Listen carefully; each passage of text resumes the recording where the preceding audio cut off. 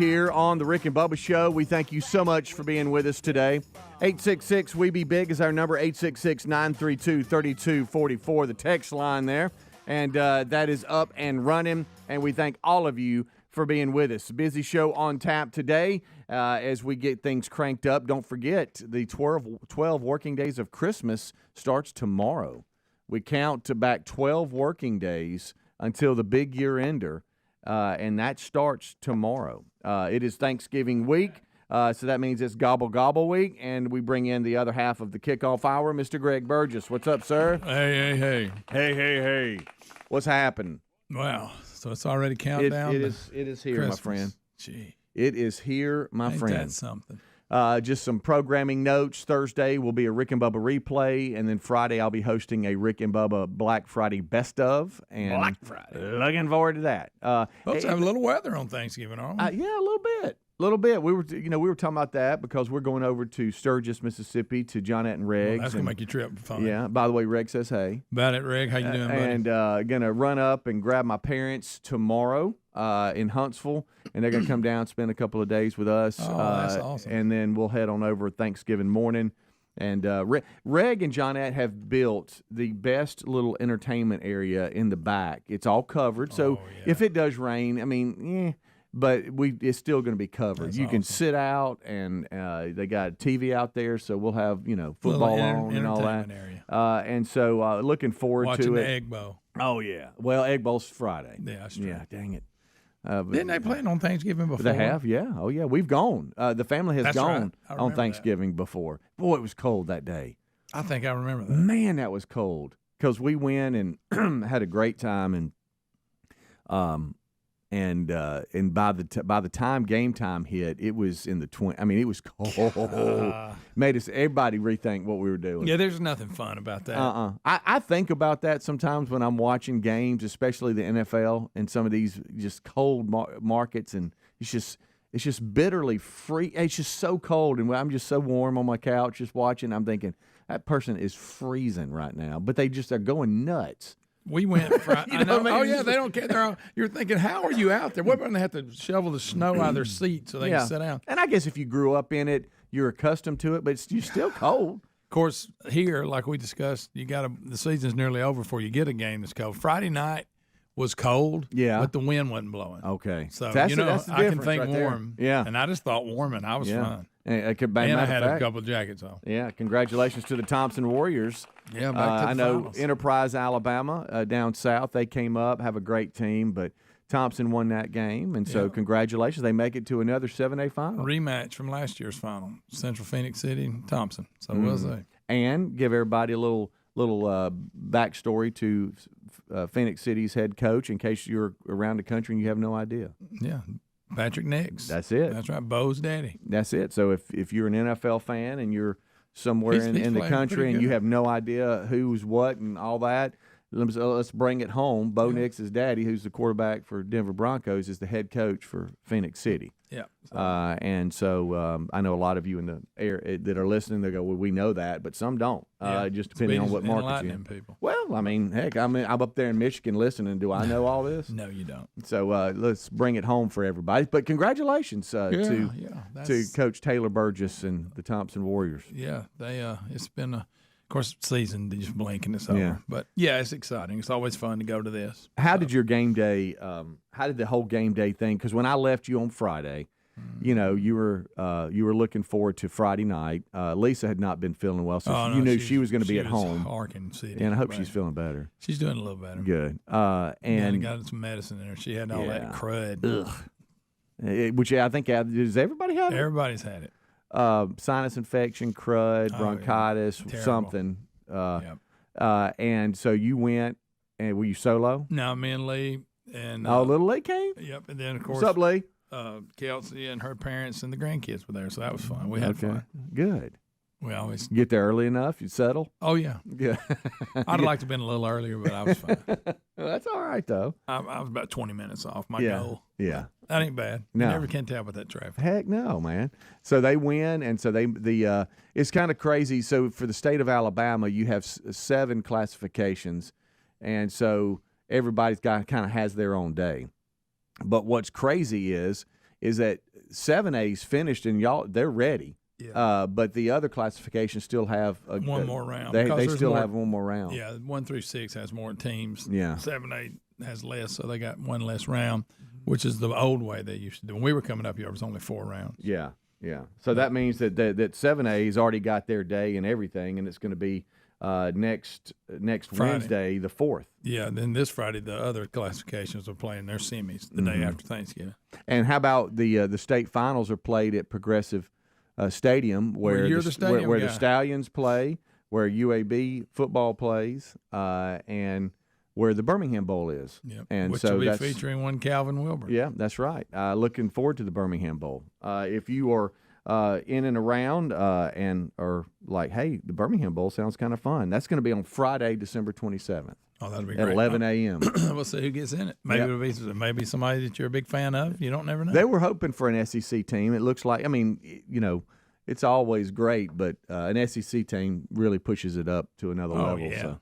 And speaking of the SEC, Saturday, and I was playing golf with my boys, which is another conversation. So that went well? It did. It was a blast, man. It actually it turned out to be great, and I'll break all that down. But Saturday's the football on Saturday was insane. Good night. And I missed about everything except for the second half of Alabama, Oklahoma, and the second half of Auburn and Speedy, Texas A&M, and so I saw the second half of both of those games, but everything else I missed. Yeah, I saw. I just glanced at some of them earlier in the day. In Florida, beating Ole Miss. I didn't watch the whole thing, but I watched some of it. Yeah, but Auburn, Alabama, I just flipped back and forth between the two. Yeah, because they came on at the same time. Yeah. Although the show, we sensed Florida after beating LSU, they're playing better. Yeah. And predicted that game was in question. Talking about a turnaround. Wow. They were calling for Napier's head early. Yeah, yeah. The surprise of the day for me was the Alabama score. Oh yeah, yeah, definitely. And just I kept in the second. They never led. They know. They were never in it. They had to give credit to Oklahoma's defense. Well, they've got a good defense. Yeah. Now this bizarre. Their offense looked pretty good. Yeah, there was some bizarre calls that. Yeah, was. It didn't make a difference in the game, but I don't know. Well, the one might have though when they called illegal formation that the receiver was covered up and he wasn't, and then they scored. But in the end, it wouldn't have been enough. But we don't know. It counts. What if they score and then they turn momentum at that point? I mean, you just don't know. I mean, I don't think that cost them the game, but you don't know. I didn't understand. It was a terrible call, and it was the wrong call. And it was the same umpiring group that had the Texas-Georgia game. My problem with it, I just don't understand it. My problem with umpiring it is referees. how late he threw the flag.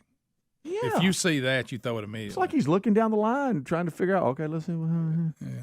But anyway, I don't know. Anyway, but if you're Bama, that one play, it was a touchdown. But I'm just saying, you can't. That's no excuse. You had 4 quarters. Yeah. That was what was weird to me. I kept thinking, okay, they'll turn it around here. Oh, this drive they'll turn it around. No. And Oklahoma's defense, they had a pretty good game plan for Milroe. But that was a surprise. But it's just the SEC is just everybody's beating everybody. Yeah. It's just bizarre. And Colorado, so Kansas goes all year not being too good. I know. And then they beat BYU and Colorado back to back. And then here comes Arizona State. Yeah. I mean, they're in the hunt. I mean, they can win the conference. So, golly. Wow. It's just weird. I don't know what'll happen in tomorrow night's college football playoff poll, but there's some things going on. What would they do with Alabama and Ole Miss? So Georgia's going to play the winner of Texas A&M for the SEC. That's what it's looking like. Georgia's just sitting back going, we have no more SEC games. Yep. And they were the winner this past weekend. We'll take a break. We'll be right back. Don't go anywhere. Rick and Bubba, Rick and Bubba.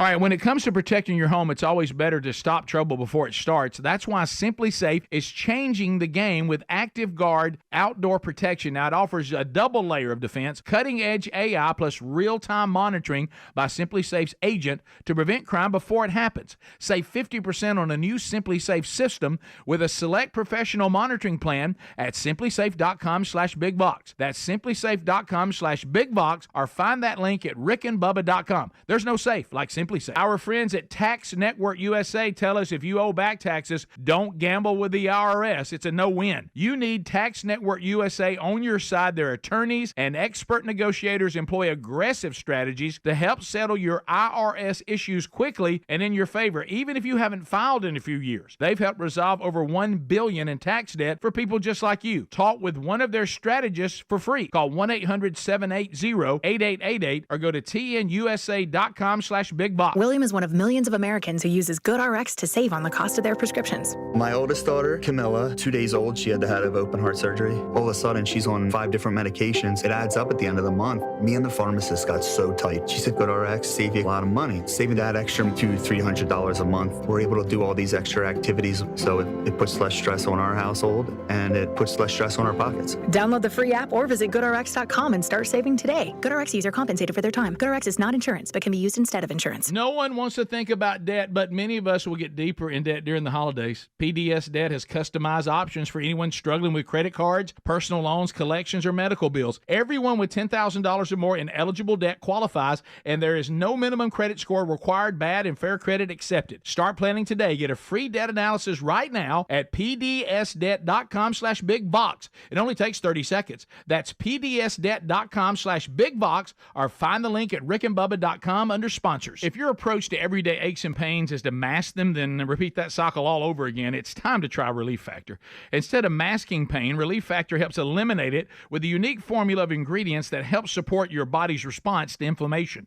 Give it a try and get the 3-week quick start pack for just $19.95 at relieffactor.com, or call 1-800-4-RELIEF to get that deal. You can also find that information at rickandbubba.com under the sponsors. Don't mask pain. Fight it naturally with Relief Factor. Our friends at TheraBreath have some good news if you have bad breath. Try TheraBreath Fresh Breath Oral Rinse. TheraBreath is dentist formulated by Dr. Katz himself. TheraBreath doesn't mask bad breath like those burning alcohol mouthwashes that can actually irritate sensitive mouths. It's alcohol-free and free of gluten with no added dyes or colors. Find TheraBreath in all your favorite retail and drug stores. Look for the bright orange cap or online at TheraBreath.com. You can find a direct link at rickandbubba.com under the sponsors. TheraBreath, confidence in every capful. The Man Church Conferences are coming in 2025. Inspiring speakers, powerful worship, great fellowship, and incredible resources designed for men's discipleship. Tickets are on sale now for Birmingham, Panama City, and Atlanta. Get your tickets and all the details now at themanchurch.com. Disciple men. Change everything. If your spine needs some extra TLC, then you need a Helix Sleep mattress from helixsleep.com/bigbox. Each Helix mattress is designed for specific sleep positions and comfort. With 20 unique mattresses made from your personal preferences, you'll find one that's right for you, and Helix lets you try it out for 100 nights risk-free. Take the 2-minute Helix Sleep quiz to get matched with the perfect mattress. Head to helixsleep.com/bigbox to save 20% off your mattress order, or go to rickandbubba.com. With Helix, better sleep starts now. Our friends at Tax Network USA tell us if you owe back taxes, don't gamble with the IRS. It's a no-win. You need Tax Network USA on your side. Their attorneys and expert negotiators employ aggressive strategies to help settle your IRS issues quickly and in your favor, even if you haven't filed in a few years. They've helped resolve over $1 billion in tax debt for people just like you. Talk with one of their strategists for free. Call 1-800-780-8888 or go to tnusa.com/bigbox. All right, when it comes to protecting your home, it's always better to stop trouble before it starts. That's why Simply Safe is changing the game with Active Guard outdoor protection. Now, it offers a double layer of defense, cutting-edge AI plus real-time monitoring by Simply Safe's agent to prevent crime before it happens. Save 50% on a new Simply Safe system with a select professional monitoring plan at simplysafe.com/bigbox. That's simplysafe.com/bigbox, or find that link at rickandbubba.com. There's no safe like Simply Safe.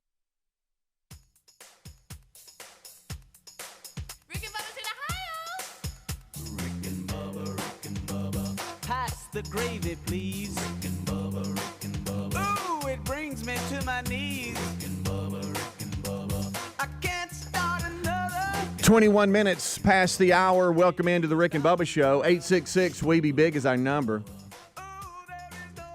We're just sitting here kind of recapping this past weekend, and the guys will join us for the main show at top of the hour and continue that discussion. It's Thanksgiving week. It's Gobble Gobble week. I just want to let everybody know that. I mean, my favorite holiday.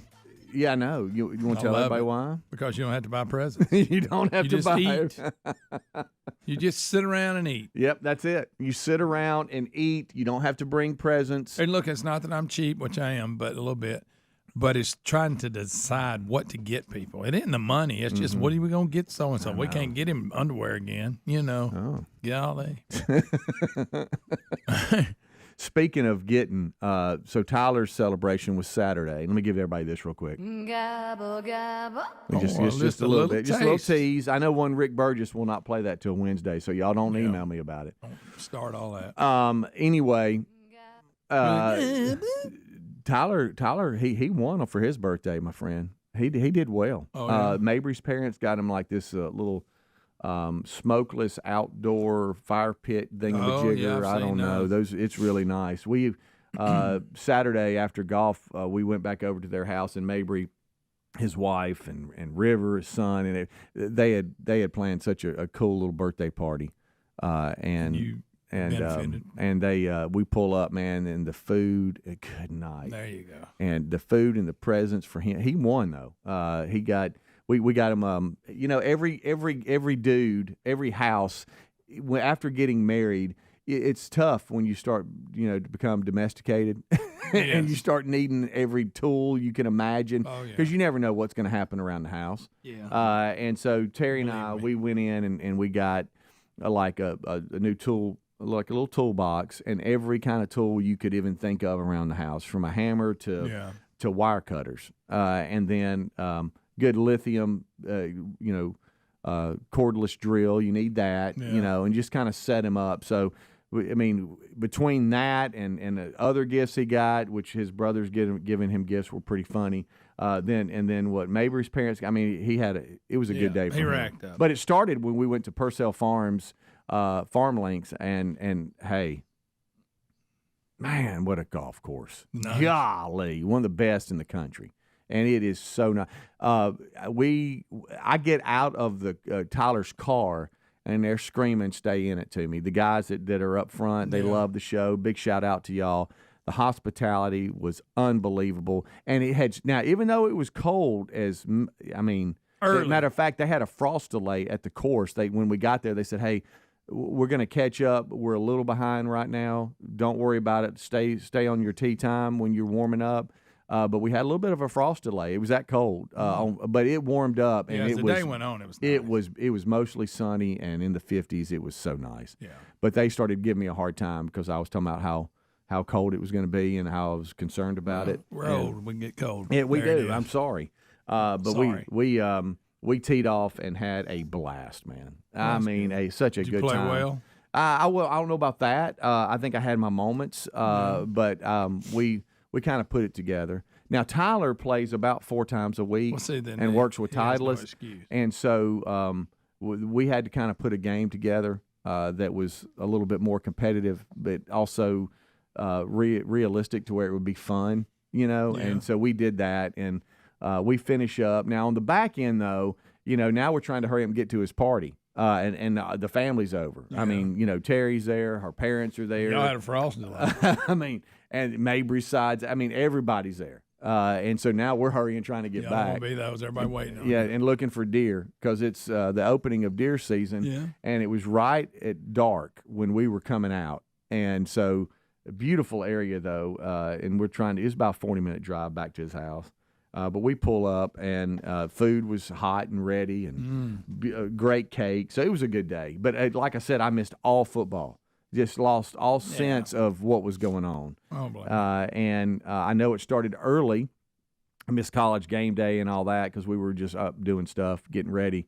But I saw where Ohio State kind of took care of Indiana. We thought it might be a better game. Indiana came out early looking pretty good. I Did watched they? just the first couple of drives, and they look like – in fact, I think they scored first. Okay. But Yeah, it did. after that. Yeah, the score. I didn't get to watch it, but I saw the final. And I was like, oh, boy. It was kind of cool at the golf course because we were checking in, and the guy was telling me how Tim Tebow and Colt McCoy played together there not too long ago, and he was telling us a really? story about talking to Tim and you know. Have you ever been I here? love his course. Yeah, I thought about you. I told the guys you've got a really good Tim Tebow. Not so much Colt McCoy. Don't even know what I Not can't sure even what he imagine sounds what he sounds like. Didn't put those two together playing around the golf, I wonder but what they that's did. about. And he was telling me about how he was like, We "Hey, love Brazil." have y'all ever been here?" And Tim was like, "Yes." He said, "Have you ever been to Tuscaloosa?" Yeah. And Tim's like, "Oh yeah." But he said they had a great time. But that's the kind of stuff. All the influencers go there and stuff. But you know, to video golf rounds and that's the kind of course it is. And they have one elevated. Their I guess signature hole is a par 3. And Greg, you're up on this mountain and you're hitting it straight down. And when you hit it, it's so far down you have to walk to the front of the tee box to look down to see where it is. That's pretty cool. Oh yeah, it's like it's so high up it's like 225 out, but it plays like 180. That's funny. Just because of the slope going down. I heard Trump's gonna play there. Yeah, well, he probably would. Probably. But it was a good time, a really good time, and I want to thank everybody there. And I told him I was wanting to thank them, but just because, man, the second you pull up to how they take care of you, to the food is hot and ready, it's just the whole experience is top notch. There you go. Thanks, guys. Appreciate you, and ladies. And the weather worked out good. Yeah, so. it was. Because you said above 50, you're good. Yeah, but it just felt weird, Greg. I've never, on the opening where we live of deer season, I've never played golf on that day. And so just the whole concept felt weird to me. Yeah. But once we got going and playing, it was fine. But just getting texts of people like you and Rick, I know you didn't hunt, but Rick did, and we'll have stories about that. And then Tommy and David and all the guys, of how the deer are moving and what they're seeing. Oh, another 8. Another 8's coming. Oh, should have shot that one. Oh, really? Hey, Yeah, in the I know hardwood. Oh, that 7's good. Oh, wow. I just had a 7 come through. Oh, a doe's bedding down right in front of me. This is cool. I'm getting all those text messages, and I'm like, okay, what are we, 150 out? Yeah. And I've got an 8 You got iron a in my little hand. jealous at times. Yeah, I did. And then I looked up and This ain't bad. I was with my boys. Yeah, this ain't bad, and I got all year to hunt. Yeah, I good. I kept telling myself that. Yeah.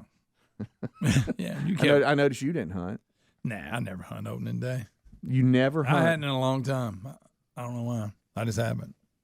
You're also one of those guys that I don't understand. You don't sight your rifle in. Yeah, I do. I'm just messing with you. I don't know. You Because did. I know how it bothers you. Well, yeah. I asked you the other day. I said, "Hey, you sighted your rifle in?" Nah. I'm like, what if you got? What are you just gonna hunt? I knew you'd get like that about it. It's good to go. It's good to go. Good to go. Okay. You don't look like it's good to go. It is. I think you're just. I saying may that. not even hunt this year. I don't know. We'll take a break. We'll be right back. We do have stories during the main show of what Rick went through. All right, we'll be right back.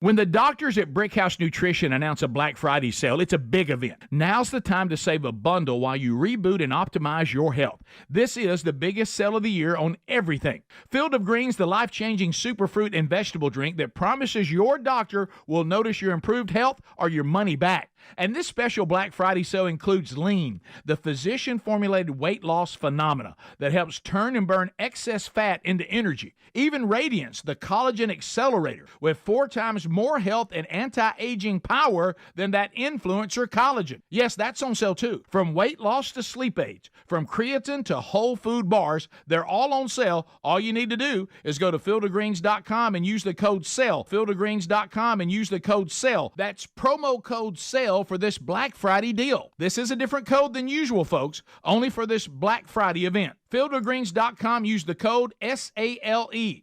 Or you can go to rickandbubba.com and just look under the sponsors button. If your spine needs a little extra TLC, then you need a Helix Sleep mattress from helixsleep.com/bigbox.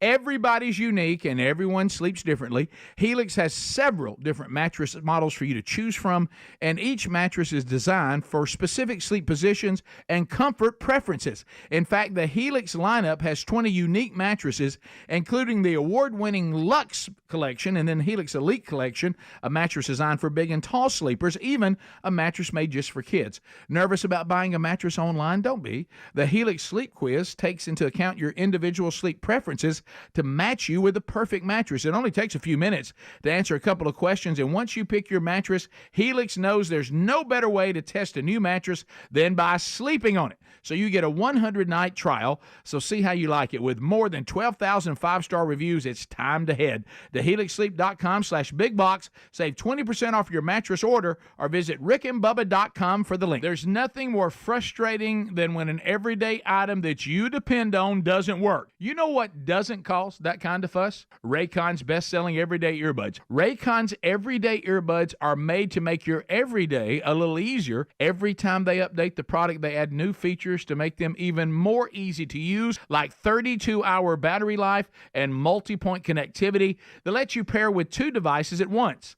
And they're available in a variety of vibrant new colors. That sounds good to me. But Raycons sound even better. Seriously, the quality on these guys rivals some of the biggest names in premium audio, and Raycon offers a 30-day happiness guarantee, so if you need to make a return, that's pretty dang easy too. Stop the fuss. Go to buyraycon.com/bigbox today and get 20 to 50% off site-wide. That's right, you'll get up to 50% off everything on Raycon's website when you go to buyraycon.com/bigbox or use the link at rickandbubba.com. All right, let me guess, your medicine cabinet's crammed with stuff that doesn't work. You still can't sleep, you still hurt, and you're still stressed out. Well, clear out the cabinet and reset your health with CB Distillery. CB Distillery's targeted formulations are made from the highest quality clean ingredients. There's no fluff, there's no fillers, just pure, effective CBD solutions designed to help support your health.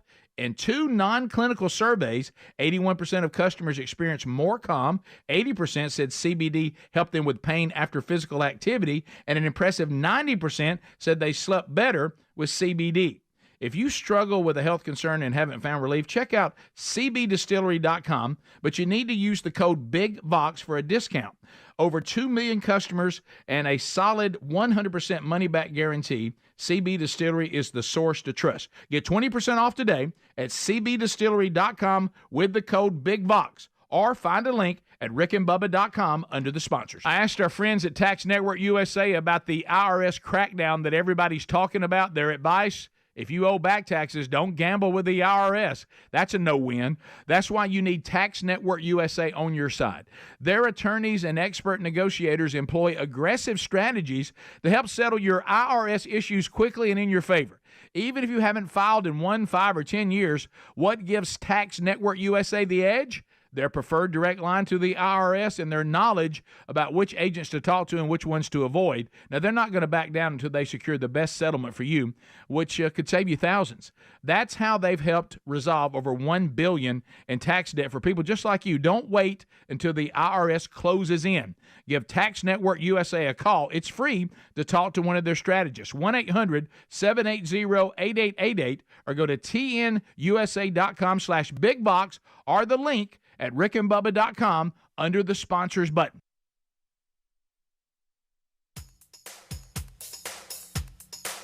Rick and Bubba's in Ohio. Rick and Bubba. Pass the gravy, please. Rick and Bubba. Ooh, it brings me to my knees. Rick and Bubba. I can't start another Rick and Bubba. Day without 'em, brother. Rick and Bubba. All right, we're rolling back 25 minutes until top of the hour. Thank you so much for tuning in to the Rick and Bubba Show. This portion of the program brought to you by Relief Factor. ReliefFactor.com is where to go. We've been talking about this great company for years now.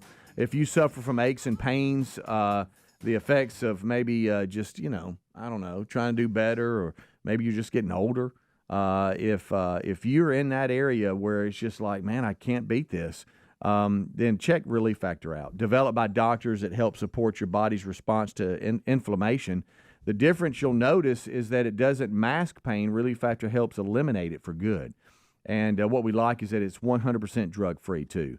If the pains that come with living a full life are affecting you, then go to ReliefFactor.com and look for their 3-week quick start pack. It's just $19.95, and that's less than $1 a day. And see if it helps you like it does for so many others. Go do this now, ReliefFactor.com. You can also call 1-800, the number 4, and then Relief, 1-800, the number 4, Relief.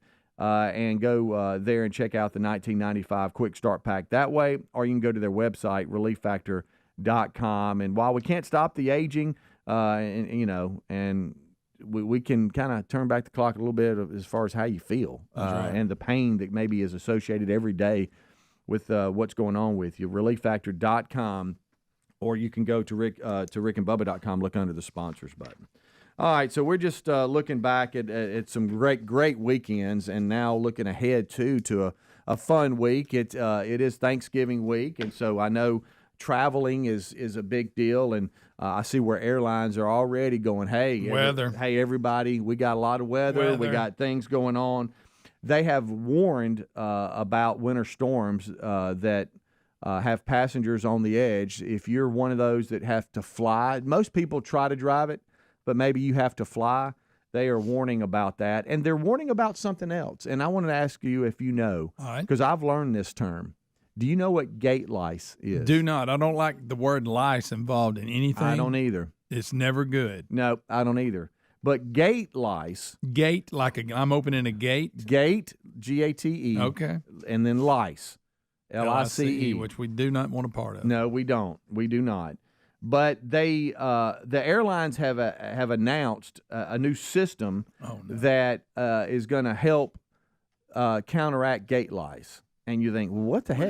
What you got to do? Spray things down? You're waiting to get in the gate, and somebody's close to you, and they got head lice? Right. Gate lice is a term they use for people that jump the line and go in and board the plane ahead of their group that they're supposed to board. So why do they call them gate lice? I don't know. Probably because they're annoying. So basically, it's not their turn, but they jump ahead of people that are boarding. Yeah. So like if you depending on where you sit, the airline normally calls you in groups. And I think American Airlines, they have this new technology now where if you go and your boarding pass, you hit the little you put it over the little light and it's like bleep, bleep bleep or whatever. It's going to make a weird distinctive noise that lets the workers know, hey, this one he's going or she's ahead. She's not in the right group. Because what's happening is they're concerned of the arguments it's creating. Because I'd be mad. These impatient passengers are jumping the line to go get on the plane, and these other people are sitting there waiting patiently, and it's creating arguments, and they're thinking, hey, this thing's getting out of control. So other airlines, I think, are going to adopt this American Airlines deal where they've created this new, I guess, notification to let everybody know that, hey, we got us a gate lice here. There's gate lice trying to jump in. Gate lice is when you jump the line. But if there's no distinctive noise, then people are just they're hitting their little boarding thing and then they're walking on.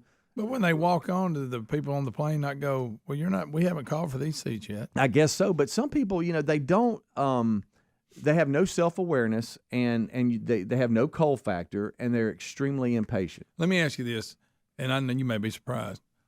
Would you be a gate lice?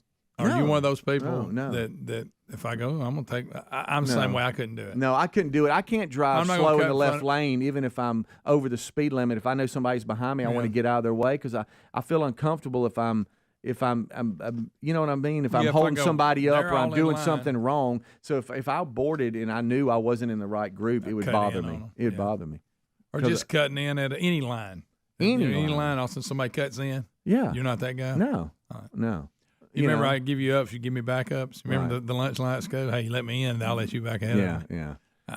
Now there's I didn't critics. like that either. No, I don't like that. Now look, if I'm with Terry and we're somewhere and I don't know. Hey, go ahead and grab the line. I got to go do that's this. different. That's different because hey, I'm with my that's wife. completely different. But if I'm just kind of coming in and I want to jump somebody, no, I'm not going to do that. I know people that do, though. Yeah. Have you ever been in a long line and asked the person behind you, hey, I forgot something. Do you mind if I? No. I have. How'd that go? It's a long line. Like it's either at be right back. Christmas time or something where there's a long line, and obviously it's not moving fast. And so you're sitting there waiting. You don't want to give your spot and either up. you got to use the bathroom or you forgot something. You want to go grab something. I have looked at the guy behind me or a lady behind me. And, hey, look, if I ran and got this, could you hold my spot? And most of everybody's like, of course. And I know you. You had to explain to everybody. Yeah. I'm just going here. Yeah, I'm not breaking line. I'm stepping out. Been standing here for quite some time. You announced it as you went by. Need to go grab a pair of socks. Be right back. Or really no reason for me to give my spot up. I forgot milk. Exactly. My wife texted me, I need milk. We're going to make eggs tonight. No, I'm kidding. Mac and cheese. Right, and then explain to everybody. But I have done that. Yeah, I know how you are. I guarantee you made sure everybody knew you don't want you were not breaking line. But you don't want to be a gate lice. No, you don't. That's not a good so thing. That's did you why know they about call that? I didn't. I've never heard the term gate lice. Don't do a lot of flying, and I'm, my life just doesn't require a lot. No, there's a lot of you that do fly might know that gate lice term. Yeah. I don't know, or if it's just between the airline airline lingo employees where they go, we got us a gate lice. I wonder how it originated to come up with gate lice. Well, think about lice. Yeah, well, it's nobody irritating. wants It them. itches. You don't want it. So Nasty. Yeah. So now I guess we just got passengers that are that way. Okay then. A bit of disturbance. a bit of entertainment news. Did you see Chuck Woolery died? I did. We'll be back in 2 and 2. Remember that? What was that show he had where he would say that? Dating game. Was it or Love wasn't Connection? Love Connection. Yeah. That was it. Do you know him more of Wheel of Fortune or Love Connection? Love Connection. I know you don't know him as Scrabble because we wouldn't know watch that. I don't know he's on Wheel of Fortune. Yeah, he was. When? Back in the day. Pat Sajak. Boy, it must have been a while ago because Pat Sajak kind of held that spot up for years. Mm-hmm. Didn't know that. Yep. I didn't either till I read the story because I knew him more of Love Connection. Yeah. And he would host all kinds of stuff. He was like the ultimate host. Yeah. He did a lot of different things. They don't really detail Woolery. what happened. He's 83 or was 83. Yeah. And he was with Love Connection host for 11 years. Wow, I didn't know it ran that long. Anyway, apparently he was reading the story. He was home, said he wanted to go lay down, wasn't feeling well. So he did. And then his wife went in and checked on him a little bit later, and he was having trouble breathing. Oh. And so they called 911, and they responded, but he ended up passing away. And it doesn't really say, what the cause was, but that's kind of the complications and what's coming out now. And I didn't know he did a podcast, and forgive me for not knowing the name of it, but it says that his co-host made a statement, and they had a podcast. I've never searched for the Chuck Woolery podcast. Maybe didn't know that it existed. Yeah, it says following his TV career, Woolery began podcasting. What did he do? Just talk about stuff. He described himself as a gun rights activist, a conservative, libertarian, and constitutionalist, noting that he had not revealed his politics in liberal Hollywood over fear of retribution. So I guess maybe he was right. Maybe his podcast featured something about that. I'm not sure, but anyway, he has passed away at 83. Old Chuck, yeah. He really we all did. Watched him on TV. He was really, to be honest with you, he was like the first Ryan Seacrest. Yeah, you're right. That he was just so good, so smooth, and really did a good job. And so, if you have not heard that happened over the weekend. We'll take a break. We'll be right back. We're just getting ready for the main show. It starts in about 15 minutes from now. Thanksgiving week. Thanksgiving week, Greg. It is. It's your favorite holiday because you don't have to buy anybody gifts. And you get to eat. You get to eat so much. A lot. We'll take a break. We'll be right back. I like it. Rick and Bubba.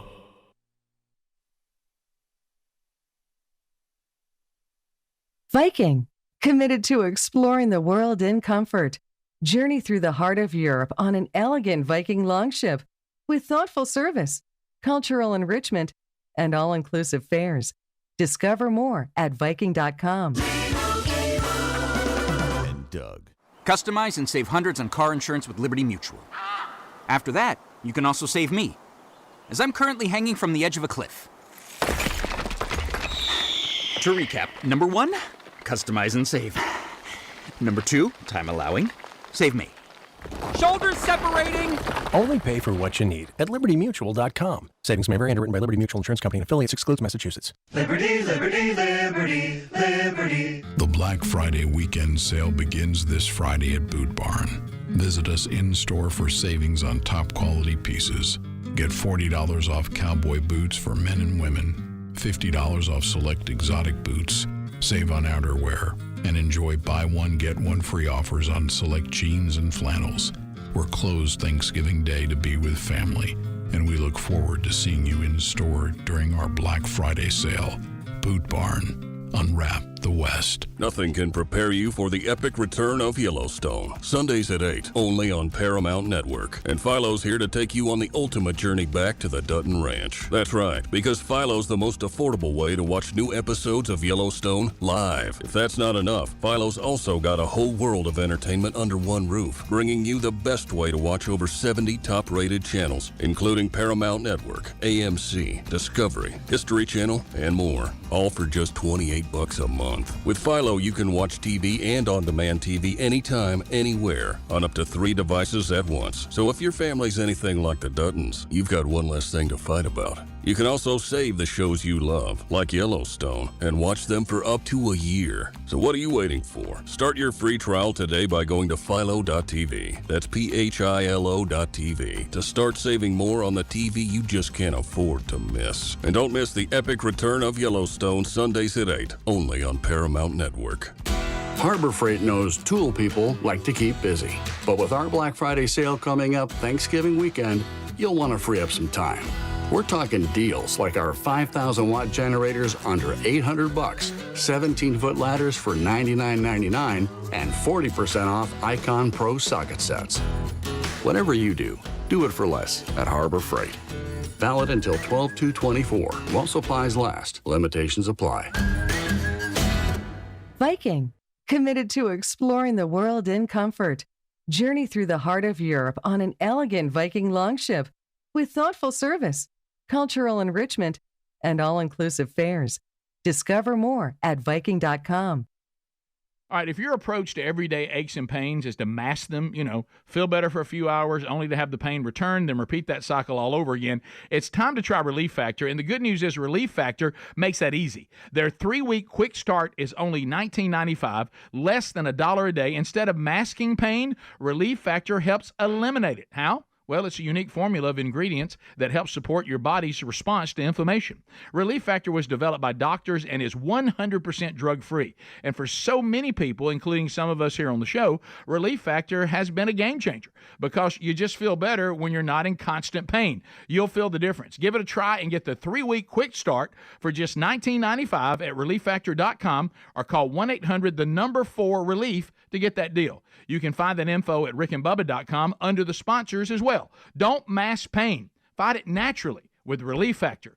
Go right now to rickandbubba.com under the sponsors button or go directly to relieffactor.com. There's nothing more frustrating than when an everyday item that you depend on doesn't work. You know what doesn't cause that kind of fuss? Raycon's best-selling everyday earbuds. Raycon's everyday earbuds are made to make your everyday a little easier. Every time they update the product, they add new features to make them even more easy to use, like 32-hour battery life and multi-point connectivity that lets you pair with 2 devices at once.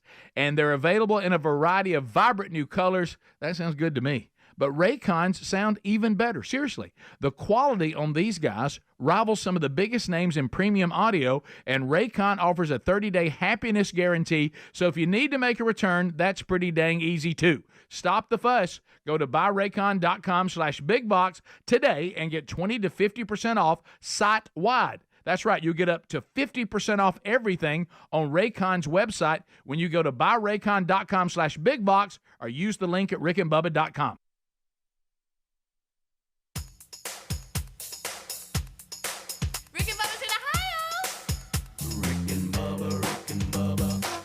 the gravy, please. Rick and Bubba, Rick and Bubba. Ooh, it brings me to my knees. Rick and Bubba, Rick and Bubba. I can't start another. Rick and Bubba, Rick and Bubba. Day without 'em, brother. Rick and Bubba, Rick and Bubba. All right, we're rolling back. It is now 9 minutes until top of the hour. Thank you so much for joining us here on the kickoff hour. Greg, looking back, I know you Friday were only worried about Friday night football in the state of Alabama. Speedy, that's not true, but go ahead. Well, it is. It was game day, buddy. You were wearing your black and you were ready to go. But I'm mad at you again. What? You forgot again. Oh golly, I noticed you looked younger today. No. And I couldn't figure out what it was. No, I had the laser treatment with Dr. Melanie Petro. I know. I didn't realize. I knew you looked younger. I forgot about it. Hush. Just hush. I said, look, there's young Calvin. I was there. How'd it go? And now. What time of the day was it? What time of the day? Because I don't know where I was at. About noon. Oh, yeah. I was at Mom's. We were actually, me and Mom were grocery shopping. Probably talking about football game. And what they had to do and all that. Oh, yeah. So I get there, and Hannah Black, who's the sales rep for our flagship station, she was there too. She met me, and it was everybody happy and good. It was a reschedule. Controversy. No scamming or anything of any kind. The lady that performs the laser treatment, if you didn't know this, she got scammed by this jury duty scam that got Adler. And is a national deal, and they've done stories on it and all this kind of stuff. And so she was working through all that, realizing she had been scammed on the original day, which was Thursday. We had it done. And, all right, we're going to get it done. So I report back. And now I don't know, but apparently the Dr. Melanie Petro Facebook page or whatever, they did a live. Oh my God. They went live, and so I'm sure it's archived out there. I don't know, but I did get to squirming a couple of times, and it was because they put these tanning bed goggles on you, and so it's just a surprise of when the laser hits your face. And what's it doing to your face? I don't know, Greg. When you're losing wrinkles, what are you doing? No, nobody's losing wrinkles, but I think they're, I don't know, the veins that come up or whatever, and I don't know the story behind it, but I just know I had to do it. And she look so young this morning. Well, you could have waited on the school bus and stood out there, and you would have fit right in. But if you are bald, fair skin, redheaded. Okay, that ginger, in my goatee, freckles. Oh, I'm in that game. You walk into a place like that, it's they start, when they talk to me, they're just looking all around going, wow. Wow, we got a lot to deal with. This right here, this is a project. And I'm in the same boat. This is a project right here. Hey, everybody, y'all come look. Yeah, so listen, we're going to see if this laser can do things we didn't know it could do. Yeah, check this thing out. Yeah. So is the laser thing, is it charged up, ready to go? We got us one. Between that and that other blue head thing you do, that blue light, you should be all just, tip-top shape. Well, I go and Hannah goes first. And so Hannah went first. Of course, she didn't move, didn't squirm, took 2 minutes. Because, she didn't really need it. Yeah, And so here I come. Here comes old fair-skinned, bald, freckled man. And got to work around the goatee. Yeah, and I go in there, and they just start looking at me like, wow. Wow. You're something, you're quite. I don't know if we got enough equipment here. And so I sit there, and I'm thinking, I even make the statement, and of course, Greg doesn't know I'm even here now. Yeah, I'm sorry. Me and Mom and so she said, okay, we're going live. Ready, 3, 2, 1. Hey, everybody, how y'all doing? No, what I wished I'd have done is pulled up their page and looked at it while it was happening. Well, there was a little bit of heat involved and a little bit of zapping, but it wasn't that it was painful, but it was just, it's like somebody flashed a light in and it just kind of startled you a little bit. Yeah. And so I got to squirm. I got to squirming a little bit. How's that work? They put like this like ultrasound gel on me, and then because they paint your face up, and then that way that felt good. And then feeling good's a little much, but it was bad, but it was soothing. And then here comes that little the laser thing, and you can feel it thing. Oh God. And so anyway, y'all go enjoy. They claimed that they were going to send something to Adler. that would be embarrassing to me. Yeah. I guess maybe the way I was squirming around and reacting. But that did happen. I just wanted to update you. Well, because we left the show Friday with talking about that. Look at you. I forgot. Can't handle it. That's okay. You forgot. I got busy again. I didn't think about you going through laser treatment. See, I forgot about it being postponed. Right. All kinds of stuff. All right, so let me ask you. I know there's all kinds of things you can do when it comes to getting married. You go to Las Vegas. That's creative. Yeah. New Orleans has opened something. Let me ask you about this. Rough place. They have opened the first wedding chapel in a liquor store. It's called Chuck's Chapel. So you come in there and get you a drink and say your vows. And it's inside a liquor store called Chuck's, of course. Well, he's And for diversified. And for $500, you can get married next to their grab-and-go cooler stocked with 40s. Thank you, honey. I love you. Now let's grab a couple of 40s. Look, don't laugh until you try it. He may be onto something here, especially in New Orleans. He knows where he's at. I'll tell you that. Oh yeah, you couldn't have that business just anywhere. Chuck's Chapel. Chuck's Chapel and liquor store combo. Here's some newlyweds and the owner of Chuck's talking about what a great celebration it was. We just loved the drink, and we figured it perfect when Vince came out and told us about it, and we said, yeah, let's do it. Not no ordinary wedding. Not no ordinary wedding. Anybody want to get married like that, it's more than welcome right here, because it's awesome. We're all about wealth here. We're all about family. And New Orleans is the greatest city in the world. We're the best city in the world to get married in. You're welcome to get married at Chuck's. So basically, he had a liquor store, and he said, I think I got a little room here. I may put a wedding chapel in there. Chuck's Chapel sounds Chuck's Chapel. kind of, there's a ring to it. Come on in, get married, grab a 40. You know? Get you a 40, pop a top. Good night. Belch. You know me, I'm all about saving money, but I don't know about that. Yeah, I don't know. It's just, you go look back at the memories of your wedding, and you're at Chuck's Chapel / liquor store. Yeah, Chuck's Chapel.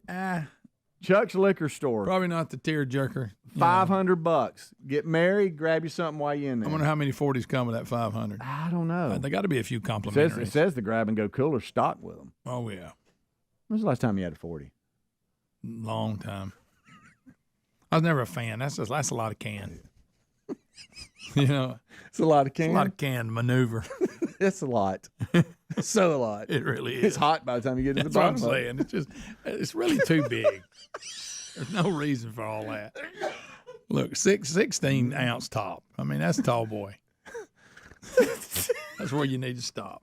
Stop right there. Right there. Let's Don't not get go crazy. Let's not go. That's like people with these. You got my eyes watering. That's like people with these jugs, these Stanley cups. Yeah. Lisa's got one. It's tall. It's 2 feet tall. It's as big as a child. What are you gonna do with that? And you get in the car and you can't. Don't bang it on the ceiling. Where do I put it? Golly. All right, that got me there. I'm sorry. My eyes just watering. It is too much. 40. It is too much. All right, so I just thought I'd throw that in there. You know, there's all kinds of stories we haven't gotten to. The boys will. Lots of recaps. I know. How did Rick's Saturday go? You know, there was some dilemma there. I have been texting with Dickie Nadine. That's what I was about to ask you. Boy, I bet he is fit to be tied. After a loss now, it's tough to get him to come on.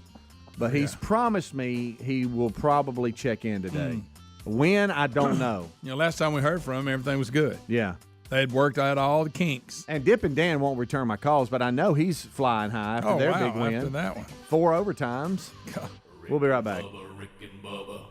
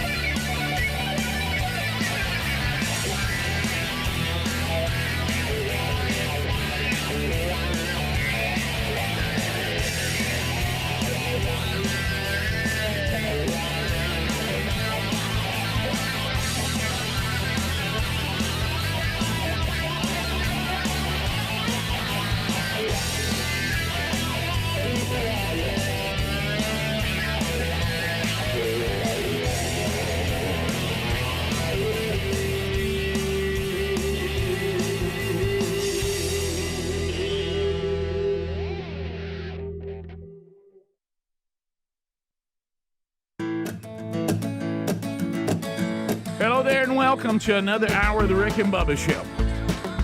Thank you very much. 13 shows, as far as live shows, remain.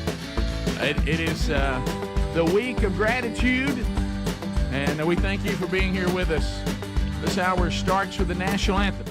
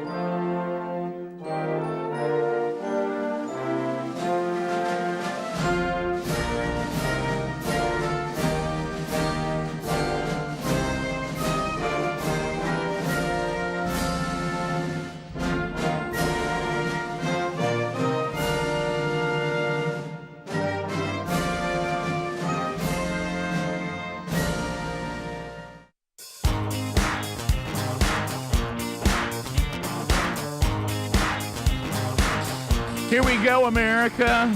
A brand new hour on a brand new day on a brand new week. Short week.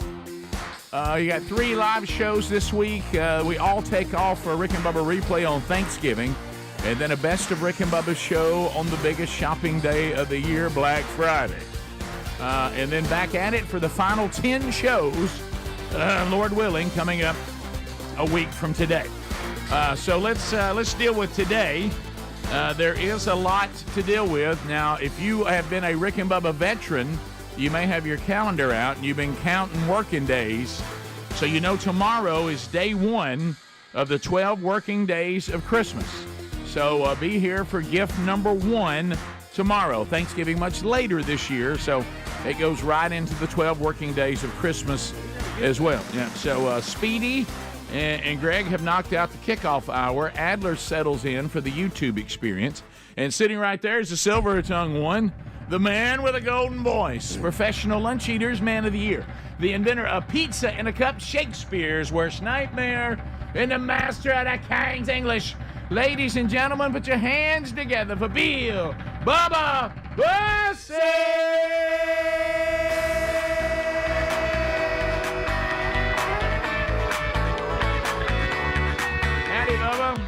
How about it, Rick Burgess? Friends, neighbors, associates everywhere, welcome in to show number 13. Yep. As we count them down to the end of the year and the end of 3+ decades of Rick and Bubba shows. Radio go, baby.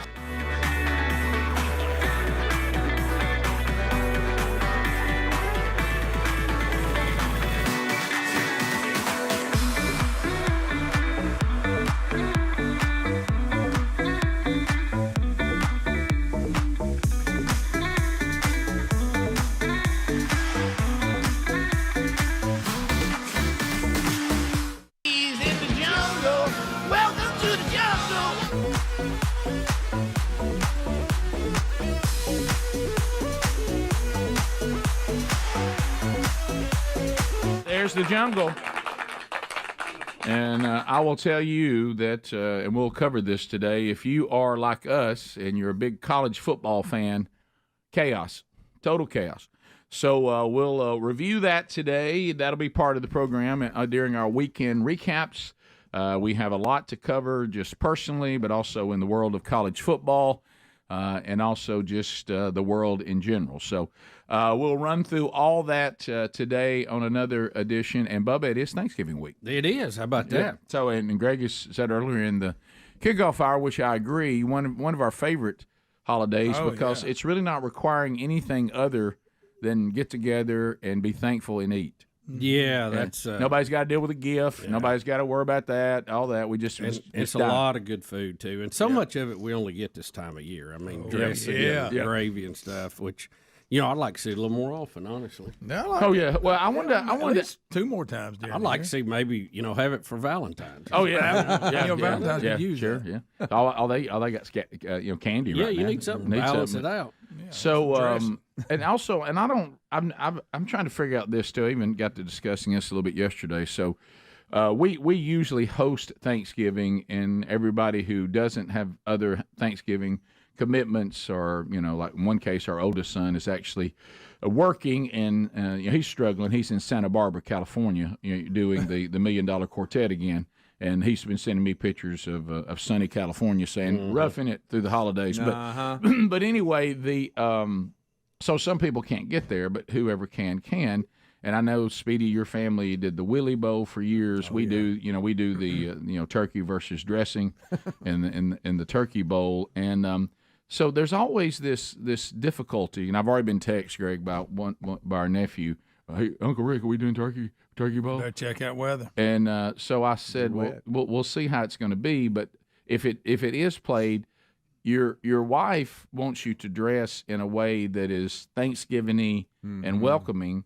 But then the football game breaks out, and you're in your jeans and a flannel, and you're like, Rick, you got to bring a change of clothes. Yeah, you almost have to have a change of clothes or something. I mean, the boys always take a change of clothes, and we Right. try to get pictures out of the way. Right. That's done. Right. Now everybody change into something comfortable, and then I guess you change into what you're going to play. Yeah, in, last man. year Greg and I didn't do that, and we played hard in jeans. I'm talking about we played hard. And, Is this when you took your shirt off? Yeah. Remember Taylor? He had like cowboy boots on. He took them off and played barefoot. Yeah. So we got to do better. Now. So anyway, if the weather could be a factor. Well, there was one year, if you remember, Greg, and I think that year y'all went to maybe Lisa's side of the family, but one year there was no turkey bowl because Sherry declared y'all not playing it on the new sod.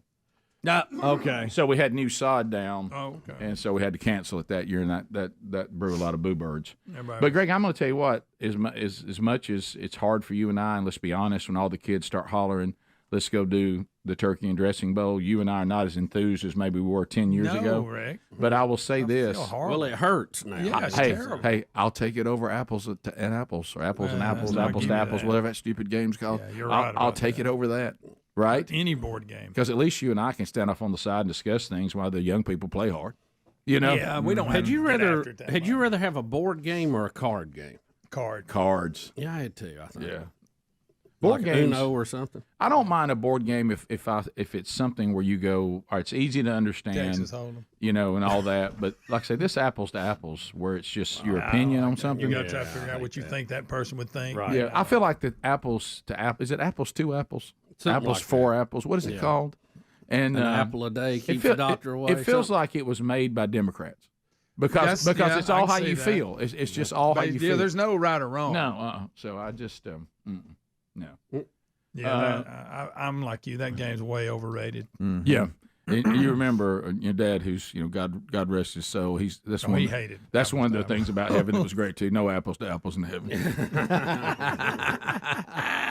Boy, I tell you one thing though, he sure would be disappointed in his grandson from this weekend. I'll talk about that later.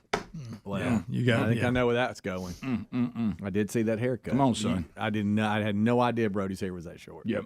Oh, I I can't. thought wait. you said it I can't was, wait to see it. and you talked about how Oh, yeah. you were going to go get who did No, it. no, but I that's- was not prepared for that. Let me tell you what y'all gonna love, and I've got it on video. I just by happenstance, because I'm just gonna video him coming. It's a story. We'll take that. Hold it here. Everybody's saying, "Will we talk to Dickie Nabmeyer today?" Woo! And really, Can you get him? And really, over the weekend, you saw what the Texas A&M coach. His comment haunted him the entire weekend. Yeah, I heard that played on the big screen quite a bit there at Auburn. I can't get Dip and Dan to return my text. Well, that's what I was but wondering. I'm hoping that today he Is will. this enough enthusiasm to get Dip and Dan fired? Because I know it's been a hard year. And it's Iron Bowl week too. It's Iron Bowl Good week. night. It's been several hard years. Yeah. So anyway, we'll unpack all that today. I think he swapped teams and went with the Rainbow Warriors or something. Now. I don't know what he. Oh boy. Well, Pulling for Hawaii. We'll be back 15 minutes past. More of the Rick and Bubba Show coming up right after this. Rick and Bubba, Rick and Bubba. All right, when it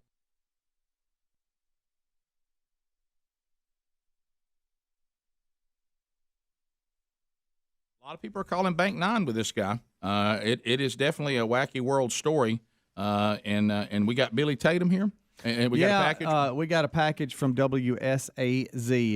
You're gonna love this. Y'all enjoy. You're gonna love After this. years, a community in Huntington got its wish of having a city crew cut down an old and potentially dangerous tree. But for one college student, that tree came down with quite a cost. Now she might need to hitch a ride to class. News Channel 3's Andrew Colgrove is at the site where the tree came down and joins us now with a look. A man says he was on his porch Monday morning watching a crew from the city of Huntington cut down an old tree next to Central City Elementary School. He says neighbors have been making requests for years trying to get the tree brought down. He says just a few weeks ago during a storm, a limb was blown off that tree onto the windshield of a neighbor's parked truck. The witness says he watched in disbelief Monday as the tree was cut down and landed right onto a parked vehicle, totaling it. We're told that car belongs to a Marshall student. You can imagine how upset she had to be when she came outside and saw her car looking like this. Here's a little of what that witness had to say. It sounded like a beer can getting flattened. It just was crunch. It was, I hate to say it, it was kind of cool. You know, I mean, what guy, doesn't like, destruction? Yeah, that's why we go to demolition derbies. But hey, bottom line, that's that poor girl's new car, and she can't get to school now. Could not have wished for anything any better than that. If you think that's the last time I'm gonna hear that, you it up again. I mean, that's got to be Bank 9. It does. I mean, that's got to be Bank 9. Every bit of it. He's wide-eyed and ready to go. Can't get to school, man. Can't get to school. I mean, it was really kind of cool. I mean, what sound like a beer can. Let's hear it one more time. Sound like Let's a beer hear it one can more getting time. crushed. Getting flattened. It just was crunch. It was, I hate to say it, it was kind of cool. I mean, what guy, doesn't like, destruction? Yeah, that's why we go to demolition derbies. But hey, bottom line, that's that poor girl's new car, and she can't get to school now. What in the world? Get to school now. That she smile can't get to school now. Oh, boy. Oh, y'all. I need that first line, too, about it would sound like a beer can getting crushed. You reckon Why do you think it sounded like a beer can getting flattened? It just was crunch. It was, I hate to say it, it was kind of cool. I mean, what guy, doesn't like, destruction? Yeah, that's why we go to demolition derbies. But hey, bottom line, that's that poor girl's new car, and she can't get to school now. That is funny. All right, let's talk about the idiots that tried to cut the tree down. Oh, come on. Goodness. First of all, why why aren't do you I- moving all the cars on the road? Yeah, I know. Get everybody out. Do I feel like maybe these are city workers, not professional tree guys? Yep. Is that what? I mean, go ahead and. I mean, look. how do you do that? Call? You know? Hey, call the pros. I think on some we of this. can barely miss that car. Well, I've heard these tree guys who are amazing. I do not think this you better crew know what you're doing. I don't think this crew knew how to make it lay where they wanted it to lay, did they? Yeah, Listen, I mean, look, there's more to it than just putting a notch on one side. I you used know? to have to deal with this a lot because they would tear power lines down, and some of the things people try to do and it don't work out, cutting trees. Oh. No, I'm gonna do it myself. It's better to call in the pros. Yeah. I seen a trailer just get centered one time. Really? Yeah, right through the middle of it. Oh my gosh! Well, that tree did a lot of damage. That Yeah. car looks. I mean, it almost cut it in Sound like half. a beer can. Yeah. Hey, glad you wasn't sitting in it. Well, I didn't know looking at You've it. been in the back seat. That had to get you out with a can opener. When I looked at it, I was like, "Is that a smart car, or did the tree make it a smart Yeah, car?" I know. I thought the same thing. I couldn't tell. Yeah, you could. It might have been bigger than it looked because the tree took some. It wasn't really big to start with, Rick, No. but it's tiny now. Boy, there it is. That's a Bank 9 right there, my friend. It is. Yeah. Thank y'all. So all those were big weekend emails that we got all weekend long, and social media and all that. Top of the hour, we'll be back. Our number's 866-WE-BE-BIG. Our website, Rick and Bubba, spell out the word and.com. Go there for all the information about the Rick and Bubba Show. Check out.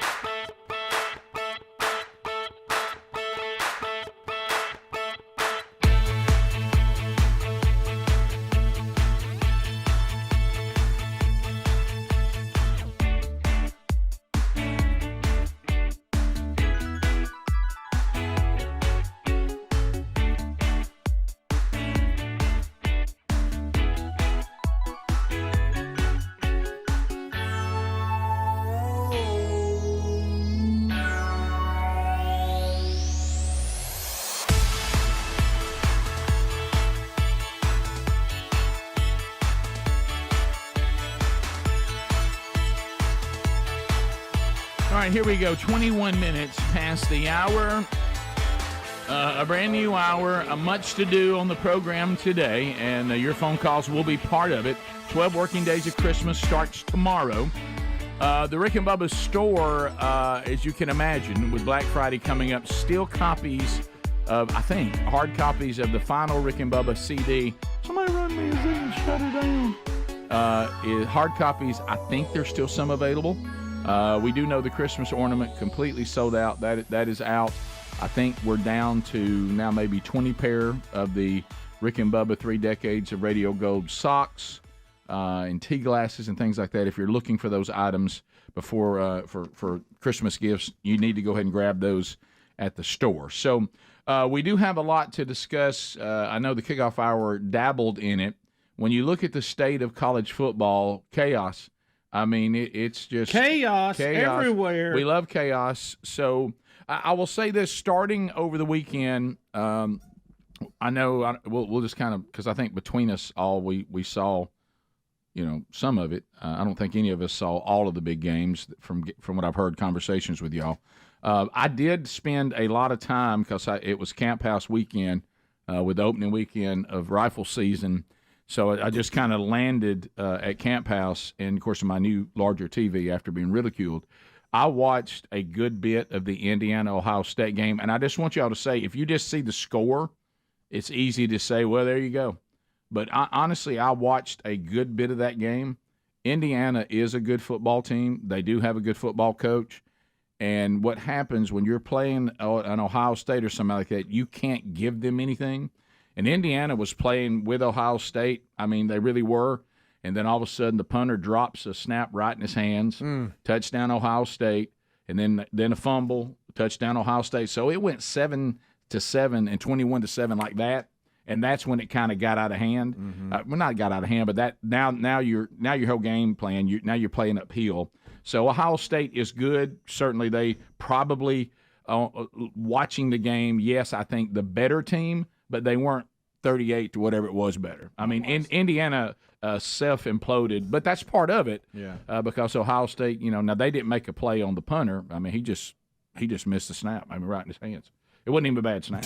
Yeah. And just hit him right. Yeah, they scored first. When I watched the beginning, Indiana drove right down the field on the opening play. Looked like they came to play. They definitely did. So Indiana, I think if you watch the game, you'd feel different about them as opposed to you just saw the score. Yeah, they're still a pretty good. They're team. a good football team. Yeah, they really are. Yeah. And but that's the one I saw the most of, and then I saw bits and pieces of Auburn, Texas A&M. Of course, that coach now will be haunted for the rest of his life with that comment about he wasn't overlooking. He was completely focused on Texas. I mean Auburn.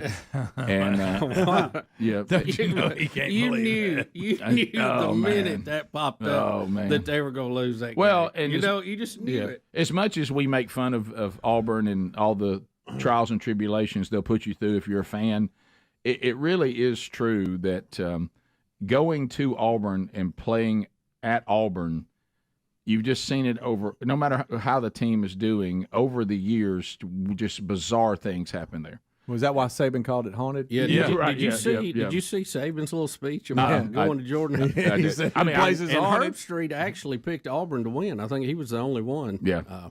We'll have to play the clip. Yeah, it was pretty fun. On Friday, I don't know that we doubled down on it, but I remember you saying, hey, keep a – there was 2 games we told you to keep an eye on this weekend, Florida Ole Miss and Auburn, Texas A&M. Yeah. Well, this is classic. This is a classic Auburn setup. Mm-hmm. They have not had a good season. No. They have a team coming in that's leading the SEC, headed into a rivalry game to go to the conference championship. Right. Everybody picks them to win. They're depending on which betting group you're looking at. Right. They're a big favorite to win, and that's when Auburn's dangerous. Yep. Now, if it had been reversed and Auburn was favored, they boot that. Oh yeah, every time. Oh, every time.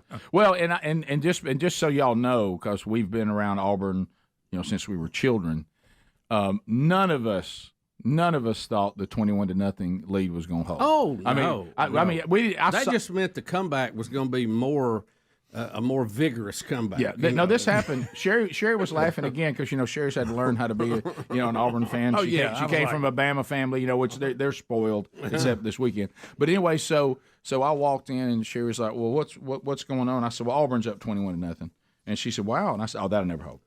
I said, way too much time left. Because I said, "Baby, that's in the second quarter." I said, "This is going. The Texas A&M will come back. They will tie it. They will take the lead and likely win the game."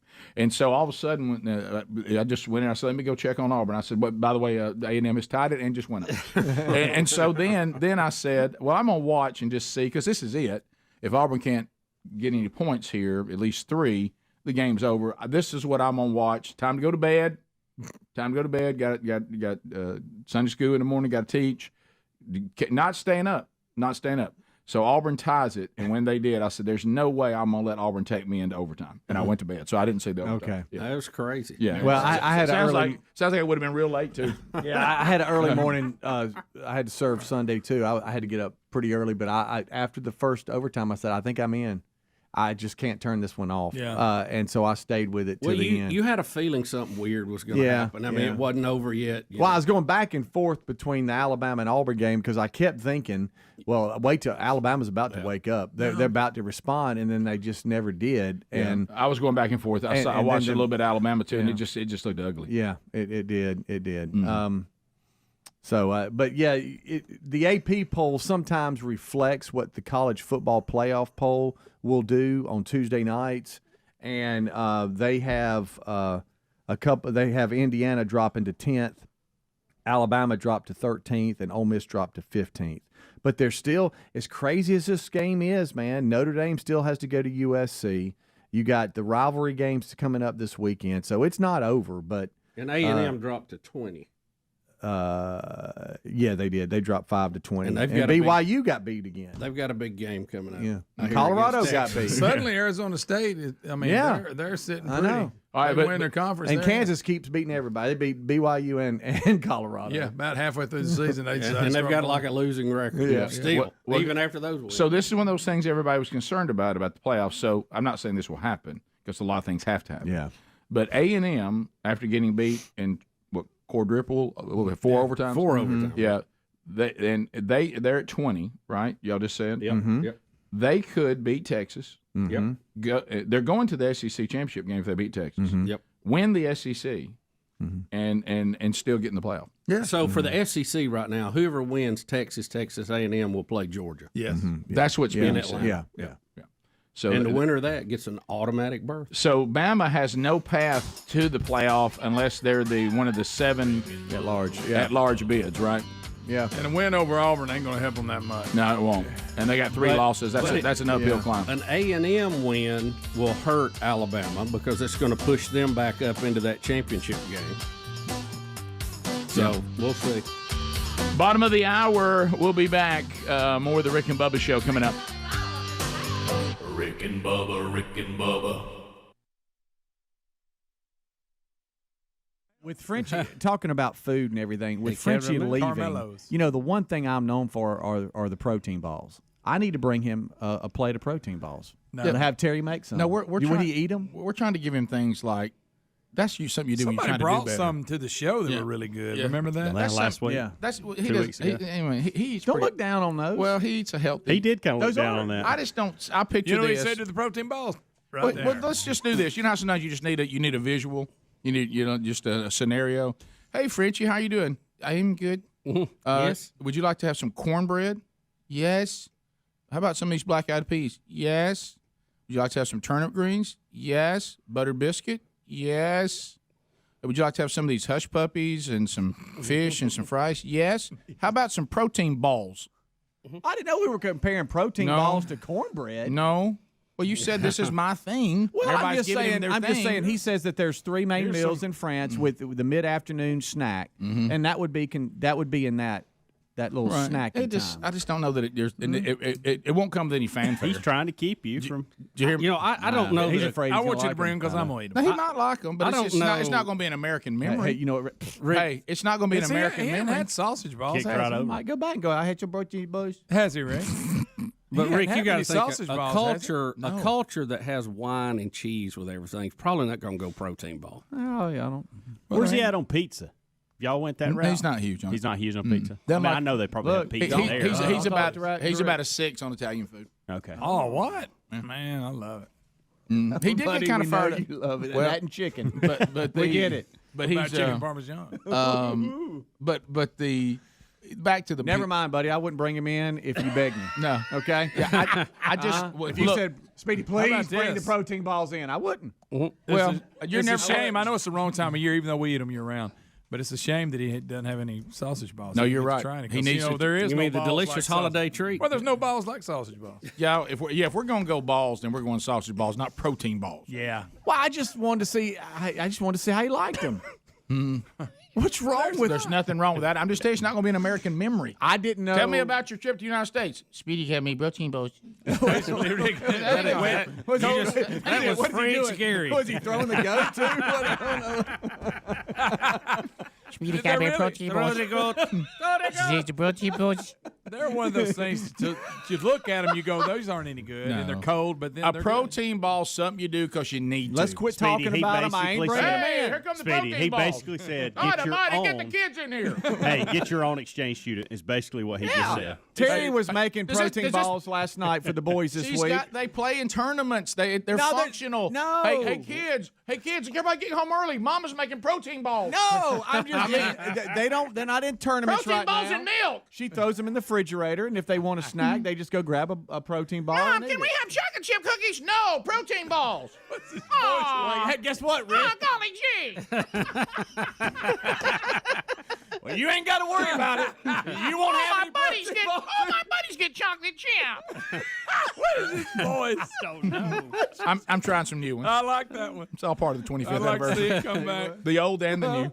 The confused American into that. Golly gee, we gotta eat protein balls, Mom. I mean, now that What about top rope? Now that chocolate milk is so good for you, why would you No, need hey, it? Fritz, do you want my protein balls to bring in? Hey, buddy. See, he said yes. Well, he's being nice. He's from another country. He said yes. He didn't understand. He what has you no said. idea what you said. He's picturing cornbread somehow. Yeah. Buddy, everything doesn't go back to cornbread. It does for him. Hey, it does for him. Yeah, he thinking like didn't hush even. puppies. You know what He he's doing? basically said, I'll try your I'm cornbread. mad that I even brought it up. Hey, you don't shout things like him. He didn't know whether you're offering him a snack or doing some off-color joke. Yeah. That's true. What? Well, you just got to be careful throwing these phrases around. He said yes. He says yes to everything. He'll get a Yes. pitcher of tap water and a protein bar. Yeah. Hey, let me tell you, I about had that tap He water. did that at Mom's. I was like, here, you want some drink? He said, no. He's got a glass over the sink. Every day I get up and he's got that vase back out again, and I think it's decorative. I don't even think we use it. Where do you find it? Yeah, you know, He wants his water to be room temperature. I really believe it was something that just sat on the table for you to look at. He's been filling up with water. When I saw it, I said, "Where'd you get that?" And he said, "Over there." You didn't even know you had I didn't know I had it. I think it had flowers in it. It was sitting next to a duck the same color. We'll be back.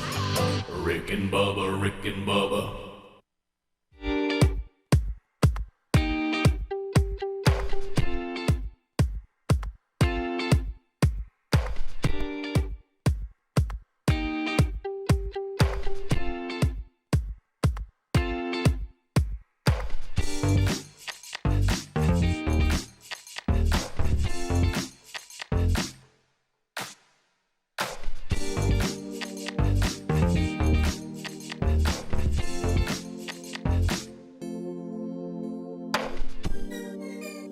We're back. 35 minutes past the hour. AMAC, the Association of Mature American Citizens, well, they were active in the election, weren't they? Out there lobbying. And, unlike AARP, they actually lobby for conservative values. And, boy, a lot of folks in our country thought they didn't have a choice in order to get those discounts and all the advice on Medicare and Social Security, but you can. And you can get it with with AMAC, the Association of Mature American Citizens. Join the 2.1 million patriots that have already made this switch, and they're keeping this alive right here on the biggest shopping day of the year. Go ahead and get a membership to AMAC by going to amac.us/bigvox, and you get it for $1. 1 year for $1. That includes the bi-monthly magazine. 100 companies will also be giving you discounts. We've got a lot of them when you travel: hotels, car rentals, theme parks, shows, events, movies, restaurants, so much more. It's a win-win. So go to amac.us/bigvox. Still can join 1 year for $1, or find the link at rickandbubba.com under the sponsors button. So looking over the weekend, we're talking about college football a little bit. How about them Gamecocks? Huh? Yeah, Jack State Gamecocks clinch they're hosting. Yeah. Right, the Conference USA Championship. Conference USA Championship. So congratulations to Jacksonville State. Yeah, they had their 8th straight victory, assuring their first appearance in the conference championship game. And you tie that into a loss by Western Kentucky to Liberty. It gives them the outright regular season championship and the right to host the championship game. Who do they play? Don't know yet. Don't know. It could be, I think, any one of 3 teams. You could see Sam Houston, Western, or Liberty. It'll be a repeat. Yeah, and we play at Western this weekend. So. Right. Looking at the 5s here, Adler, and we may go back and pick up some of the 4s too. That's still finishing our update on college football. Here is Nick Saban. People who were at the game at Auburn said they played this on the Jumbotron alongside the Texas A&M coach, saying they weren't going to be overlooking Auburn. They were actually fully concentrated on Texas. I mean Auburn. They played that over and over again, even during the celebration. But here's what Nick Saban said, and he has seen this himself: kick 6 and that Georgia win that time. And last all year. Last year. Yeah, the strange thing last year, even though Alabama was able to overcome it. But anyway, so here's Saban alerting Texas A&M that going to Jordan-Hare, weird things happen there. Here we go. I would be alerting Texas A&M because, in my opinion, in 17 years, going to Auburn, playing in Jordan-Hare, that place is haunted. I guarantee you. Why do you say that? The way we lost games and the way we won games there, it's unbelievable. Kick 6, and then the Gravedigger last year. I mean, I'm telling you, the place is haunted. That's funny. True, and is this the call of the win in 4 overtimes at Auburn here? Oh, he loses his mind. Yeah, is this the radio network guy? Okay, all right, so here we go. Direct snap, pitch back, Reed rolls right, dropped! It was dropped! Auburn wins! Hit him right in the hand. Oh my goodness! That was the TV broadcast. Oh wow! My bad. So the guy dropped it. Oh yeah, it hit him right in the hand. Hit him in the hand. Yeah. Oh, wow. The radio one is insane. He keeps screaming, Auburn wins. Auburn. So you drop that pass if you're Texas A&M, and then you got to walk to that sea through all that mess and hold it together. Because you're probably very mad. Yeah, this is the radio call here. This was crazy. The snap. They flip it back to Reed, rolling to his right, throws to the end zone. It's dropped. It's dropped. Auburn wins. Auburn wins. Auburn wins. 43-41. 4 overtimes. Auburn wins. Andy Burcham. I can't believe it. Andy does a good job, too. I was going back and forth listening to them when I was riding home. Then this is the penalty on 6 here, Adler. So, I promise you, I don't know anything. You think we're not going to hear this from Admire? Oh. So even though I don't, Greg, you keep saying you don't think it had anything to do with the game because it was early and there was a lot of game left and Alabama could have still righted. And but anyway, when you're a fan, but how about this? You need to get these calls right no matter what. I agree with that, but how about you this? Got 4 quarters. We don't game. You looked horrible. We don't know what it would have done. We doubt. just know this call was not right. That's all we know. That's all we just know. This Considering call, all you had was 3 points the whole game. Besides that one, you need a few more. Right, not the point. The point is this call was wrong. This was not a right call. Right. All right. So here that. And here is the outside. He's not covered up. You guys can. The audio is pretty bad on that side. So explain that. And the penalty came after Ryan Williams scored, right? Yeah, it was late. It was as he was catching the ball. The ball. So see, now they're throwing the flag. Yeah, right there. The ball you would think that he would have. If he was covered up, it should have been thrown. It should have been thrown as soon as he went out for a pass. But how can that guy think he's covered up when we can all see he's? I don't know. That was the discussion. Yeah, that was the discussion. Is how could he make this call? Now this was the same crew that was on the Texas Georgia game, and I don't know why I said that, but they just referred to that in the broadcast. But terrible call here. And by the way, amazing catch. For a touchdown. Unbelievable catch from Ryan Williams.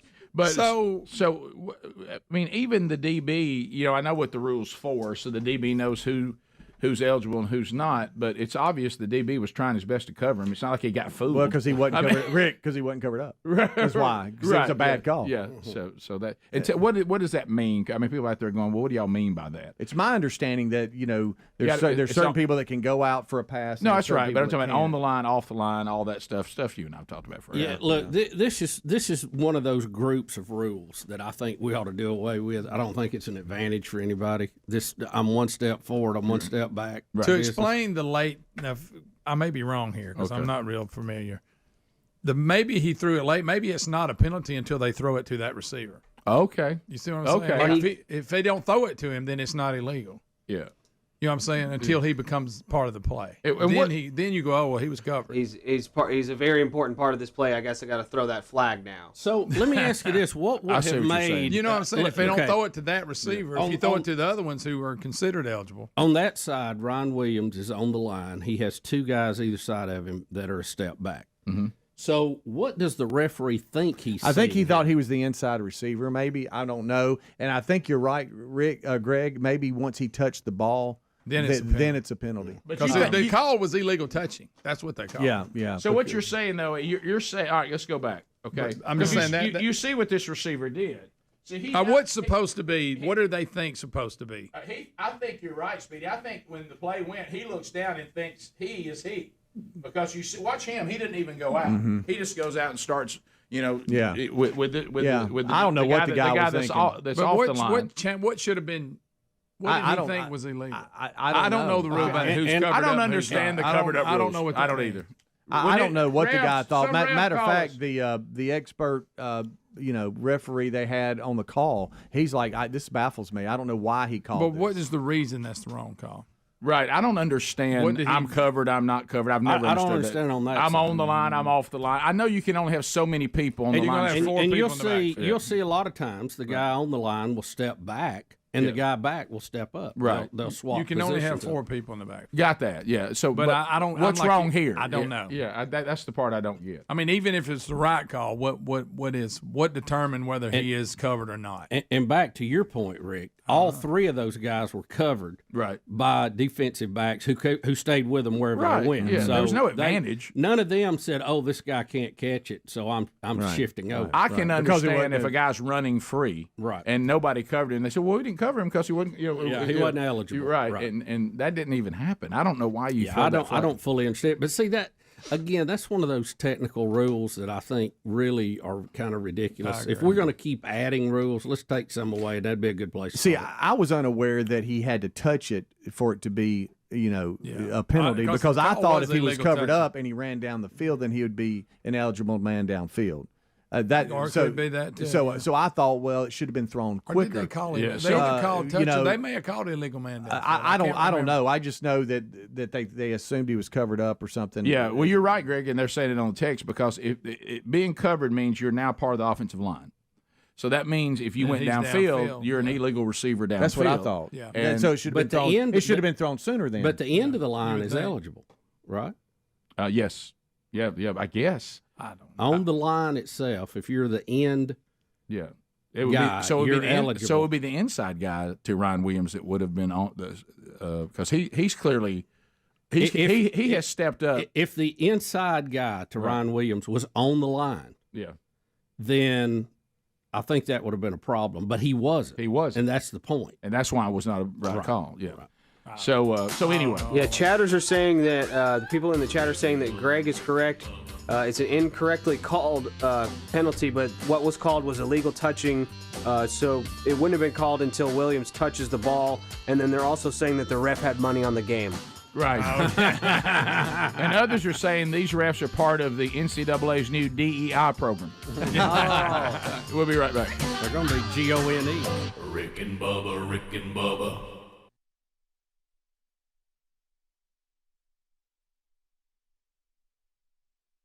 professionalism is being lost. Sadly. Sorry, I missed You know, we the had Tony Awards. You used to not have the commentary people because of the quote unquote fairness doctrine. Now you have all of them, and it's kind of like the journalists are mad. They want to get in the act of giving their opinion too, but they want to stay and call themselves journalists. Yeah, well, there was a time when you And were. they're two different animals. And I Two remember different this. animals. I remember this as a little boy, and of course, we had some fun with it. Our local radio station would do the news, and then they would say, "Now it's time for an editorial," meaning now somebody here is going to just give their opinion on something, and they would separate that from the news. Right. And then it would be the manager of the Boy, we had a good one. Didn't Boy, we did. we all made fun of him. The great Tom Potts. As kids. He The didn't have people of the All-American City.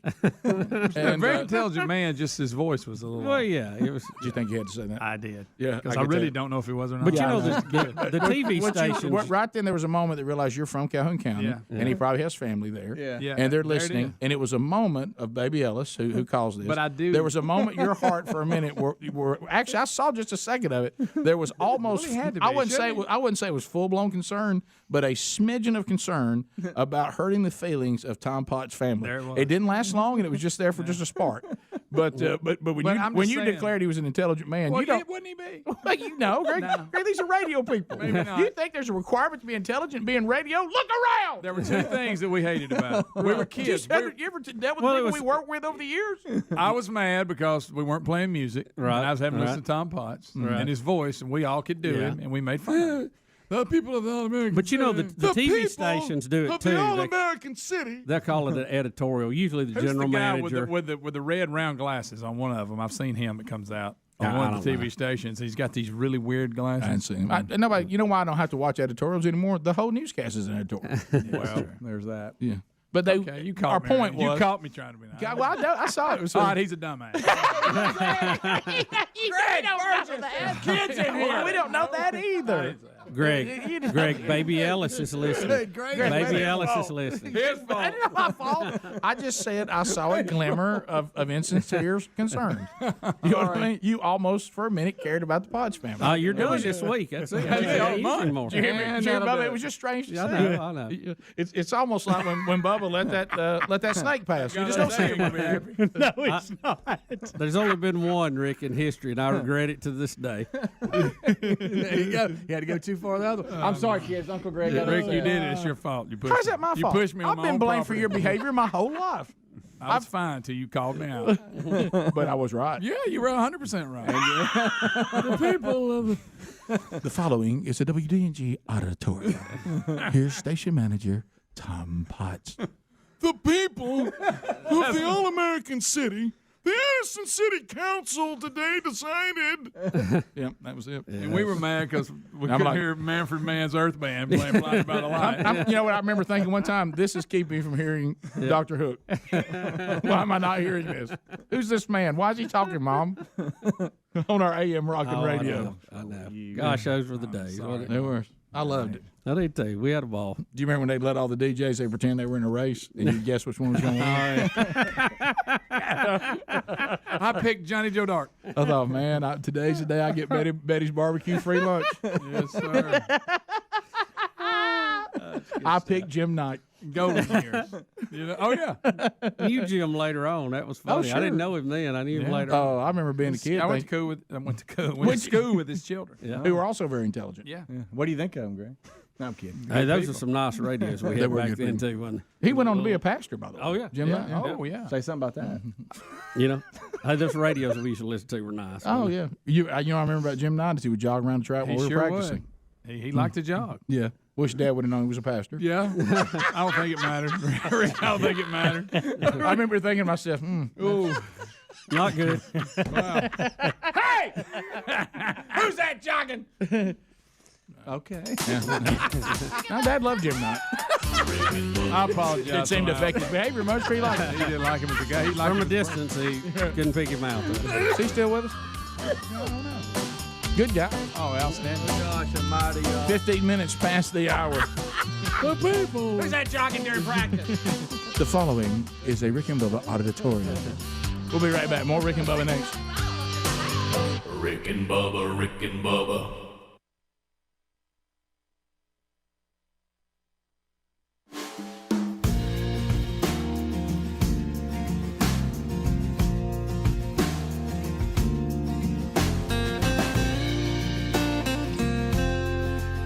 the top of the hour. So anyway, all right. So we're going to move on, but that is your explanation, which is right. Someone you can tell that's an official, and it's hard to follow. But he said you are covered up if someone outside of you is on the line, and you are also on the line of scrimmage. In this scenario, Williams was not covered up, meaning the guy outside of him was off the ball.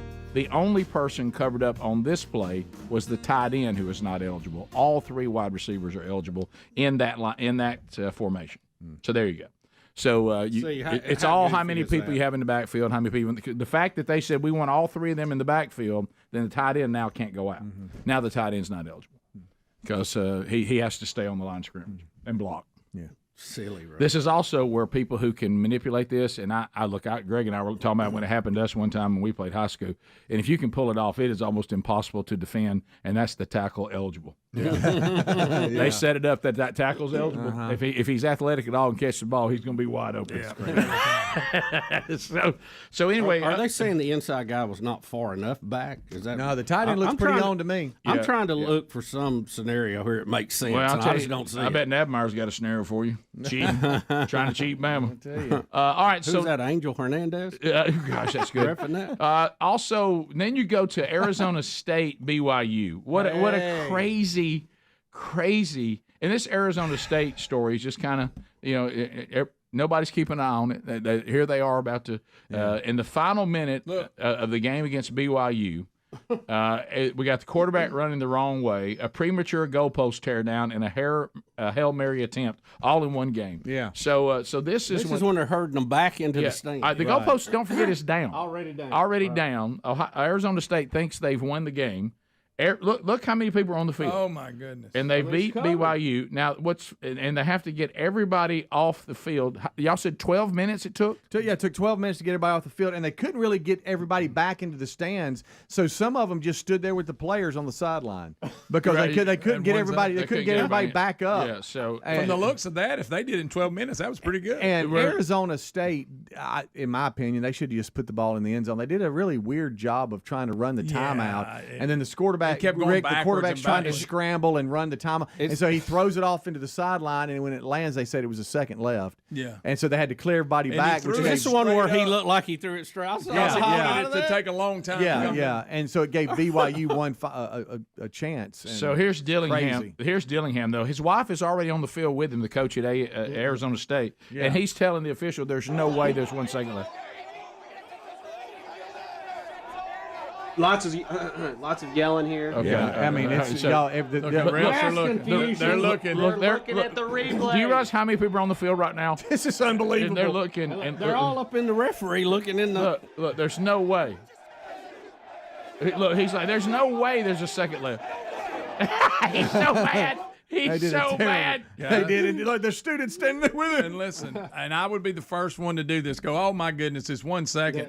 Guys, they nearly scored. They did. Did they really? Yes. He is going look how mad he is. Look how mad he is. So now I got to clear everybody off. Wow. Potted up except for the first part he said. He's lost his mind. Yeah, I saw that. He's lost his mind. I can read his lips. Oh, yeah. He is so mad. He is reminding the referee he thinks this is a barnyard call. Yes, he does.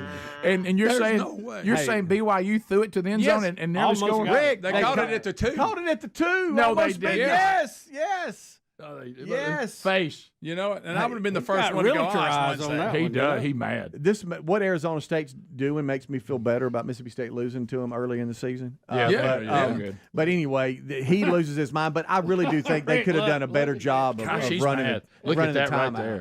Man, he is furious. Remember earlier in the year, I don't get what they were doing. Remember Kenny Dillingham earlier in the year was so put out with his kicking game. Oh, yeah. He had an open tryout. Yeah, that's right. I think the guy that we did the story on is their kicker now. Right.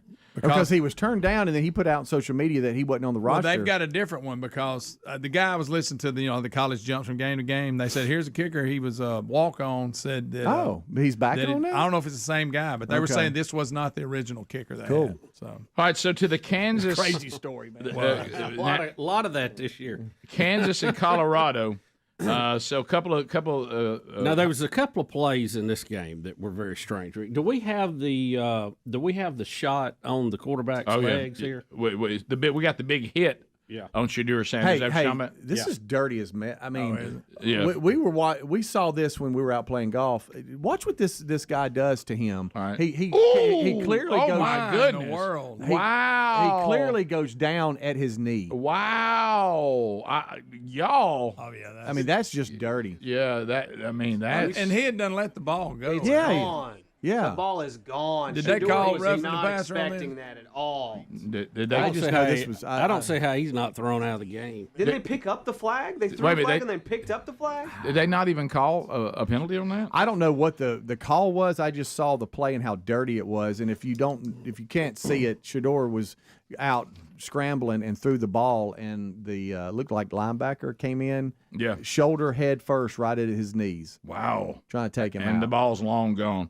4A, Travis Hunter does give us the Heisman pose, even though Kansas beats them. Mm-hmm. The Heisman pose after scoring. We always love when someone's a front runner on the Heisman. They'll keep giving us the pose. And of course he is. I don't know how we would vote for anyone else as far as Heisman. He should get it. I mean, he does it all. I mean, on both sides of the ball. There's something about a gold face mask on. Right. I can't believe. All right, so the final thing, we love this one, and it's a good looking uniform. It is. Is that we have we got a guy that ran on the field in the Kentucky-Colorado game, got tackled by security. Kansas and Colorado. So it's an NFL. But Kansas stadium. ended up winning that game. Yeah, they did. Yeah, they did. Look, boy, did you see that guy get drilled? So is this when the game's over? Yes. Okay. Oh, it's an NFL field, so they don't let you run on the field. Yeah, they played it at Arrowhead, right? Oh, wow. NFL stadium. NFL stadium, you can't do that. And that guy trying to run on the field got drilled. So there you go. And the hit on Shadur, they're saying it was not a penalty. Was not a penalty. Okay, wow. Not sure. That's what I thought. If we're trying to protect players from unnecessary injuries, I'm not sure what are we doing. He was clearly trying to take him out. Yeah, I mean, that's he obvious. Done thrown the ball and done took a step. Right. And I mean, go if that that, low. you will hear this all the time. Well, we have to do this because we don't need to put football players at unnecessary risk. Well, I thought that was the whole atmosphere we're trying to create, and if that doesn't meet that criteria, I don't know what is. I know it's not targeting or anything like that, but it is a dangerous hit on the legs after the ball's I've clearly seen gone. them call roughing the passer on a lot less. Oh yeah, a whole lot. Where you look and go, what? Yeah, exactly. Yeah, but Rick, you were crazy. talking about this earlier when they kept changing the rules. It's long since been a rule that you couldn't go after a quarterback low like that when he throws the ball. Now, if he's a runner, it's a different. Sure, and I understand he was scrambling. The guy might have known, but the way he went down at his knees like that, it just looked like he was trying to take his knees out. Well, again, I also brought up the fact, Bubba, you were talking about we're telling them you can't hit anybody high, you can't target anybody. Yeah, that's the thing. Now you got everybody rugby tackling in the leg. You can't hit them in the head trying to block the ball or anything. So what are you gonna do? You need some of that. Did he get blocked into him or something? No. That's the only. Well, unless I can't see something. behind him. Because that'd be the only way I could see they couldn't call that. Top of the hour. Rick and Bubba, Rick and Bubba.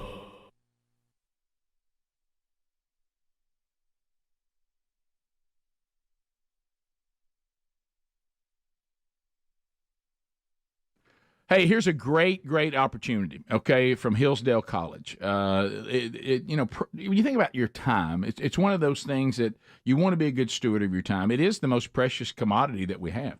If you're looking for a great way to spend your time, Hillsdale College is now offering more than 40 free online courses.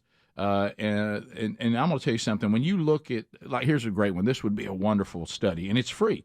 The works of C.S. Lewis, stories in the book of Genesis, the meaning of the U.S. Constitution. But we could use a lot of that. The rise and fall of the Roman Republic, or the history of the ancient Christian church. Hillsdale College online courses are available, and they are available for free. That's right, free.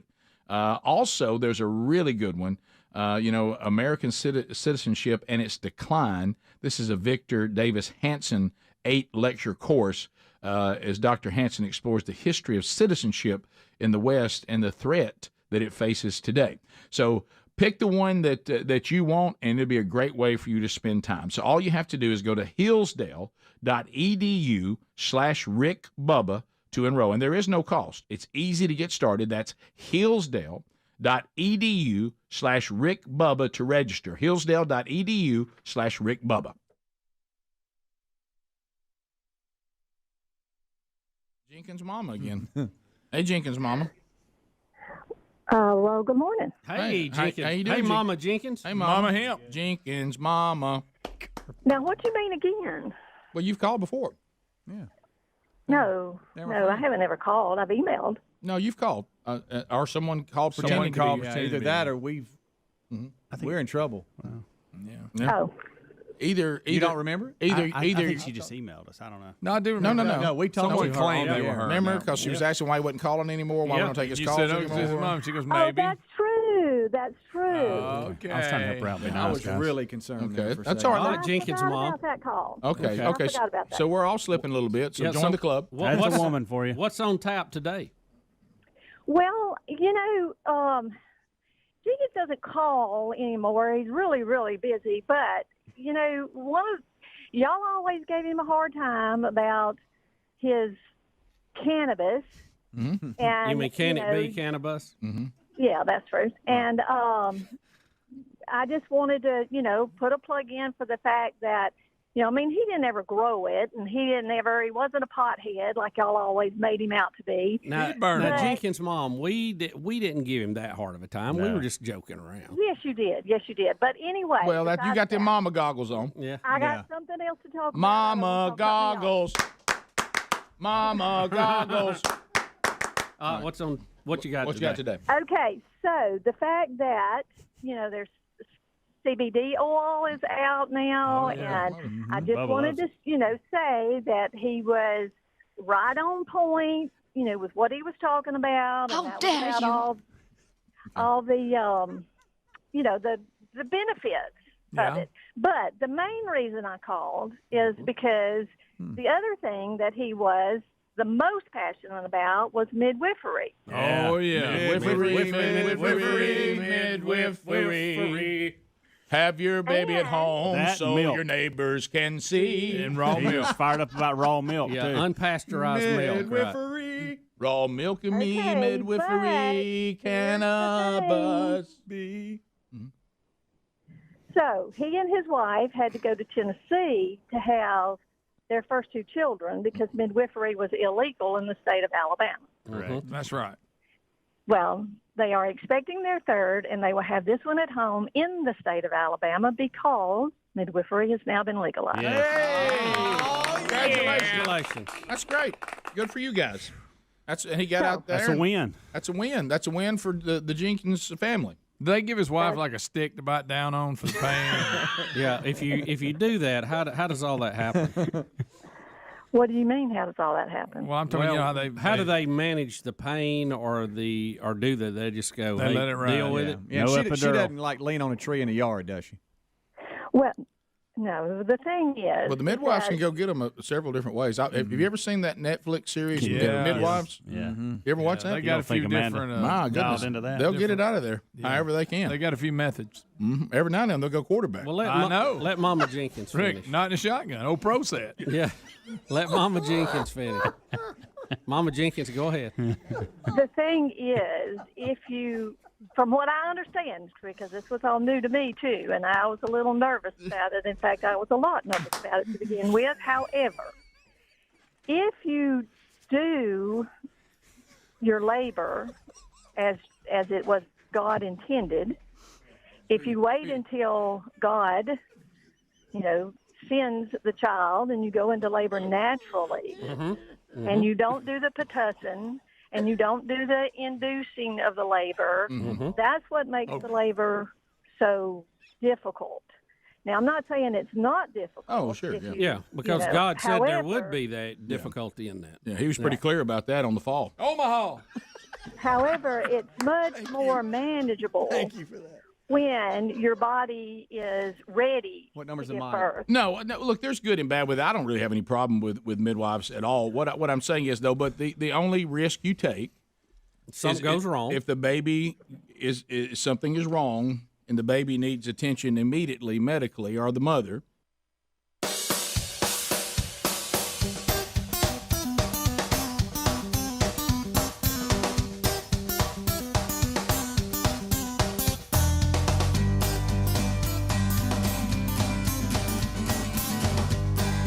Six minutes past the hour. Thank you for being with us on a brand new day. 13 Rick and Bubba shows left. Tomorrow, the first installment, gift number 1 of the Rick and Bubba Christmas season. It might as well go to you. So be paying attention for that tomorrow. And also a little word if you're looking for Black Friday coming up. And look, I know this. I work with the men's ministry, been in it a long time. I know how we do. And we don't get to things like we should. If you're wanting to get your men or women, if you want to buy these as a gift to the 3 Man Church conferences coming up next year, any of them or all of them, this is the last week of the early bird discount. When we come back to work, Lord willing, a week from today, the Man Church ticket price will have gone up. So go ahead and get those this week to Birmingham, Atlanta, or Panama City at themanchurch.com. You'll see the link there, and you can study it, see hotel blocks, see who's speaking at which weekend. All that's there for you. So, Bubba, you said there was another thing this weekend, and then we'll kind of maybe be done with our college football update, except for Speedy says he's going to be able to get Dickie Nadmeyer on the phone. Rough weekend for Bama, no doubt. You think he's still in Oklahoma? Or? Let me tell you something. I just somebody said he was broke down in Arkansas. I didn't know. Well, I'll say this, Bubba.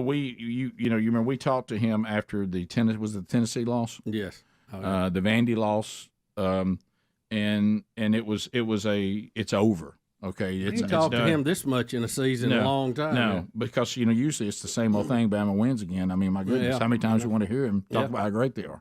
So then LSU. Did y'all feel like he was a little more upbeat after LSU? Yeah, I did a little bit. Of course, now he claimed that Coach DeBoer finally did what he'd been saying to do, and let Milroe just run. Of course. Oklahoma decided that they weren't going to let you do that again. But anyway, they had other plans. We'll see. Took that away. But you said we were talking about Kansas beating Colorado. We had this hit we talked about, and you said there's another moment that we have. Yeah, the Colorado quarterback, Deion's son, actually pushes a referee. We got to learn how to say. Is it Shador? Yeah, Shador. Shador. Okay. He pushes a referee here and kind of gets away with it, and you'll hear the rules expert, who we've had on several times. Yeah. Discuss it. Okay. The scrum here post-play, and it appears Mike Pereira, Shador Sanders pushes our referee, Kevin Marr. Mike? Yeah, there's no question that he does. Look, I get why he's upset because people are almost climbing over him after he was down. But, the officials can use their hands all they want to try to keep order, but you cannot come back as a player and push an official. In the chaos, the officials don't see it, but he's lucky that he wasn't ejected from the game. Yeah. Yeah. And that's 44s who hit him low. That was a response to all that. 34, right? Or 44. 44? All right, so was this the no call, and now he's mad about the no call, and now his team's everybody fighting now? Yeah. Okay. By the way, somebody just asked, speaking of checking on, anybody seen the Roll Tide Willie? Oh, no. We hadn't. What is the latest? I don't know. Somebody just said. I think him and Dickie ever ride together? He got them bare feet. Can you imagine? Oh boy, I bet he's. Can you imagine? Yeah. So 5-star. And I'm wondering if Dip and Dan may rise up today. I mean, there's so many good. Finally things. got something to cheer about. Yeah, right. He may have changed teams by now. Well, that's true. All right. The others are saying this is Thanksgiving week. We're only on a live show 3 days this week. Somebody say short week. Short week. Replay on Thanksgiving and then a best of show on Black Friday. The Gobble Gobble song. I know there's a lot of things that people are sad that may come to an end on December the 13th. I know there's some that won't be sad about this ending. Right. And some will. Some things should die. Yeah, some things should die. There's things you yearn for when they're gone. I don't know, Are there people that will yearn for this? Oh, sure. I don't know about So for some yarn. people, this is a tradition, and they get into Thanksgiving spirit. They like it? Yeah. So there's people that like this. Yep. They do. We hear from Interesting. them. We hear from them. Interesting. There's We hear from all them. types. Now, I told the guess. audience in the kickoff hour you wasn't going to play this till Wednesday. There's a Because side that's of me- normally what you do. Well, I'm a Band-Aid guy. I mean, I'm almost. so wanting you're to- ready. I'm almost wanting to rip the Band-Aid off. So just do it both days? Here's what I was saying. What if we did it right wanna get now? it done? What if we did it right now? And then tomorrow we know we don't have to. And then one more. I think you got to do it every day. And then one Only more 3 days. And then one more on Wednesday. And then you never hear it again. I'm a no on 2 days. So I'm saying either today and Wednesday. And maybe a break tomorrow. Gobble, gobble, gobble, gobble. All right, so are we going to do it? You got the button. 3 minutes and 3 seconds. Here's a little song I wrote about a typical American Thanksgiving Oh, day. wow. It's called the Gobble Gobble song. Song. It goes a little something like this. Here we go. Gobble, gobble, gobble, gobble. It's Thanksgiving Day. Gobble, gobble, gobble, gobble. As we sit down and pray. Gobble, gobble, gobble, gobble. Eating turkey and dressing. Gobble, gobble, gobble, gobble. And what a blessing. Gobble, gobble, gobble, gobble. And if you like ham, gobble, gobble, gobble, gobble. No, I don't mean spam. Gobble, gobble, gobble, gobble. Big boy's actually frowning. Show our thanks. Gobble, gobble, gobble, gobble.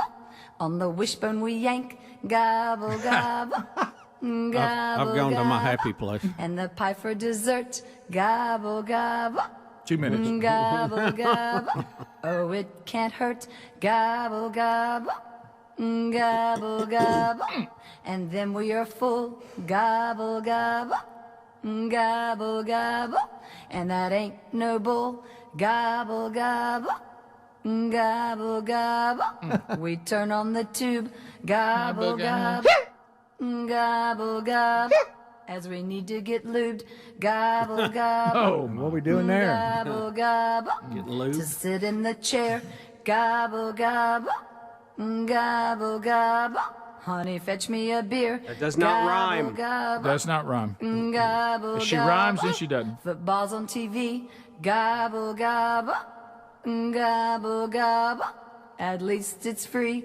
Gobble, gobble. No, it's not. No, it's not. It's Gobble, actually not. gobble. As we wind down the day. Gobble, gobble. Gobble, gobble. Send our families away. Gobble, gobble. Gobble, gobble. We're glad you came. Gobble, gobble. Gobble, gobble.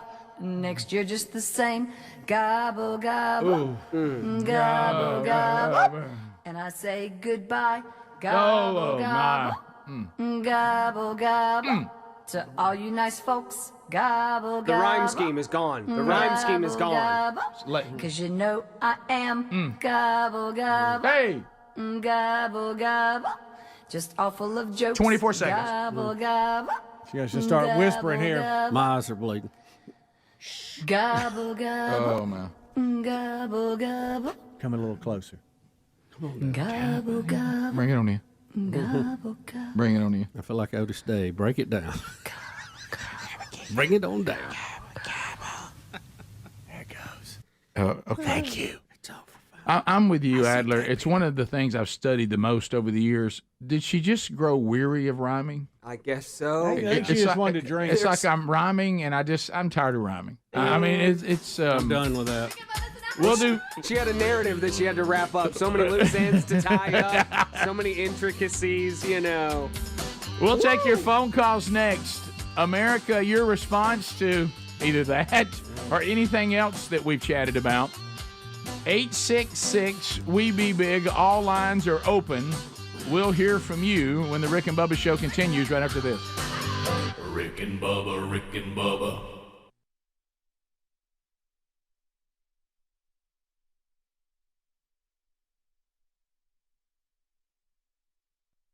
So the guys are telling Bubba and and me in the kitchen that we're going to not believe what we're about to see out of Yes, a Norwegian woman, has an unusual skill running and jumping like a horse. Yeah. What?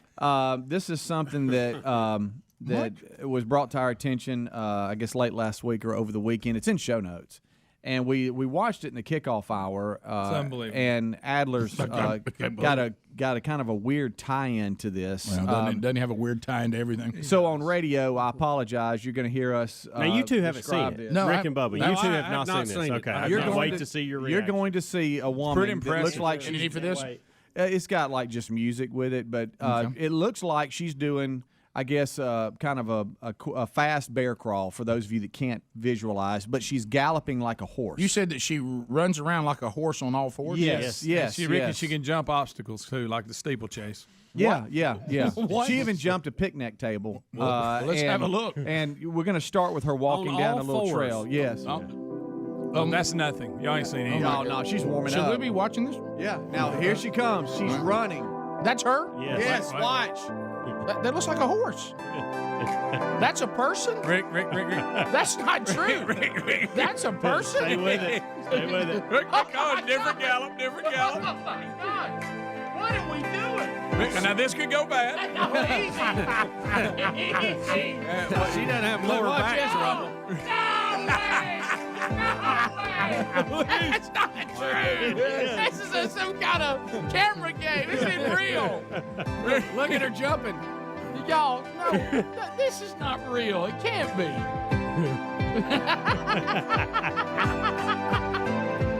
this is. How do you And that's in jeans. Oh, how do you end up like this, Rick? She chose to. That's why she. I want to see some video of her standing up. No way she can stand straight. And it shows her jumping over things. Her gait is amazing. The way her stride, the way she's able to do that. Shouldn't she have shoes on her hands? Look, That's for y'all, real. You're Did you right. Look at that. Here's what I want to know: She's is just jumping over things. Is she doing this on purpose, or is there a challenge? No. She's not like raised by wolves or anything. Well, that's what Hey, it looks like it. Yeah, I have to ask. Oh, you're right. Rick. When she was Rick, young, put it this way, we think maybe not. when she was Is like this the 4, only way she can gallop? No. right, When she was look, like slow 4 motion. years old, Where's the one when she's really galloping? Bubba. Rick. What are we I want to see the one watching? on the beach where she's just flying. Oh, she yeah. I gets think, up. is that coming up? Her arms Here must it be like comes. Here steel. comes the beach right here. All right, here Look. we go. Rick, Bubba, here it Bubba. is. Rick, look at that gate right there. I can't believe She's what bringing I'm her seeing. feet all the way back up in front of her chest. I can't believe what underneath I'm her. seeing. Look at her It's just her- jogging. I was trying to, when she's doing that, is her leg and arm moving together? Look on the right same here. This side? is the one that gets me. she's This got is the one that That's gets a me. horse. It's opposite, isn't it? When I saw that her how coming dogs from Look a at that. distance, That's Rick, and that's a whole different one. Yeah. Yeah, that's a gallop there. when I saw her coming from a distance, I thought it was an animal. I did She's got too. some strong It looked I like was a pony concerned coming with that down the one. road, I I was didn't real concerned about that video. The poor dog, he's so confused, he didn't know what to do. No. But do you know that there's people that run around like this? No. That's kind of their no. thing. Is this like these people walk around with like I want to mascot know. suits we on? have one of them on our staff. I want footage of this woman walking normal. All right, so when she She's was gotta have 4, terrible she posture. loved dogs, It's gotta so she hurt her started back. running like a dog. And Oh, then she, Rick- as she got older, she started running like a horse. Where's his music at? Oh, here comes Henry. Oh, no. Hey, Henry. Guys, I was just catching the show on YouTube, and hello, lady. Y'all know how close is Norwegia? It's a pretty good gallop. Cause I gotta go.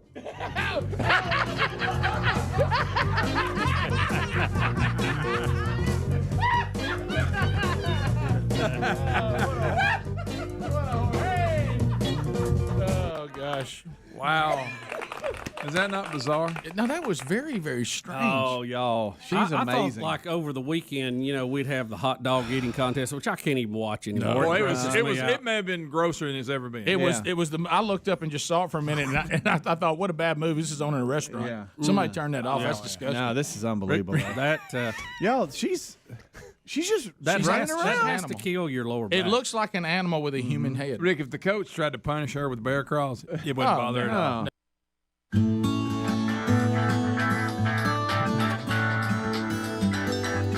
Here we go, our first phone troll of the week, 866-WE-BE-BIG. Greg taking phone calls. Whatever's on your mind, it's your time to shine. Make a comment, ask a question, bring information to the table. 30 seconds becomes king. No meaningless shout-outs, no shameless plugs. You are bringing content to the table, reading the text line, always the aftermath of the Gobble Gobble song. Somebody said there actually are 60 gobbles. If you count them, it makes it easier to get through. One saying, torture, why? My triplet grandbabies are scared. And then the list just goes on and on. So it's always an interesting response from you, the audience, on the Gobble Gobble song. So that's there's all kinds of various reactions, and then somebody says it's so bad it's good, some kind of musical phenomenon. I agree with that. Some people saying listening to that was worse than watching the Alabama and Oklahoma game. So, it's tough. I understand. It's tough out there, and I hate the song, but it gets me in the mood for Thanksgiving. It reminds me of the things I am thankful for. Right. Somebody's saying some things just do need to die. So there you go. I'd almost rather hear an in-depth discussion about who is covered and uncovered on the end of the line. Almost. To the phones we go. Your turn if you want to join us. Let's go to Alabama. Asa standing by. 30 seconds. Go. Hey, Rick. I heard a story this weekend from a buddy of mine who saw you at a man church conference, I think. And he was telling me a story about your dad where he gave y'all the opportunity to paddle him one time on the football team. Correct. And I was wondering if you could elaborate on that a little bit, because he didn't give much detail. Yeah, that true story. So it was my senior year, I think, and I was one of four captains. The team would vote 2 for offense, 2 for defense. Your cousin and I were the defensive captains that year, Bubba. Yep. Robbie Caldwell-Bussey, outstanding outside linebacker. So anyway, Dad has always, if you have been listening to the show, always had a struggle with language. Now Dad sometimes would go as far as to claim, and Bubba, I know you've heard this too, and we've said this a little bit here on the program, that there's certain words that don't count. And he even claims that they're in the Bible. Now, some of them I've never found. Now, how does this match up with what Dabo says? Similar. Yeah. So it's very similar. So anyway, but Dad was all, he definitely was a man of faith, and he knew that he needed some work with his language. So on our senior year, he said that if he said anything that was outside the ones that he claimed were in the Bible, that the team the captains could give him a lick with the paddle he gave all of us licks with. Okay.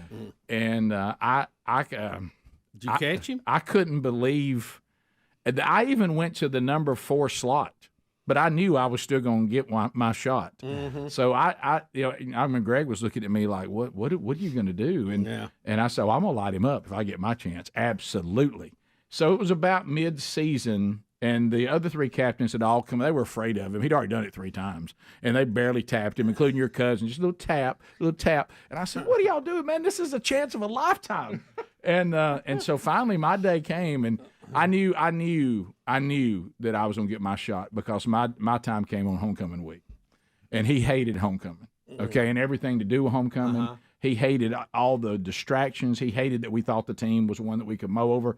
It was getting Dad at his worst was homecoming, okay? So I knew I was going to get my chance.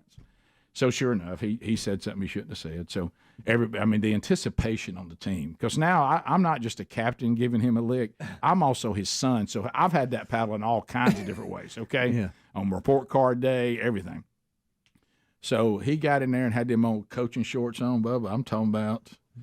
And he got up on the wall ready for the lick, and I crow hopped, and I brought that paddle from Piedmont. What was you thinking? Okay, because I thought my shot, but Don't you think he'll get you back? But I wasn't thinking, yeah. And so I laid one into him, and he just turned around, face red, and walked out of the room, and everybody's just screaming and hollering and all this, and I'm like, then it hit me, to Bubba's point, what have I done? Yeah. What is it worth it? So I go, you have to go by his office to go to the parking lot, okay, to get your vehicle to leave. So I'm trying to sneak by, and just about, I'm almost to the door, and he goes, hey! And I thought, oh, no. So I turned around and said, yes, sir. He said, you enjoy that? I said, I'm just trying to do what you asked us to do. I mean, I said, you don't know how much that hurt me to do that. Yeah, like they always told you when you were a kid. I said, I did that because I love you. And I did that because I'm trying to help. And he just sat there and stared at me. And then came the words. He said, a lot of season left. Mm-hmm. Yes, sir. He said, hope you're perfect. Hope you don't leave any equipment out. You think his butt was hurting when he said Hope that? you don't break a team rule. And little Rick walked to his car. Then Tiny Rick got into his car and said, what have I done? Yep.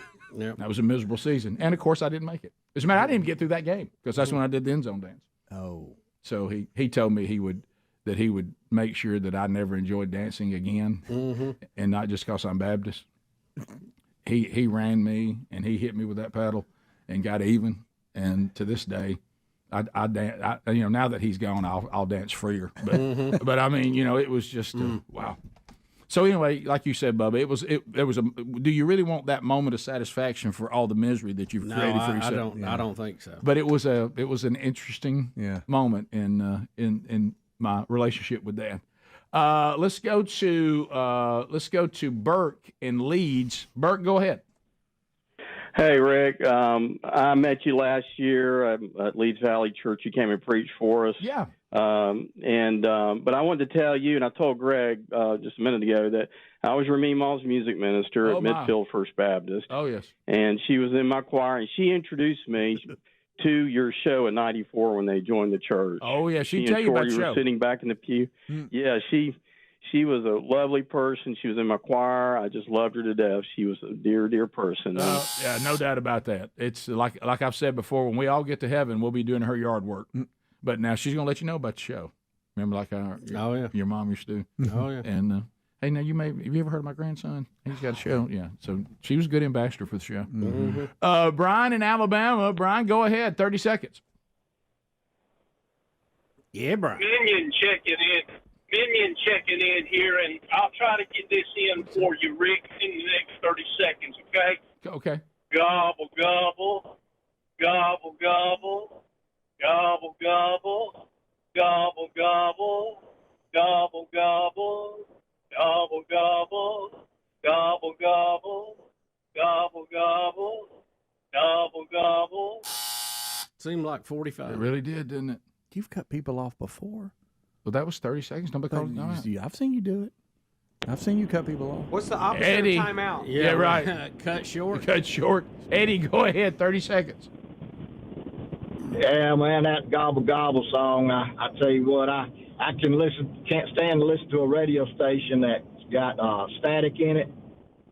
And I say that to say I'll turn it to I listen to y'all every morning, but that gobble gobble song comes on, I'm going to a station. It don't matter if it's static. I can listen to scratching on a chalkboard, and I can listen to 100 peacocks hollering, but I can't listen to that gobble gobble song. Yeah, it's interesting too to use the term scratching with turkeys. Yeah. You know, it's a divisive song. There's no doubt about it. It's tradition. It's tradition. Sometimes traditions are wonderful. Sometimes they hurt. Yeah. You know? Hurt in this case. We'll be back. Bottom of the hour. More stories coming up from the weekend. And by the way, Dickie Nadmeyer still trying to run him down. Speedy says he thinks he will be on, but we're still in pursuit after the Bama loss that may have put them out of the playoff picture. We'll be back. Rick and Bubba, Rick and Bubba.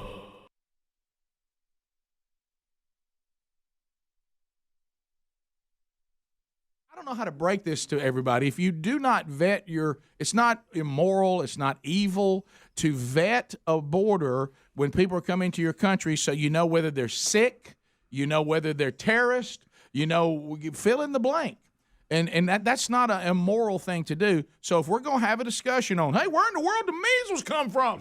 How's that back down here? What happened? I mean, then we're going to also have to say, I tell you what also has to come to the table is people are coming in for who knows where.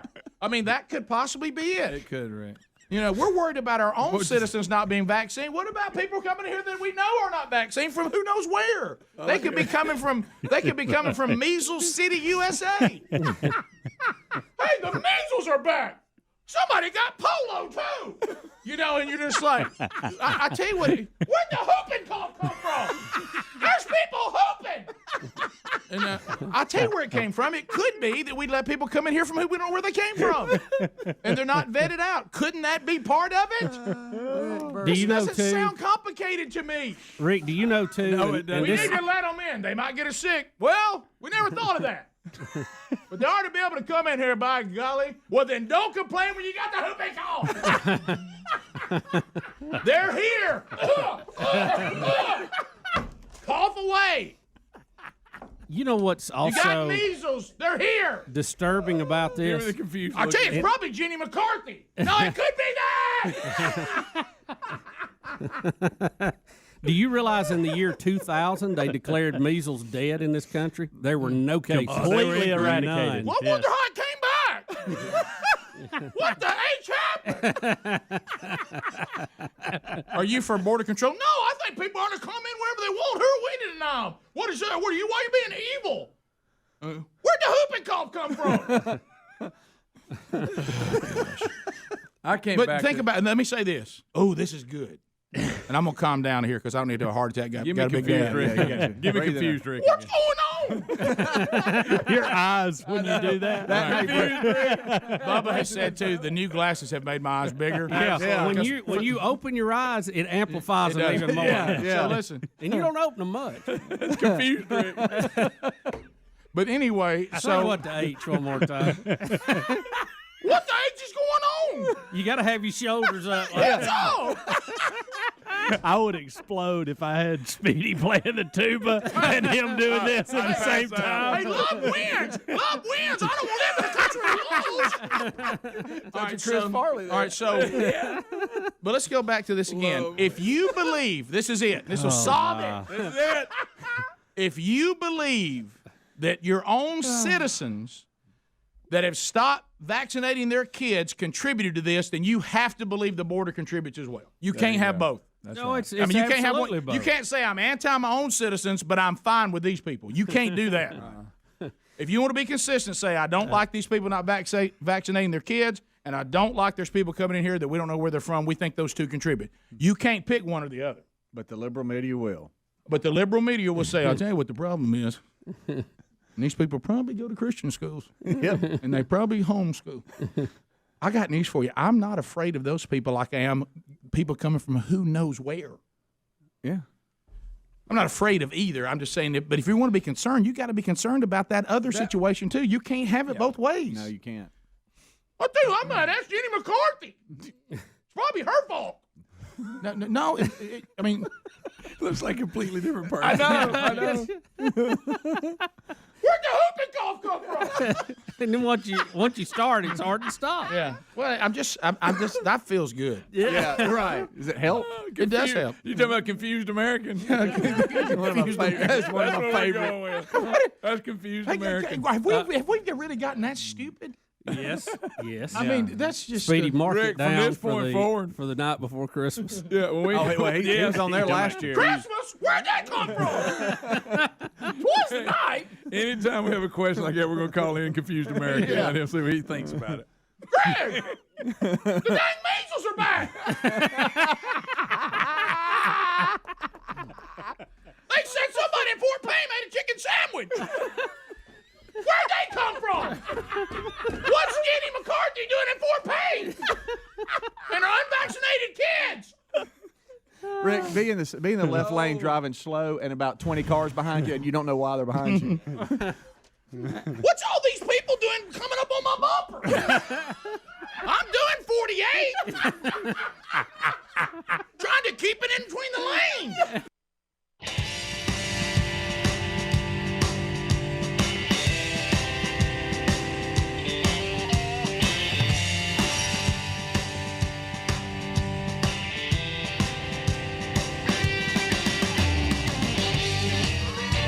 It is 35 minutes past the hour, looking back over the weekend and still in pursuit of one Dickie Nadmeyer. We will see. We see your requests. I see your emails. We're searching. So that hopefully will happen before the the day is done. Over the weekend, Bubba had, loved the great outdoors, had a great opportunity. Opening day of rifle season in Sweet Home, Alabama. Let's get Camp House open. Let's get the season started. It's been a while since I've been able to hunt on opening day. I've had conflicts for the last few years. Opening day is, usually for us and where we are, we try to, hey, let's go out there. We always have way too many does. I know there's different views on this, but I do, from what I have seen, if you will manage the does, it does create great results.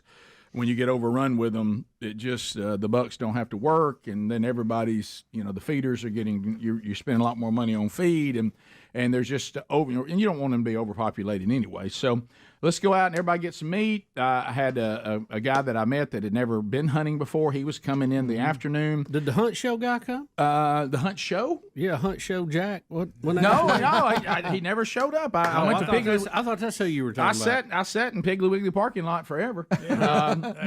Usually when I'm going out in the wilderness with high-powered rifles, I usually take people that I actually know. But anyway, so not a bad idea. Not a bad idea. So here was the whole thing. So the only person out of the family that could go was young Broderick, Brody, and he couldn't go down there Friday night and let's get ready. Let's go down and meet, Saturday morning early. So let's just get up and go. We'll do a morning hunt. We'll come in. Mama's coming down. She, you heard me talk about that. She wants to try to do Camp House breakfast for us. Sweet. She wants to see Brody. I understand that. And then we're going to watch a little Indiana-Ohio State. That was the game that was going to be early. And then he's going to head on back to – he and his wife had to go to something. And then the friend of mine, Mike, that had never been hunting, he's going to come in for the afternoon hunt. I'm going to take him out. Sherry's going to go back to the house. Okay, so that's kind of how it was set up for the day. And then Sherry had somebody that was meeting down there that was hanging some pictures that it was another ordeal, but that was a different deal. There was this – it's too much to get into. You pulled into that. Yeah, I really didn't because it was she had – They handled it, and it was great. And the pictures we'd only had for 15 years, and we'd never been able to find the right, because the way they were made, you couldn't. It was a very unique way they had to be hung. But anyway, so got that done, and it's pictures of the kids when they were little down at the farm riding those little four-wheelers, so it was kind of cool.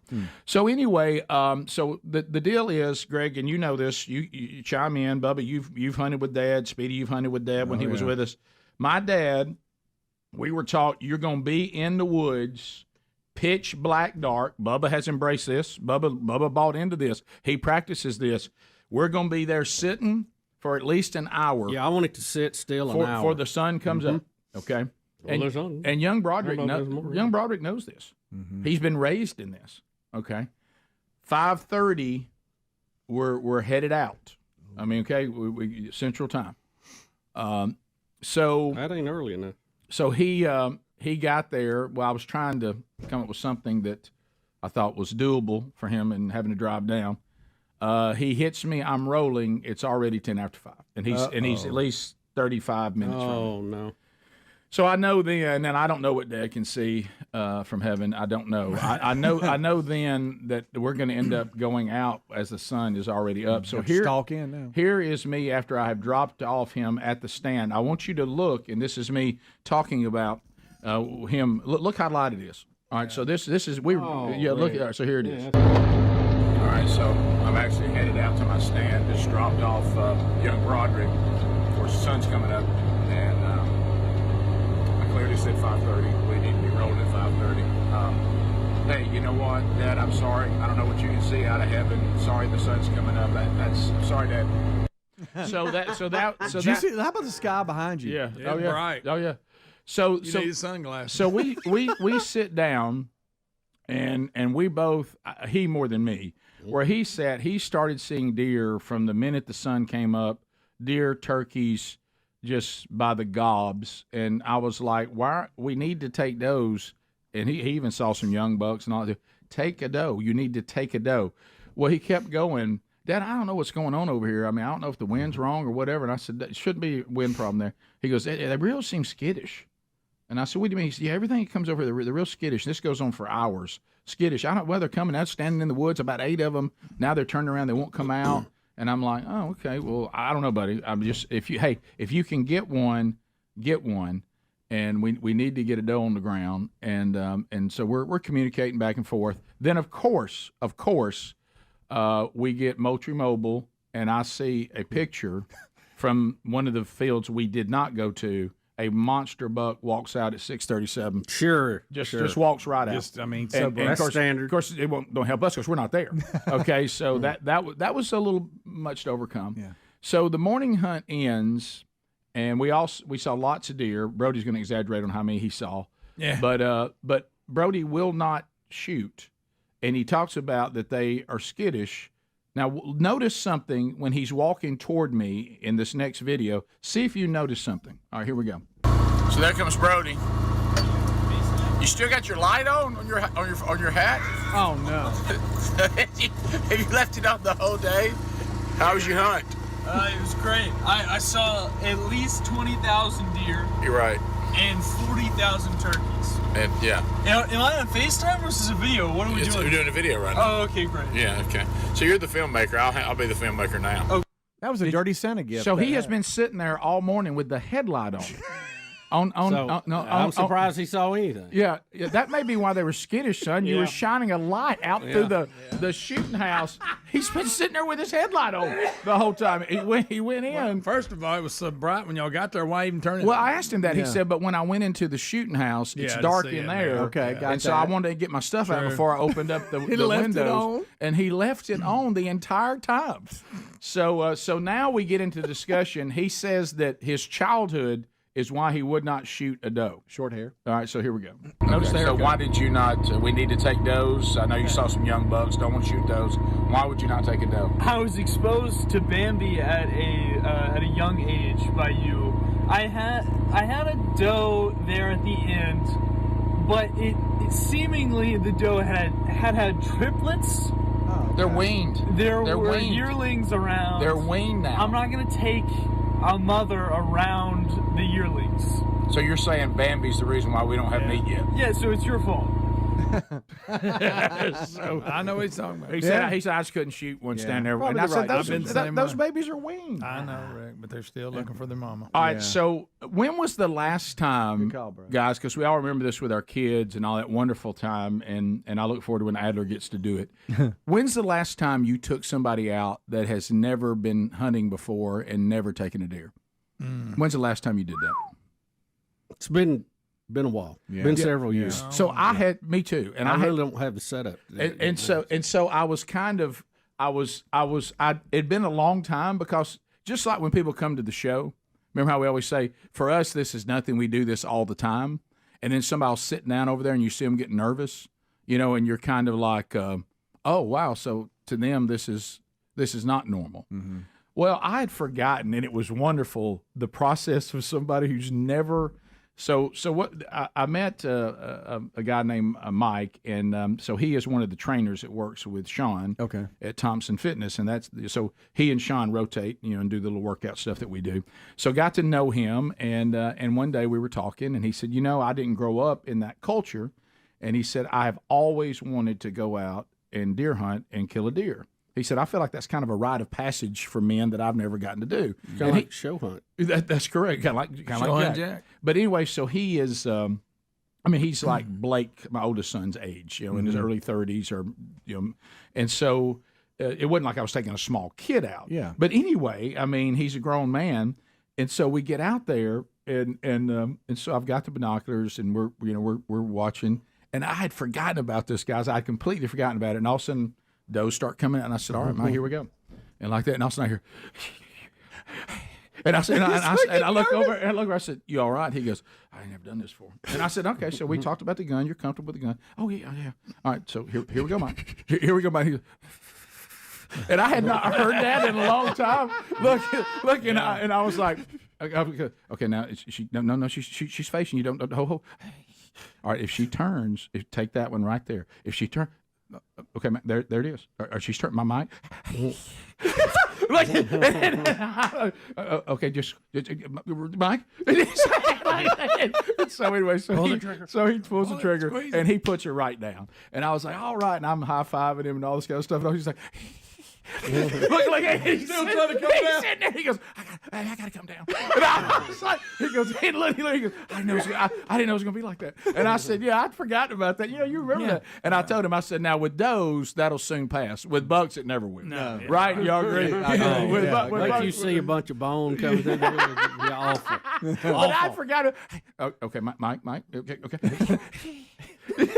Take a deep breath. So I sent Adler. This is a picture of him sitting in the shooting house with me, and so I did some still shots about it. But went out, and he went out to that, and we took some pictures and all this. And you know what was kind of cool? We don't think about this kind of stuff. So I said, well, look, I need to get the vehicle, and we'll come and we'll load her up and take her to. I'll take you through the process and all that. And you know what he said? He said, you don't mind if I don't walk back with you? I said, no, I'll go get the vehicle. He said, I just want to sit here for a minute. Can I take this in? Mm-hmm. Yeah. So he said, I feel like this is kind of a rite of passage that I've never got to experience growing up, and so that was kind of a cool moment. And I will say this, Sherry's, a lot of chili sitting right there. Sherry's Camp House breakfast wasn't bad. It really wasn't. It was, we were missing a few items. But she did a great breakfast, and we had a great time. Biscuits? Biscuits were great. Her biscuits, she says, were superior. She doesn't do canned biscuits. We do canned biscuits at Camp House. Good. She's got straight-up biscuits there, and great eggs and all that. It was a wonderful, wonderful weekend. Ooh, apple butter. Yeah, beautiful time together, and just loved it. Rick and Bubba.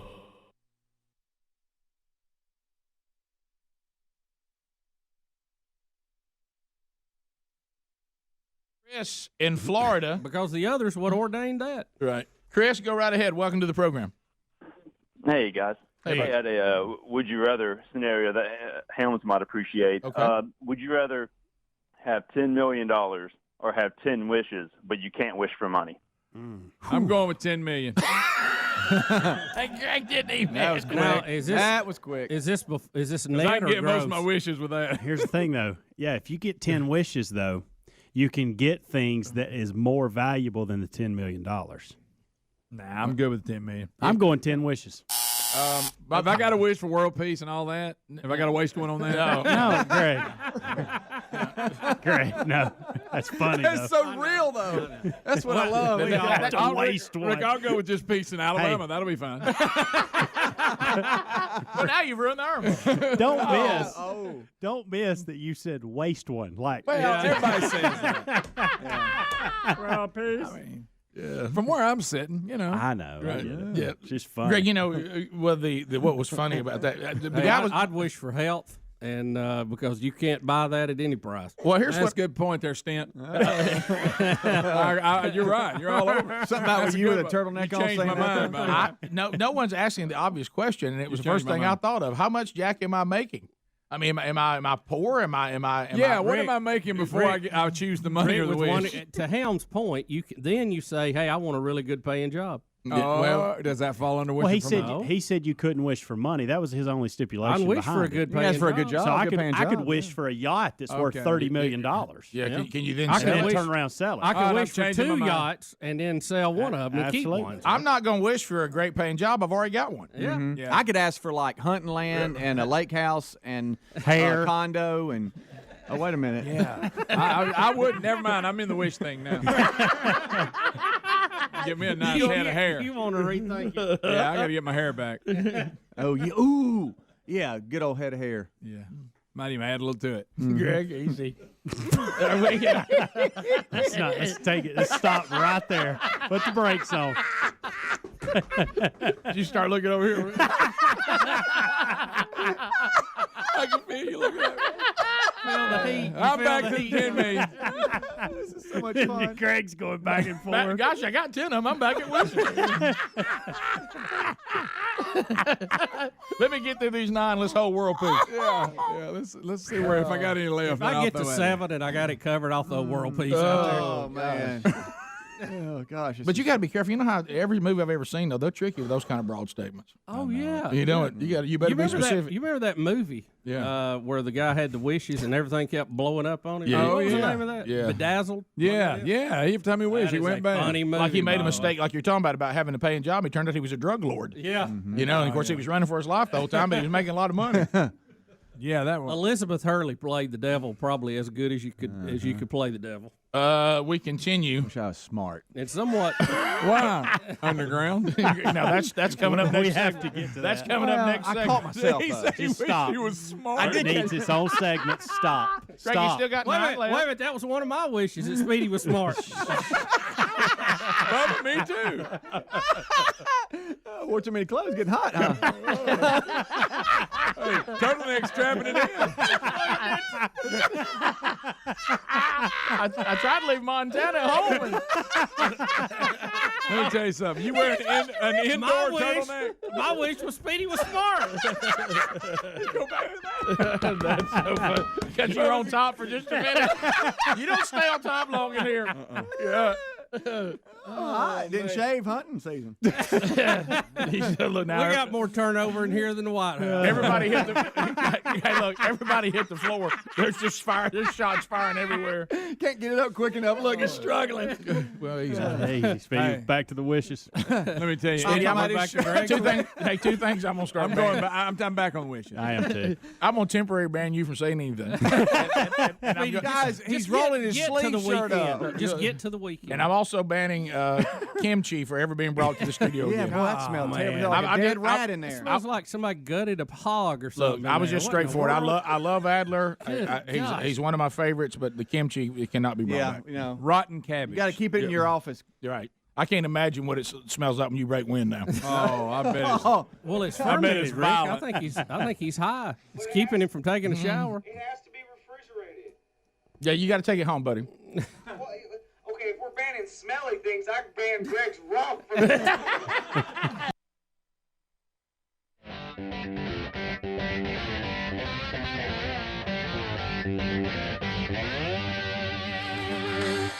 Yeah, 8 minutes to the top of the hour. All right, so don't forget, remember, it is Black Friday coming up.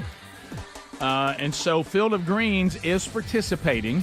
I know a lot of you, and Bubba and I were just singing the Brick House song a minute ago. You know, the Texas-based Brick House Nutrition is the company that produces the product Field of Greens, but they also have many other products. They're all on sale for Black Friday this week. Now, you want to use a new promo code for just this sale, and that is the promo code SALE, S-A-L-E. So, yes, Field of Greens. This is the one you hear us talk about. I've already had my first scoop before the show started. Life-changing superfruit and vegetable drink. I've seen the nutrition help my health tremendously.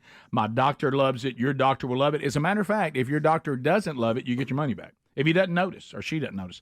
But then coming up this week, Black Friday sale going on. It will also include another product called Lean, L-E-A-N, the physician-formulated weight loss phenomena that helps turn and burn excess fat into energy.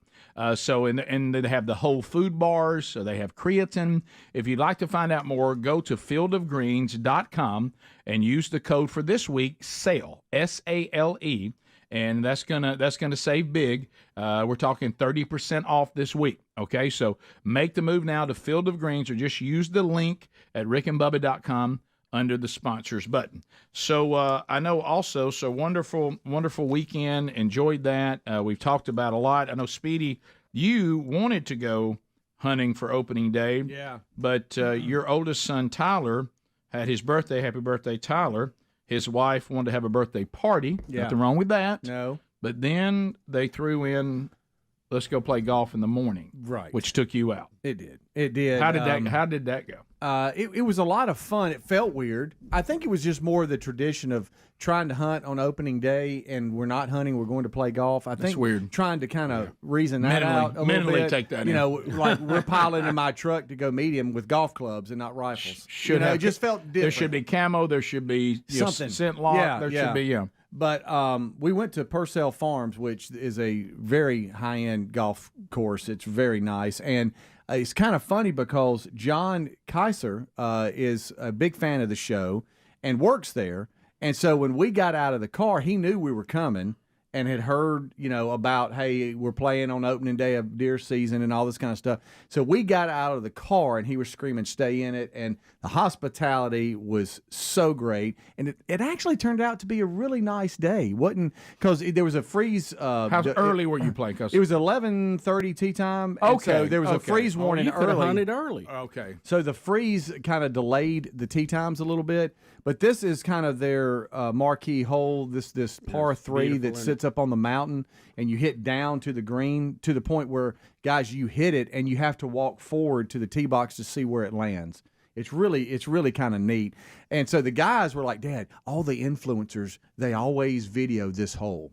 And they said, so will you go up behind, and there's this big rock behind the tee box, and it sits up even higher. You're going to end up like Jay Leno. I know. And he said, and say, will you video our shots? So Tyler's up first, and I videoed his shot, and then I videoed JC's shot, and it has audio, but it's just them hitting. But this will give you a perspective of how high we are. We'll probably see 5 counties from there. I'm not sure. Yeah, 7 states. Yeah. So. Oh my God. And so it goes right over. It's hard to even see, but it goes right over the pin and into the. Yeah, you're at the back. It's the back of the green. So they were doing closest to the hole to see who could get closest to the hole. Right. So he's back of the green, and then JC comes up, and his went right side of the green. I captured that too. Now all this balancing on a rock up above them. Trying not to be he's Jay like, Leno. Dad, man, all these guys, man, they come and they all video from here, and that's where they video from. It'd be cool if you could video from there. Did you pay for all this with everybody? Yeah, I did. Wow. I did. That's a Christmas miracle. It was a Christmas miracle. miracle. It was a Christmas. So did you have a certificate or something? Here's you didn't just get a credit card out, right? Ooh. And so Come around. Draw. He hit a draw, and this one hit right side of the green, just in front of that middle bunker to the right. Right in front of the fan. And kind of trickled down.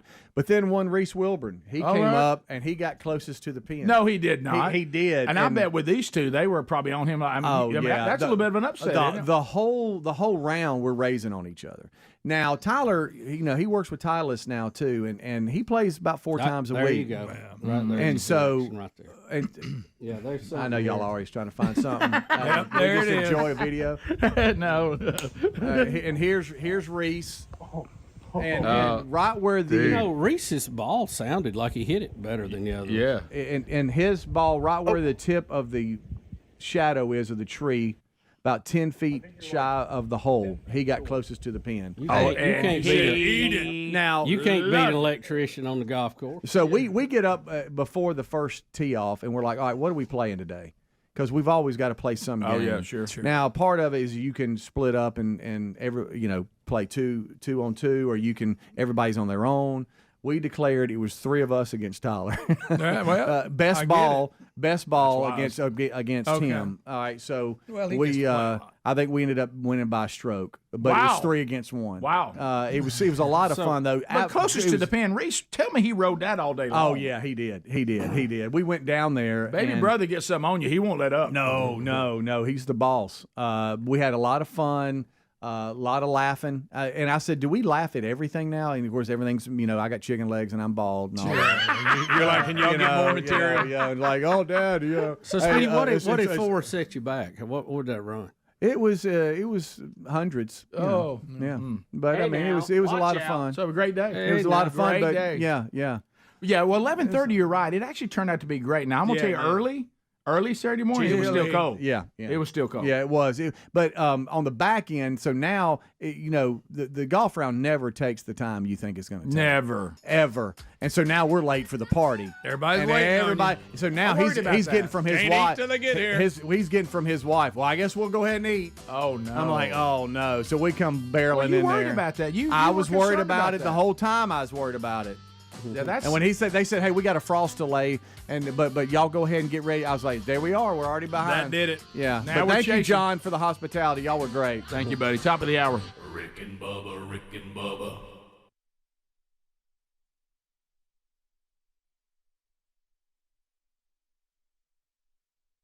So anyway, we've kind of gone through what happened. We've gone through where we are. Betty's talked about what it was a tough run. The recovery is ahead. Betty, you were telling us you're having to take this on while battling a rabid raccoon at the same time. Yes. Well, he finally got in. He's in the bed. I think this is after I had taken him what ration of food he was allowed. Right. And you said you learned that from My 600-Pound Life? Yes.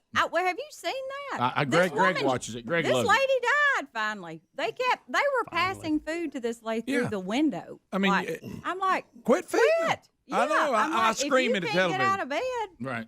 then you shouldn't be eating. Right. You know what I mean? You eat what everybody brings you. Right. Yeah. Bring So, anyway, avocado. I go to the back door then to let the dog out. And thank goodness I had not let her out yet or whatever. Here's a raccoon or whatever. What a and day. so I'm like, Oh, wow. Real in the close, world? Betty. I Look mean, at that right- picture. Wow, look at it. That's the raccoon right there? Yeah. Right in the middle of the day. Broad That daylight, is Greg. it. I got that Long close that I took a leg. picture. We got crazy eyes. Look. And so Not right.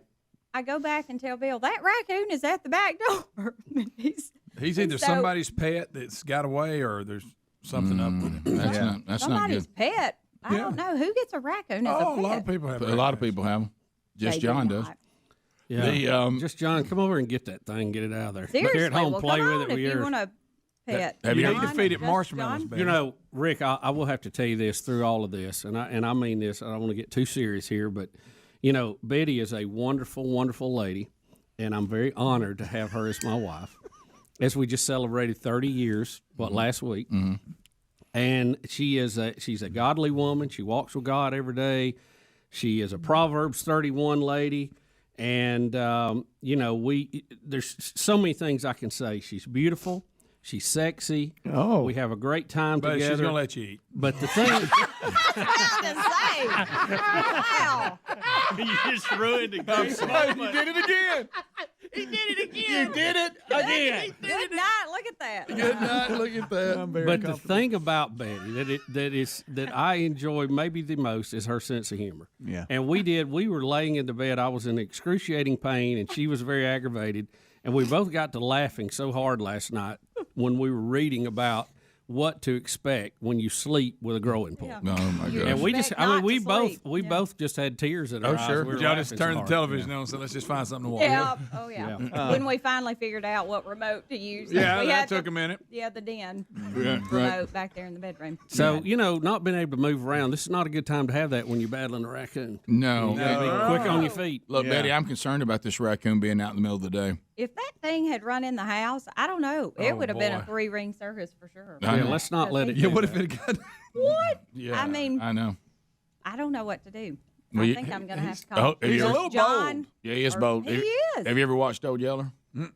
No. Look at him. You've never seen I that don't movie? want to see it. See, Greg, if I'd have shot him with a shotgun right there, I'd have shot my bricks. Yeah, I'd you'd shot have to the get him floor, on out. I'd- I'd Get him shot away my- from that's, that By the wagon. way, that's my little wagon old red wagon that From when I was his a kid. childhood. And Betty's made a planter out of it. Yeah. Oh, it looks nice. I was about to say, if that's your plan for toting him around, you better get a better bigger wagon. You're going to have to lure him out into an open area somehow. Right. Yeah. Well, he's smart. He doesn't do that. Yeah. But you know, he He'll looks, go through he the looks drawers, friendly, though. Rick. I think that I'll just keep him. He was coming in the garage door this morning, the cat door, when I was. He thinks this is his put the thing food now. down for the cats. I don't leave it out anymore. I'll put it down and they eat while I'm standing So there. he's figured that out. And he was coming in wanting the food. Well, he just thinks if this is the way you do the food, then I'll just come to that then. Well, that's what I told Bill. Is he confused? Does he think he's one of the pets? He Maybe does. He is Maybe somebody's pet. that's it. That's it. Well, they're just used to going and eating whatever they can find. So he finds it, he keeps going back as long as it's And there. that's easy Greg, pickings. Greg, he looks a little lean He does. Look He a little- does. He does something. I think about he's right. young. I think he's a little. He's a young one, and rabid. probably. Try If to- he's try to not, hand- I would treat him like he is. I would try to hand feed him a marshmallow. Gosh, no. Well, you ain't gonna get a marshmallow out there. Bubba's already talked about that. Yeah, I don't think I could bait using marshmallows because I'd walk out with a bag, and by the time I got where I was going to bait him, I'd have an empty bag. I was about to say, have y'all seen Bill eat marshmallows? I mean, you can't keep a s'more thing. I mean, I turn around and they're all gone. There's nothing to make a s'more with. Well, I like candy bars and I like marshmallows. And, He's put peanut butter on the graham crackers and ate them. Yep. And we know your love for sausage balls, and they're in the kitchen right now. And I feel like we're stuck in the middle because Betty keeps getting a report of how much you're eating in the break, and I don't know what to do. No, we're all right. I sampled them. They're good. They're very good. Maybe I should be a new intern here, and that way I can keep them on it. Oh man. We've got an avail on Mondays and Tuesdays. Well, you might as well. Yeah. You could be my personal assistant. Well, I got news for you. Until he gets where he can move around, looks like you're going to be one. Well, I know. I've noticed that. So what kind of part-time positions you have? I was about to say I would put you on no call screening, but then you wouldn't come back. Yeah. No. One day of that. Yeah. Right. Because you don't want to know what's out there. No. You keep thinking it's all that's good. true. Speaking of that, we'll come back and we'll take your phone calls next at 866-WE-BE-BIG.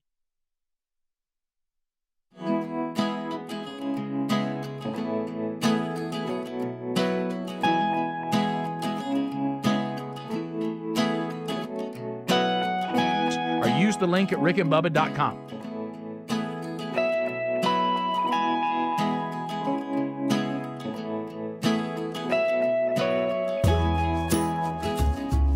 We're back 6 minutes past the hour. Thank you for being with us on another edition of the Rick and Bubba Show. Speedy, Greg, Adler, all here. And welcome back for more fun, Mr. Bill Bubba Bussick. Rick, glad to be here, and thank all of you for joining us. Uh-oh. Speedy says he's got Nadmar ready to go. Oh, man. Finally found him, huh?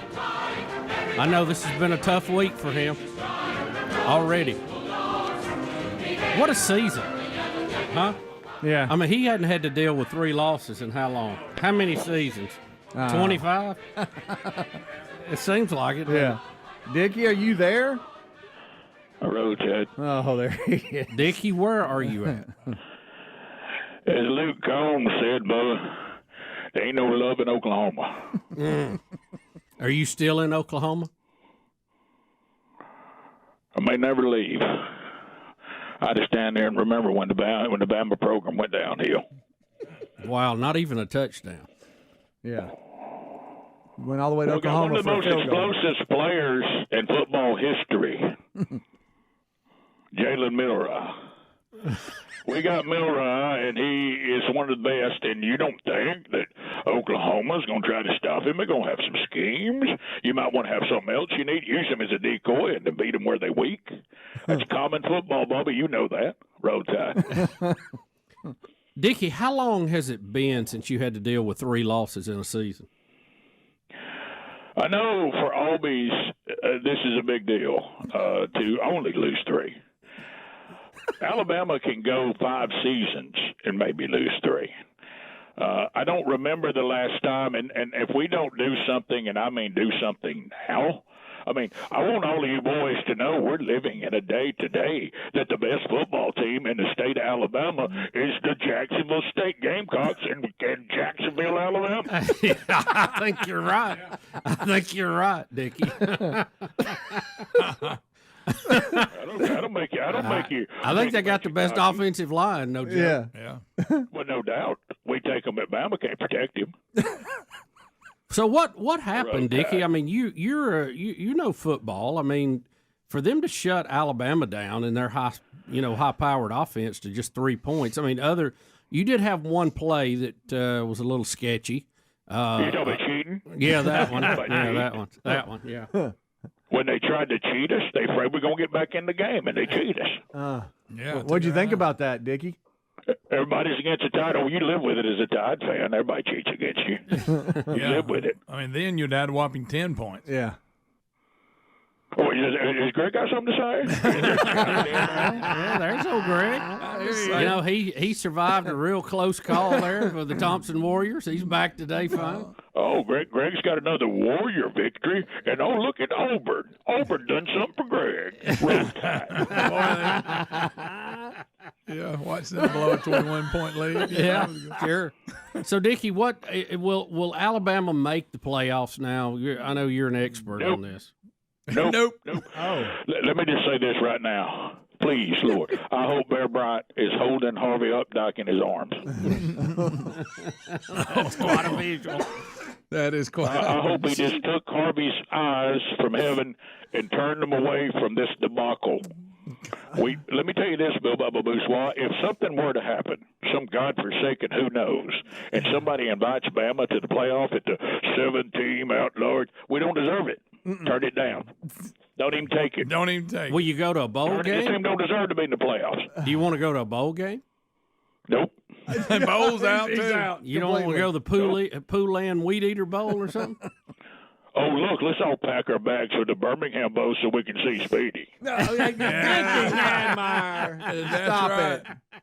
Stop it, Nope. Dickie. Speedy in the tie. Nope. Let me tell you what people like the Tide need to do when they stick it up. Don't take a bowl bid. Don't want to go. They don't. You know what the exhibition games are for? A reward. What reward you gonna give this team? Lose reward? What I want to know, Bubba, is everybody having fun? Everybody having fun? We were done with Saban. He too hard. He mean. We done with Saban. It's a lot more fun. Our off season were more fun. We're having fun. Is losing fun? No. So you don't think the ice cream truck was a good move, huh? Fun? No. Do you I think saw Brad Gray there. He wasn't having fun. Roll Tide. Dickie, you're look. The AP has you at 13, so you're right there on the edge. You know, 3 losses. Something could happen. Something could happen, and y'all get in. Ain't no Bama team supposed to go anywhere with 3 losses. No, our standard's too high. So if y'all are in the top 12, you say turn it down. Turn it down. Do not take this team to the playoffs. Don't deserve it. So do you put Roll Tide. do you put the problem at the feet of DeBoer? You talking about Kalen Shula? Yep. Hey, y'all. I can smell it. I smelled this before. Familiar. So do you think the ice cream truck will be canceled next year? I believe, we got an ice cream truck. Well, that'd be fine if they were giving out ice cream eating contest trophies, but we playing football. Roll Tide. Roll Tide.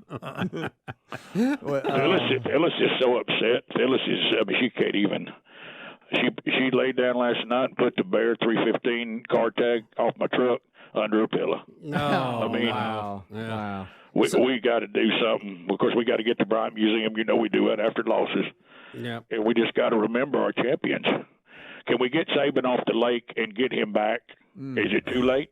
Well, there's all kind of stories about him going to Michigan today. No. I don't think he's going anywhere. He ain't going to Michigan. Yeah.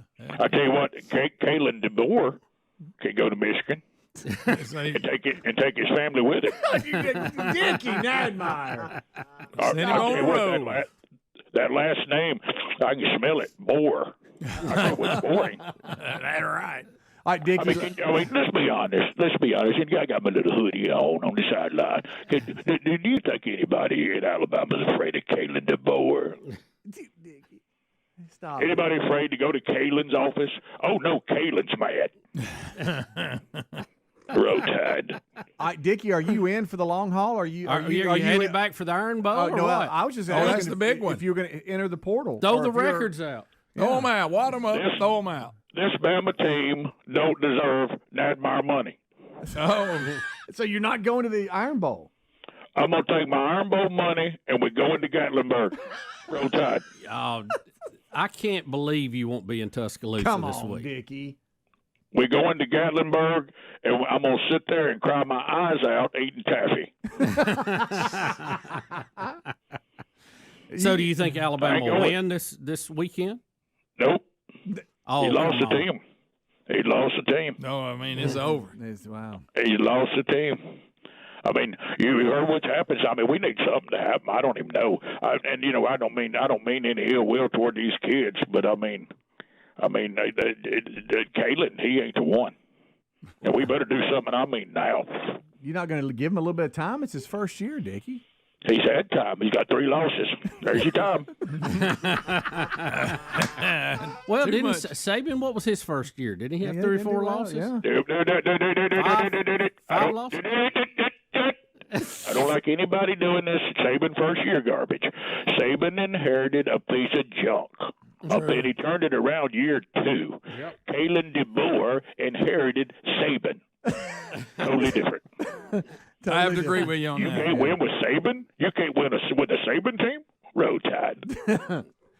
Well, but Dickie, come into Tuscaloosa, hit the museum. You're going to make let you Auburn. feel better. Yeah, you're going to let Auburn roll in. You're not going to be there to cheer against them. Come on, Dickie. I ain't going. No, you're out. Saban would Gatlinburg or bust, huh? Gatlinburg or bust. Saban would tell you to go.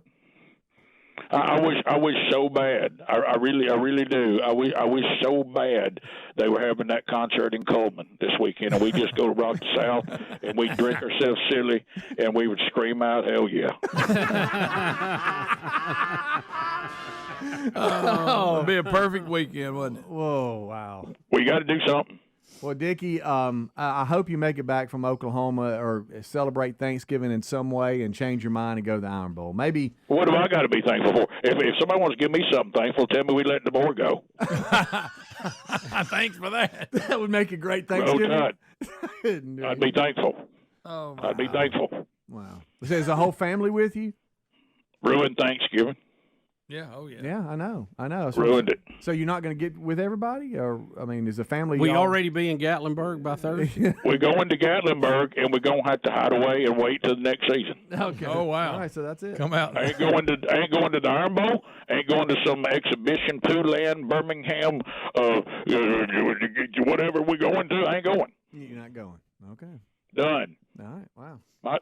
Hey, Caleb might want to have fun. Let me tell you what the Nadmeyer style was fun. Winning national championships. That's fun.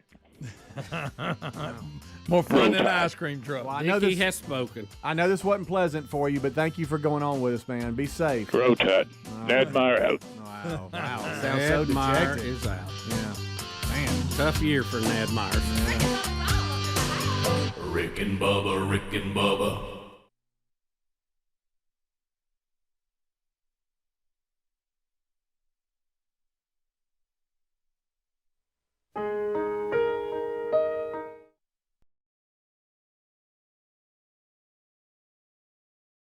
Have some new interns, one that's been here a while, and you guys are asking us questions about this caller. Right. What were you asking?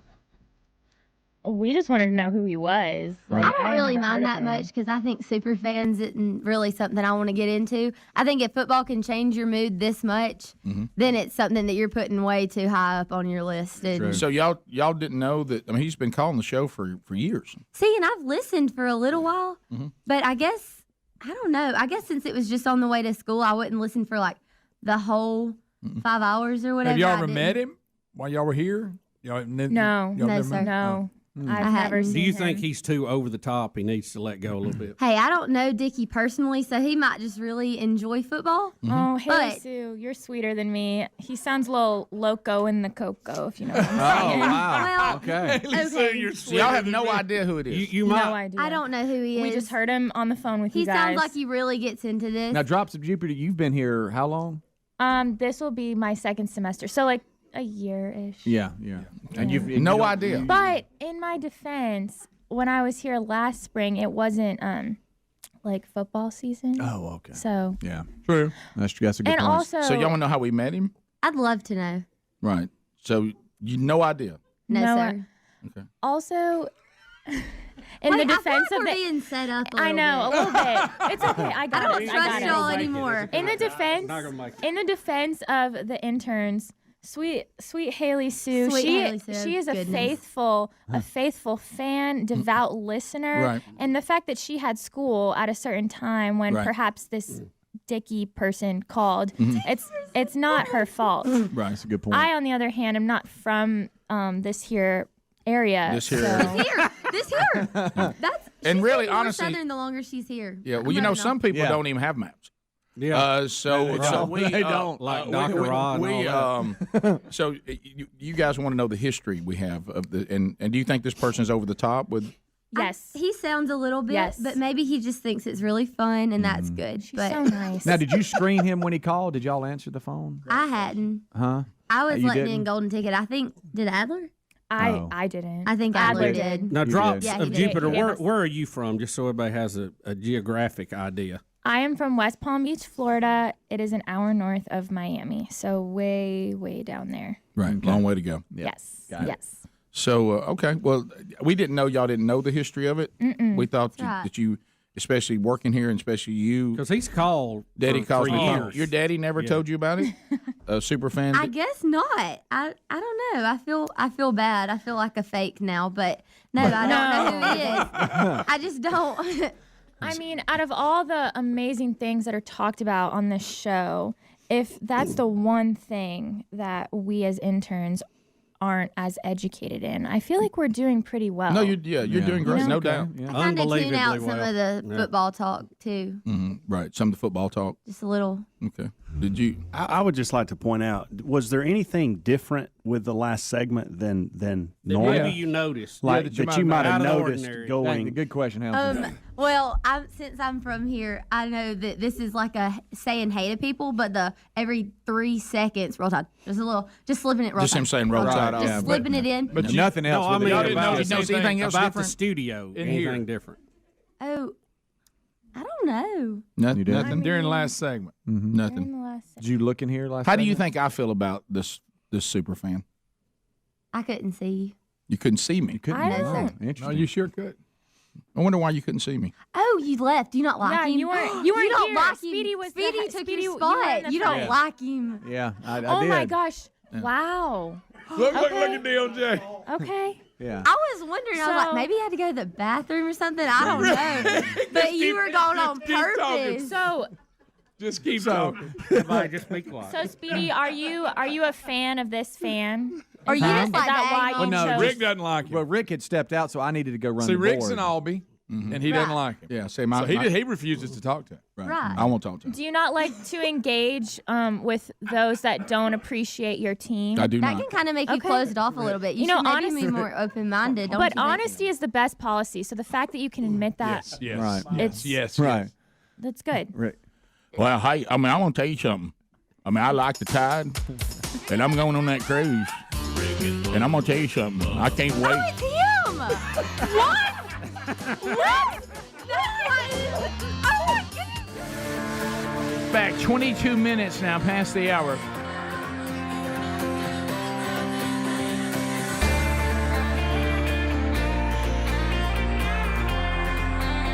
All right, so Nadmeyer sounds like he's done.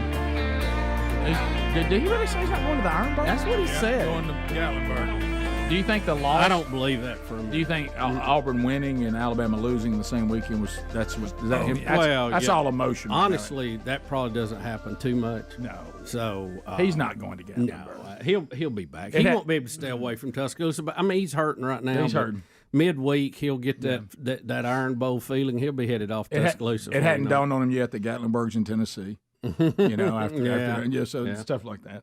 All right, so all of the there's these incredible fans that we always follow. That's one. Roll Tide Willie. People introduced us quite to a him, character. and we've kind of gone back and forth on where we are on Roll Tide Willie, but there's no way we can give up a Bama loss with Roll Tide Willie. So it's out on all social media right now. He's so we upset about like Dickie. Yeah, so There's here we about go. 6 minutes left in the game. He starts screaming at the TV. Okay, here we go. Somebody needs to do something. Don't know how to win a ball game. Go, can y'all win a damn game? Don't know how. Don't know how to talk sweet. Don't know how to triple on. All y'all know is 2-day plays. Really bad. Ain't neither one of them working. Get the hell out of Tuscaloosa. I'm out of here. You gone? Don't go, Willie. Come back, Willie. Willie. Barefooted as he can be. Too. Well, it's similar to this. He doesn't want them to be in Tuscaloosa. He don't think this team's worthy of Tuscaloosa. Get out of, even though they're not playing in Tuscaloosa, he don't want them to come back. Right. They don't deserve to be there. So, Get out of there. But do you guys? Is there? I guess on the at-large bids, if Bama in the real world, no matter how the fans may feel, if they beat Auburn pretty good this weekend, which they could do. And it isn't at Bryant-Denny. Could they sit out there, and if some things happen, which could happen, Could they still end up in the 12? Or you said, didn't I hear you say they're at 13, right? Yeah, the AP has them at 13, and I think Clemson's at 12, but they got to play South Carolina. And there's others out there that I think if they were to lose, they might jump out of the top 12, which gives Alabama a pass to jump in. I just think that if Alabama was playing some of the other teams in front of them, they would be favored. But really, it's not 12 spots. You don't have that. You have some spots. That's true. That's true. It's actually there's not. There's only 12 7. Right. I was just going off the seating. You're right, Greg. It's different. I think the real catch is going to be how many teams outside that 12 wins conference championships. Right. And I think Texas A&M is the one you got to watch right now. Yeah. If they beat Texas and go to the championship game, I think they'll be in. Yeah. Texas is not going to drop out of the top 12. No. So that would hurt Alabama if that was the case. For Alabama, the best case would be for Texas to absolutely roll A&M and get them out of the picture. Right, you're right. Exactly. And then Oregon, and I know they have Washington. Is Washington? No, Rick, I don't know if you know Oregon and Ohio State are in the same conference. Somebody told me. I don't know if you knew that. So even if they were to get surprised by Washington, they're still going to have one loss, right? They're in. Ohio State, they've got one loss, and they got Michigan left. To Oregon, and it was close. But Michigan is struggling. But they will go play Oregon again in the championship, or they do a championship game. Yeah, they do. Okay, so there's still some things to happen. And then the weird one is the Big 12. That could be another team that's going to be outside, the top 12. I mean, Arizona State. Was what it's come down to them. Colorado, is BYU out of it now? I hadn't looked at to see who might make the championship game, but I don't know who they're only going to get one, and that's going to be the champion. Yep. Okay. So we'll see, but you're right though. It all depends on outside the conference champions who does what this last week. Yeah. Right. So, and I do say this, so all kidding aside with whatever. I know some fans don't feel this way because they're angry and mad right now, as we've heard. But if you take an Alabama and they find their way into that 12-team playoff, they could be problematic. Mm-hmm. Those kind of teams, they're very dangerous. Sure. And if they get in a playoff situation, get the right matchups here, they roll right on through. Sure. Yeah. So, but unless they play Oklahoma, right? But the chance of them getting in, I think, is pretty low. Mm-hmm. 3 losses getting into 12. They're gonna have to have a little bit of luck. I mean, early on, most everybody was saying, 3 losses, you have no hope of getting in. So it would be a borderline deal. Now they'll have to beat Auburn real bad and have some good luck. For which instance, I expect they probably will. Miami is 8 and SMU is 9, both in the ACC. A lot are saying that only one ACC team will get in, and that's the champion. Now that could be different. Who knows? I don't know, but that could be that's one slot right there. Yeah. Now Clemson's in the ACC. They're at 12, so. But a lot of the people that go to the championship game are going to be screaming, "We ought to be in," even if they lose. Mm-hmm. Oh, of course. Yeah. And they're going to point to anybody that didn't go to the game saying, hey, they don't deserve a chance. They didn't make it to their conference championship. Mm-hmm. But you never know what the committee's going to do either. Yeah. Well, as a fan of college football, just give me 12 good teams and let's have some fun. Yeah. I like this 10 times better than I've got 2 bowl games that matter and the rest of them mean nothing. I'd whole lot rather argue about 13 and 14 and 12 than I would 5 and 6. And 4. Yeah, because you're looking out there and you go, okay, teams that are not going to go to the – let's just take the SEC, for instance. They don't go to the SEC championship game, but you still got some really good teams if they finish out. You're going to leave you're going to leave this up, but, Alabama won the national championship the year they didn't go to the SEC championship game, which kind of did them a favor. Like in this case, though, let's say they all went out. Well, I'd have a hard time putting in Alabama over Tennessee. Since Tennessee beat them straight up, that's going to be a problem. Yeah, so you're going to have some of that out there, but we'll see. When it all ends, there'll be multiple good games going on as opposed to the old way where we take this huge break. Yeah, a lot of times the team's not even the same teams by the time you get to the bowls, and then only 2 bowls mean anything to us. Oh yeah, this is much better. Yeah, now you're going to have so many great games that'll be going on all through the holidays. And I think that's just games that mean something. That's just number one. Yeah. I just think that's fantastic. Number one. Yeah, that's just number one. All right, so we'll come back. Can I ask you this? And this is probably a topic for its own discussion. But when does the transfer portal open, and how will that affect all of this? Can somebody transfer to a team that's playing and play right away? No, I don't think so. I mean, you mean there's actually rules now? You can't just go get who you want? I don't know. By the way, somebody said the last time that Alabama did not score a touchdown was 2011. The 3-3 game. Yeah. Bottom of the hour. We'll be right back. Rick and Bubba, Rick and Bubba.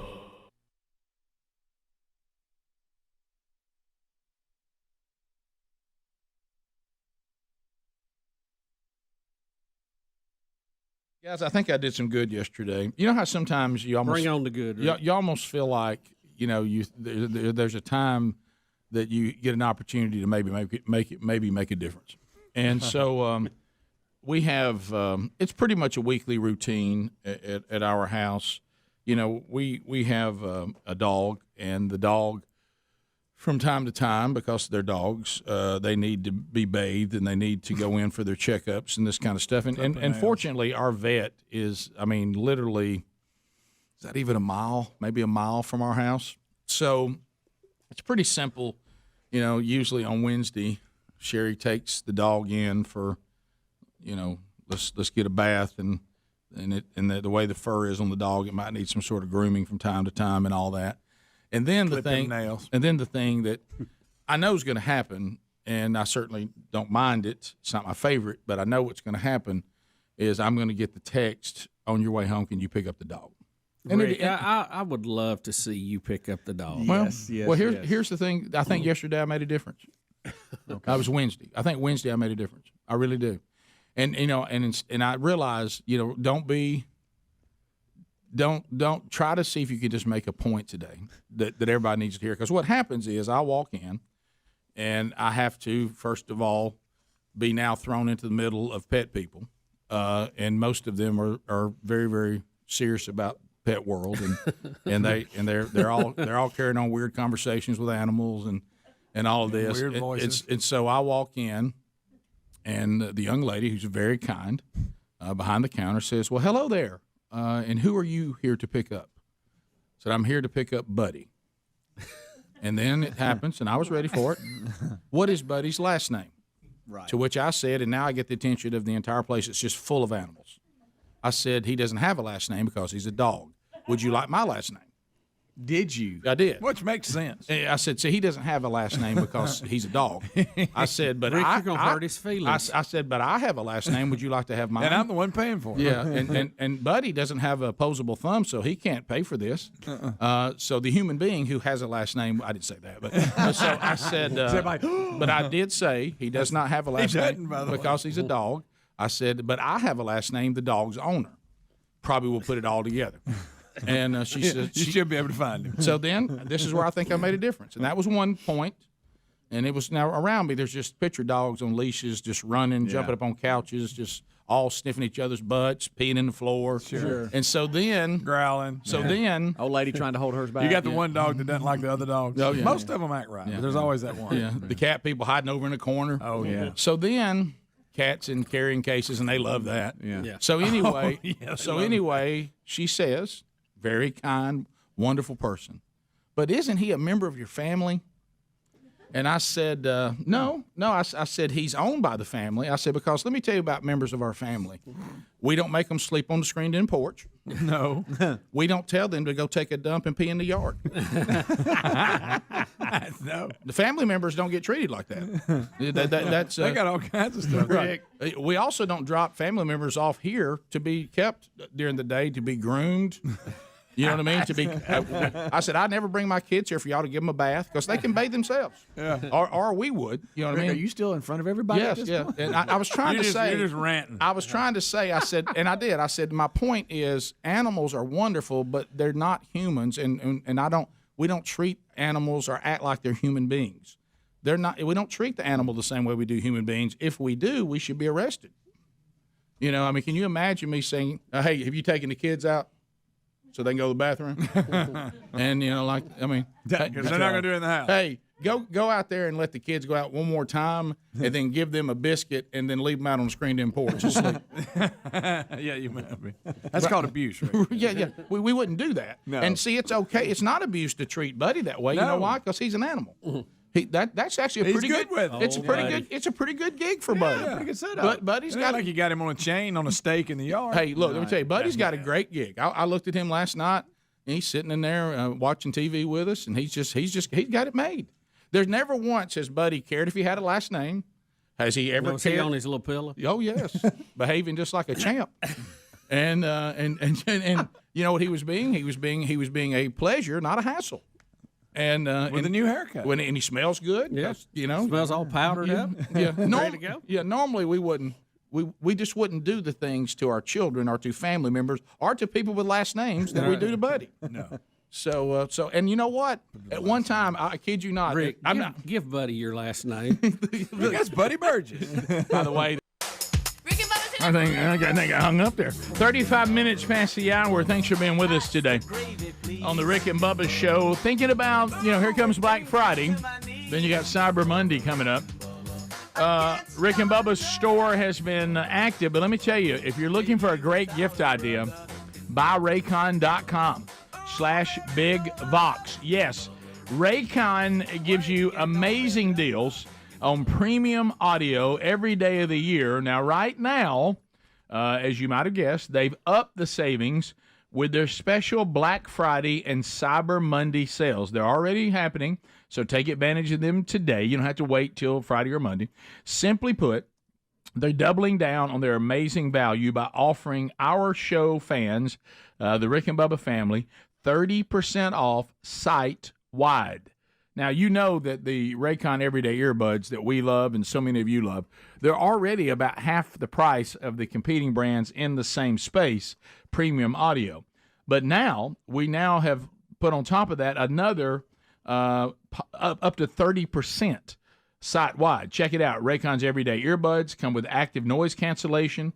Can be difficult to find at an accessible price point, but not with Everyday Earbuds from by Raycon. Right now, also the multi-point connectivity. You can pair two devices at once.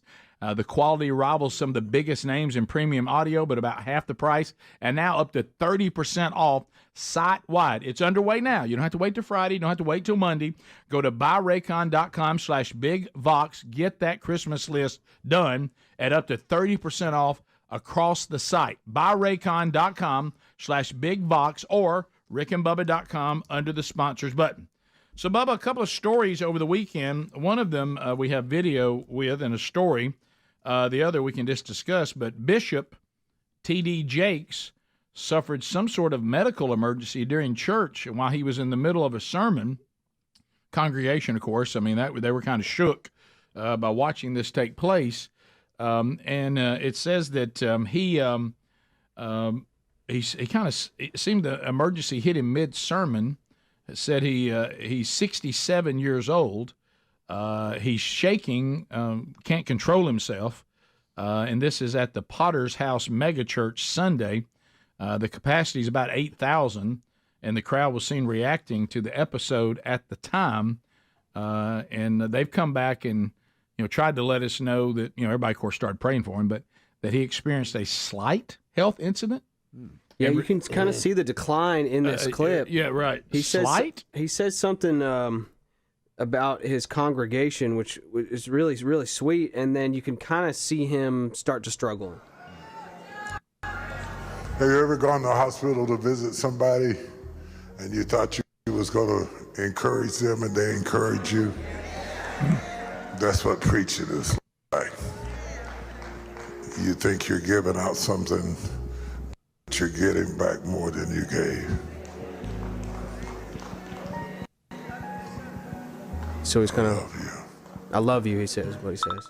Yeah. And you can kind of see him start to struggle here. Right. But he pulls it back together right here. Now, Lord, let the words of my mouth wow. and the meditations of my heart be acceptable in thy sight. O Lord, my strength, my Redeemer. Let him go in peace. And then his mic falls down and he starts almost slumping over. You can see him catch himself, catch himself, yeah. fall, catch himself, yeah. just while he's sitting. Yeah. and then the congregation really sees that something's wrong. Right. Now a he's little shaking. bit of shaking here. Yeah. And then people start to assist him as the congregation does, rightly so, start to freak out. Drops the mic, too. Right. Take your time. So it's. Back up. Oh, wow. Yeah, it's a pretty chaotic scene there. So, and they're saying that he is okay. Some people are talking stroke. They're calling it a slight health incident. Got immediate medical attention. And this must have been at the end when he was about to dismiss them. But that's what it sounded like. That's what it felt like. And they're saying that he'd been preaching for an hour, so I guess so. So he is stable. And he was given immediate medical services. And it's the entire Potter's House family is grateful for the outloving of prayers and support from the community. Okay, so it's not really. It's saying that he's okay, but that didn't look good, did it? And I noticed Bubba brought this up earlier. He was sitting on a stool. Is that normal? Does he sit on a stool? Yeah, he looked like he was already kind of failing health. Right. Yeah. Does he preach now sitting? I haven't watched the service, but Maybe there's the stool's there always. the videos. Sit on it when he wants. He's up walking around. Okay, and maybe he sits down for a little bit and gets up. I don't know. Okay. That was a good point. I was like, well, there's a stool out there. Yeah. Before he ever has an incident, Sure. So anyway, we'll continue to wait for updates on that. So, and then I did not know this. Of course, I know Chuck Woolery for many things, but I did not know that he was once the host of Wheel of Fortune. Oh yeah, I remember that. But before Pat Sajak. Well, like I said, I've never. I don't remember that. To me, Pat Sajak, and I know it's not true, is the only host ever. Right. It's like Richard Dawson used to be the host of Family Feud before Steve Harvey, but we don't remember much of that now. I remember Chuck with Love Connection. Yep. Yeah. And he was on another one too that I can't remember. Yeah. Scrabble. To me, he was the ultimate host. Oh yeah, he's been in a lot of things. And then he started doing like some radio, some kind of deal with a little radio show. I think he had that kind of thing. Podcast. And so Chuck Woolery has died at 83. Chuck Woolery has died at 83. So there you go. And all we know, he always looked great too. He never looked old. No. And I remember for a little while, actually Bob Carey, who syndicates us, was syndicating his show too. Yeah, for a little brief run there. So anyway, Chuck Woolery, he always seemed like, he was a pro. He was funny. He was, but he's going on in now. So he died at home in Texas. Yeah, he told his wife he wasn't feeling well. He was going to go lay down, so he did. And she waited for a while and went and go check on him, and he was having trouble breathing, so they called for help. But then that's really all we know. Okay. But he didn't make it. 83. I just think about it. But I mean, he'd have to be. I mean, if we're as old as we are, I mean. Yeah. So, I was the Wheel of Fortune thing. So I don't know if y'all shared this, but I think that Jim Gaffigan is funny. Yes. Have you seen the promos for his new stand-up stuff? I watched it last night. I watched his new stand-up last night. Oh, you watched the whole thing? Called Thinner. Yeah. And he comes right out and takes on all the weight shots. He's taking one, and he does a hilarious monologue on the fact that because he's talking about, like all of us that struggle with the weight. He goes, and all of us, he goes, y'all know this isn't going to last. He said, and he started laughing about it. He goes, no, my fat clothes, they're still taunting me in the closet. You were coming back to his gym, and all this. Anyway, so he does the whole thing. But one of the things he brings up is he gets on a Wheel of Fortune talk, and he's like, he goes, is that the greatest gig in the history of entertainment? Is Pat Sajak? He goes, I mean, he gets $17 million a year for saying it's your turn to spin. Yeah. and he goes, he don't even turn the letters. He's like, I can't be bothered with that. You know what I mean? Yeah. We got somebody for that. And she gets $3 million for turning them. But anyway, he was asking, he said, this is funny. He goes, okay, here's the one I don't get. I saw that Pat Sajak will still be available to consult.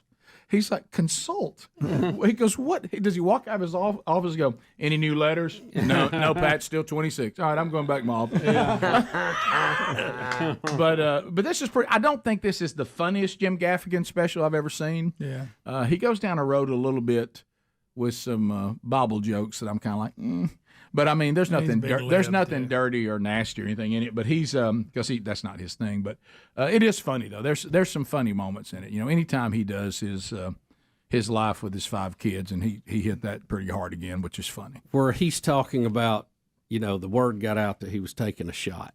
Right, yeah. And he said like it's cheating. Right. I'm just a fat guy trying to live. Right. Yeah, that's right. Yeah, he does a funny thing on that. And of course, as soon as he walks out, he takes it on. That's right out of the gate. Yeah. Because he'll come out and talk about him being fat, and he'll talk about it whatever. But my favorite Jim Gaffigan thing is when he's the audience talking about what he's doing. Yeah. Oh, Greg, my favorite was, how many horse jokes does this guy have? His horse material is pretty funny. All right, 15 minutes to the top of the hour. Phone calls are next. All 10 lines are there. Speedy goes to the phones. Let's chat with you, America, at 866-WE-BE-BIG. More of the Rick and Bubba Show coming up right after this.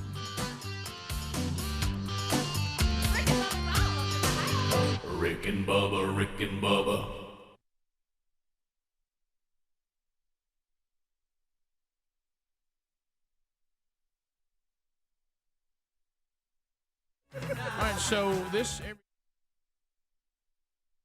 All right, so now someone has suggested this should be called Corn Dog 411.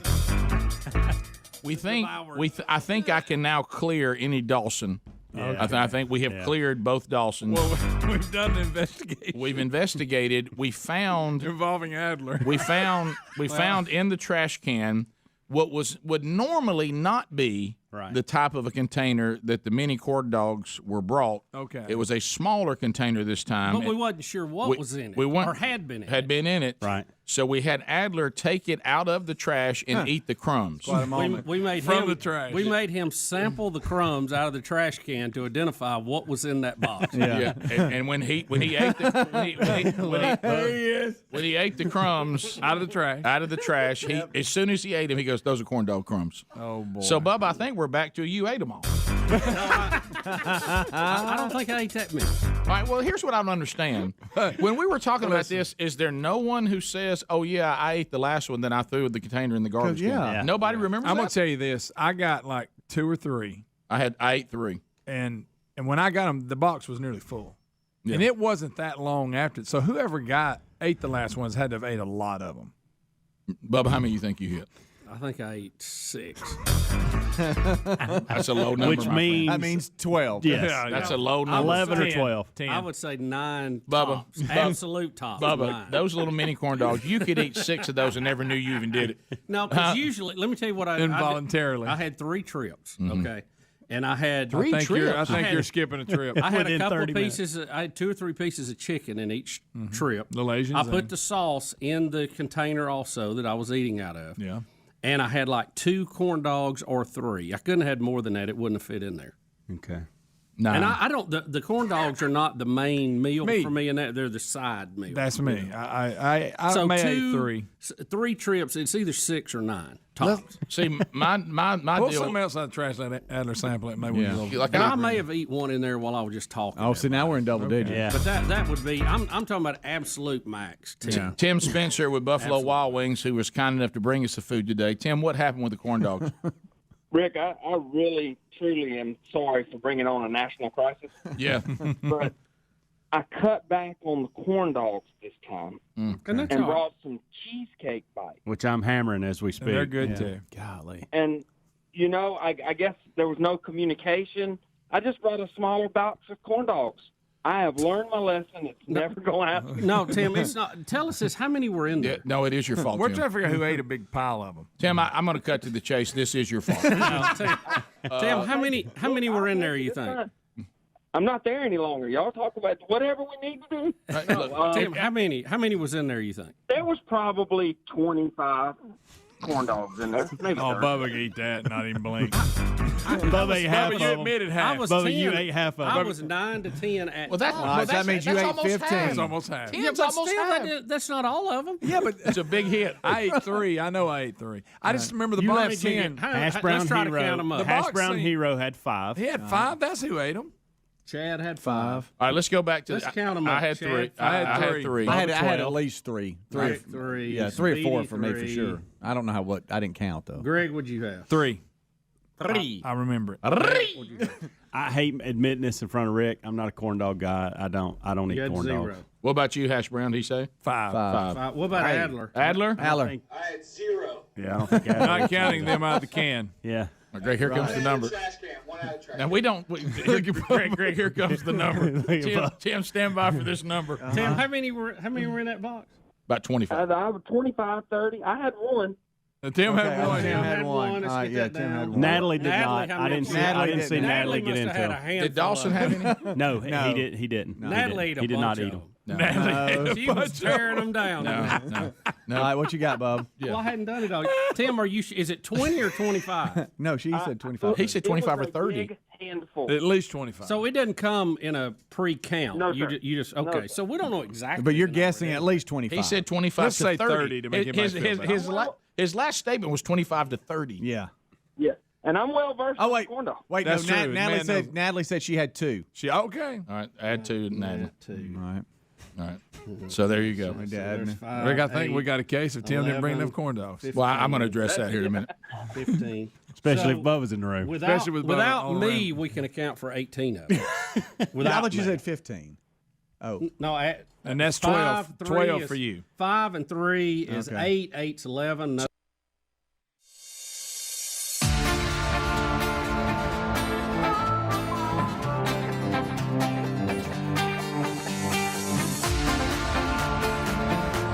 Here we go. 10 minutes to the top of the hour, the Rick and Bubba Show. Phone calls coming in. As you just heard Ken Osborne tell you, 866-WE-BE-BIG. So join us now, and you can get an opportunity to be on. Speedy's on the phones right now, and lines are available. Let's go to Tennessee. BB standing by. BB, go ahead. I'm thinking that this has been going on for many, many years. I think Bishop Jakes may get an Academy Award out of that acting episode because, he was talking about how you go to a hospital, visit somebody, encourage them, and they end up encouraging you, and then 20 people come out. He starts shaking, and all of a sudden 20 people come out there, not 1 or 2. Acting episode. Well, why would he He's be in there with the NFL kickers? Why would he be acting though? For what? For what reason? Oh, that's just part of his. He's been putting on a show for many, many years. Right, I mean, but in this case, he's pretending to have health issues for what reason? Well, yeah, I don't know. Ain't no telling. Oh, okay. You just pick one. All right, so you don't think he's really sick? No, I don't think so. Well, he may very possibly be, but I don't think he had an episode. I think that was show. Okay. I think he's going to get in a big, long line at the Academy Awards with every kicker in the NFL and most college kickers on acting. Okay. All righty. I was a little shocked to hear Dickie call back. I was about to say, I almost said the same thing. 2 calls. I mean, he's really reeling. Lines are available if you want to get in at 866-WE-BE-BIG. Good to hear from BB. Well, it keeps rolling. Out of Arkansas, Greg, your favorite Carl standing by. Carl's calling. Hey, Carl. This is Carl Childers. Hey, Carl.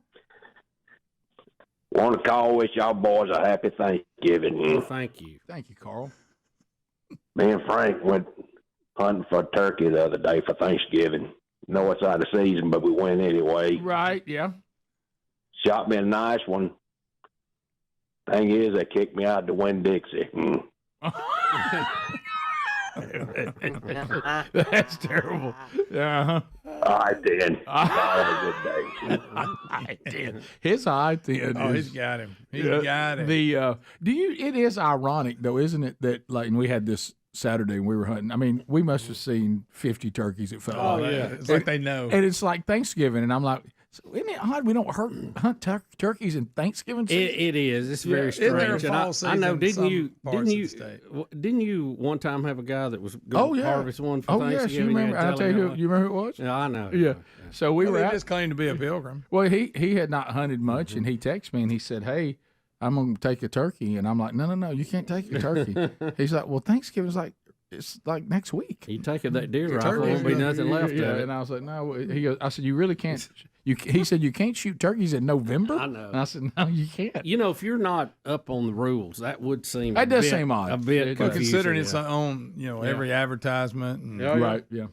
It'd be like, if it just... It'd be like not being able to get a hamburger on 4th of July. Right, yeah. We continue. Jeremy, welcome to Rick and Bubba. Go ahead. I got a story here. It says on Fox News, there's a Mississippi teacher in Calhoun City, Mississippi, who got fired after she was fed dog treats to her students as mistaken as beef jerky.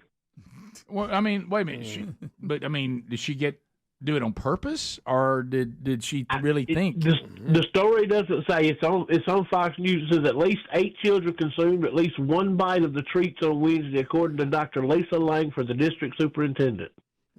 Okay, I wonder if it's any good. And these are high school kids, not little kids. These are high school kids, so they couldn't tell the difference between beef jerky and dog treats. Yeah, well, the teacher. I mean, shouldn't that be the concern? If did the teacher bring them in? Yeah, she brought them in thinking it was beef jerky. Yeah, well, it was dog treats. Well, that would concern me that the teacher doesn't know. Yeah, who knows? These little kids maybe have been a bunch of punks and trying to pull stuff on him or her, and she said, "Here's a little payback." That's right. Who's laughing now? Yeah, y'all were funny a minute ago. I'll see your prank with a new prank. Also, I know y'all talked about this back. Oh, hang on, Speedy's got this over there. See if I can find it. All right, go ahead. Are you there? Yeah. I just don't want the echo. I got to be honest. I've bought some treats for my dogs that smelled so good when I was hungry.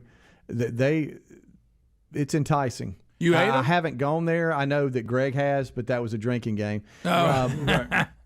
But I really, some of them, y'all, they're so advanced, they smell pretty good. Yeah, but don't you look if at the it's label? a dog on the label, don't you look at the label though? Yeah, no, I'm not defending her on mistaking them. I'm saying that it might not be that bad. No, I remember Bubba and I've talked about this on the show when I was a little kid. Gravy Train. Oh yeah, it looked good. That looked pretty It good when they put that water in there. That gravy on there. That looked pretty good. And that little chuck wagon would come by. Oh yeah, that little chuck.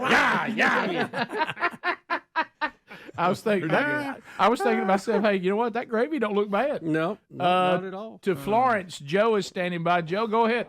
Yeah, have y'all heard? I've been saying that new Gladiator 2 movie was supposed to drop, but I've been seeing people post on social media that it's got some woke stuff in it that really took away from the movie. Have y'all heard anything about that? Joe, thank you for bringing that up. I wanted to do did anybody see Gladiator 2 and do some movie reviews from the audience? Nobody in here saw it, right? No, none of the team saw it? No.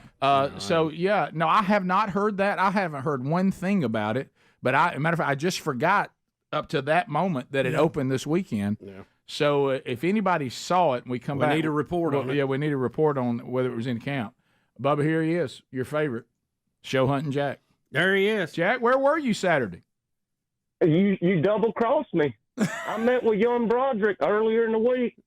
He gave me maps of your farm, told me he was going to be sitting there where Buck Nelson come out, said that he couldn't give me a permit to come with you, but his dad would have to do it. Right. Then he told me I was at the Wiggly. He told me the wrong color vehicles. I think he did that to him. You set me up. Man, I could have put you down. Have you ever gone hunting, Jack? I have. I've seen one time. It's so good. Did you have snacks and everything? I had snacks. I was at the Piggly Wiggly. I went in and loaded up. I went the day before to the Piggly Wiggly to make sure I could find it, bought all the snacks, and then went back the next day, and he told me the wrong color vehicles. I think he put him up to it. Well, Jack, doggone it. Now that window's closed, we tried. Doggone it, Jack. That's God. He's funny. How about he says, well, I've seen one. I've seen one. Yeah, somebody said they saw Bonhoeffer. Yeah, I've seen that. That's great. I also saw the greatest Christmas pageant ever. Is that good? Yesterday. Yeah, real good. Good. I mean, if you're going to go to a movie with your family, it's really ain't many good. of those. No Hey, how about this? It'd be a little choked up. Oh, got a little teary eye. Well, I knew the story, but even when you know the story, if it's really well done, it'll get you again. Sure. Mm-hmm. Oh no! All right, Alan said. Not that. Oh yeah, Alan said he saw Gladiator 2. Quickly, Alan, what about it? Yes, sir. On the Rick and Bubba movie ratings, I'd give it 2 slices of pizza. In fact, about 8 guys from the church are going to get together tomorrow afternoon to go see it as a bro hangout because it is awesome. Okay, you didn't see any woke stuff in it like the caller said he'd heard? Take it for what it is based on the first story. It's a good follow-up to the first story. It's a great movie to go see. Okay, all right. Well, there's a good one. Okay. We'll hear from the rest of you. There were some big ones over the weekend. Gladiator 2 was out. Bonhoeffer was out. Best Christmas Pageant Ever still out. And, of course, I don't think there's anybody in our audience that would have gone to see Wicked, right? Adler. Maybe Adler. It was fantastic. Top of the hour. Rick and Bubba, Rick and Bubba.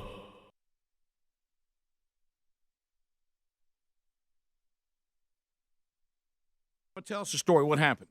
Well, we've all had a cramp in our calf, and they're bad, and nobody likes them and all that stuff. And we had our team party last night for the tennis team. It was really an amazing year, and I don't think that necessarily contributed to this because a lot of times I have them when I haven't done anything. Mm-hmm. But the way that I lie in the bed, I roll out to my right side. So when you have a cramp in your left calf, it's like over in the middle and it's up under a bunch of cover and stuff. And that thing hit me about 12:30 last night. And now you got to remember, I'm in a CPAP mask too, so I look like Tom Cruise, and Oh, boy. and Did you I'm just say all you look like strapped Tom in. Cruise? Well, with the mask. Oh, on. I got you. You know, that's Yeah. probably where the Okay. similarities in. Right. Right. I think Tom Cruise is doing everything he can not to look like us. But that first feeling when a cramp hits, right?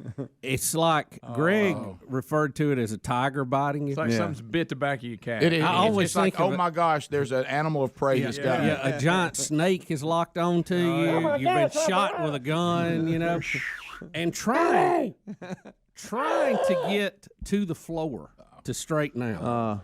And you can't, in my Picture him in case, that I CPAP. could not get my left leg out of the cover. I was all hung up in that. CPAP and blazing. you're trying to get out, and you can't move your leg because it's locked anyway. And you're trying to throw cover off. What a mess. What a mess.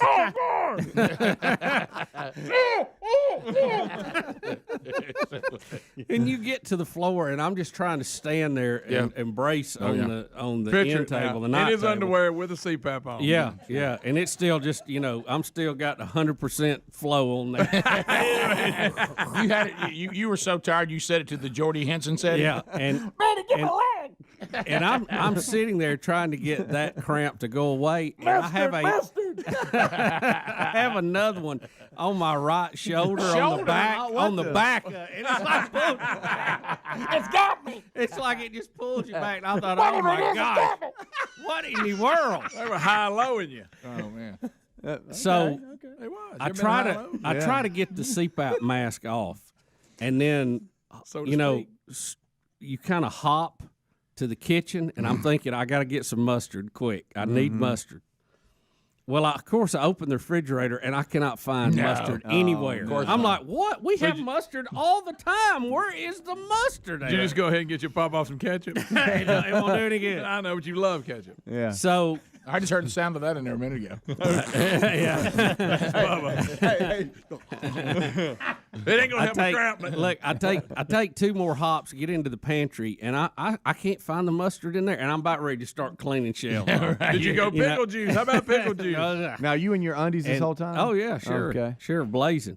And I finally find the good old French's yellow mustard up there behind some stuff. Yeah. And I'm trying to get the top off and Oh, rip it's that off, terrible. and there it is again. Oh.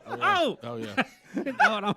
I can't believe you have one high and low. I know. Oh Dang me. it, Bubba. So I am squirting that mustard in my mouth, trying to. And the minute you do it with me, it always works. It quits. Nothing like a mouthful of mustard in the middle of the night. Oh, Yeah. it's lovely. gross. Oh, I It's hate lovely. that. Oh, morning breath.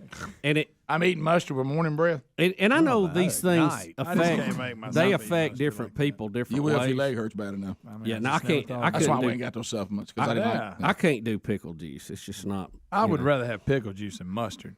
So it stops immediately, and I'm lucky, I guess, in the way my body chemistry is that it does work for me, and it works for most people, but not everybody, and not all the time. But then you think, okay, good. But like with mustard, it stops it right then, but it doesn't guarantee it won't come back. It doesn't prevent the next time it attacks. So I'm thinking, and I'm like you, then I got to go to the bathroom. And I think, man, if I go in there and sit down or something, ain't no telling what'll happen, you know? I made the mistake of one time trying to do, it was just number one. I tried to do a middle of the night number one while cramping. You can't do it. No, no. You can't. You talk about the weight of your body in a twisted situation. I mean, it is the most unbelievable. Won't work. I found out you cannot urinate while squatting. You got to do one or the other. To sit down or stand up. I was caught somewhere in between. and trying to get the jet stream going. You can't do it. So I'm headed back to the bedroom. Now, do you have drops of mustard on your hairy chest? No, I got it all in my mouth. Okay. You talking about the silver forest? and I'm headed back, and it hits me again in my car. And I'm like, man, you got to let go You here. what? Help me. So I go hopping back again, get another pop of mustard.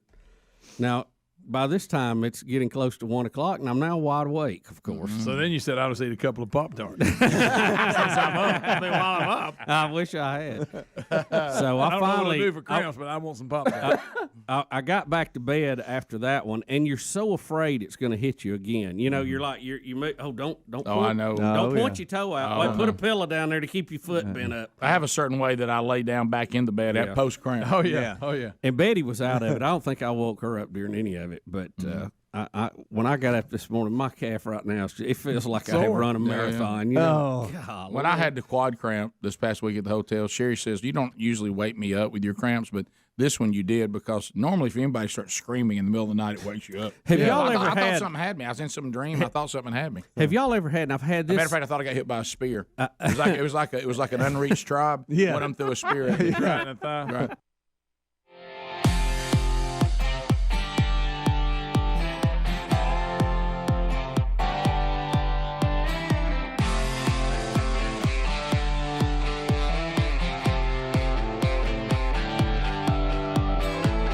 The hour. Thank you for being with us. Coming to you from the Big Boy Studios out on the bleeding edge of technology.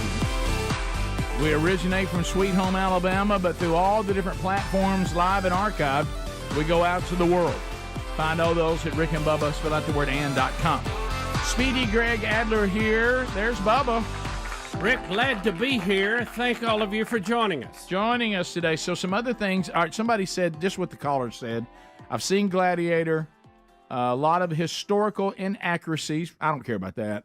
Take it as a follow-up to the first movie only. All right, well, that's all I was going to do anyway. I mean, I don't care if I go study. What are you talking about historical inaccuracies? They mean that these characters they're using, the way it didn't went, really live. Right, weren't really part of it, like dealing with the Caesars, I guess, and the Roman Empire and but all we this had kind Caesars. of Right? Who knows anyway?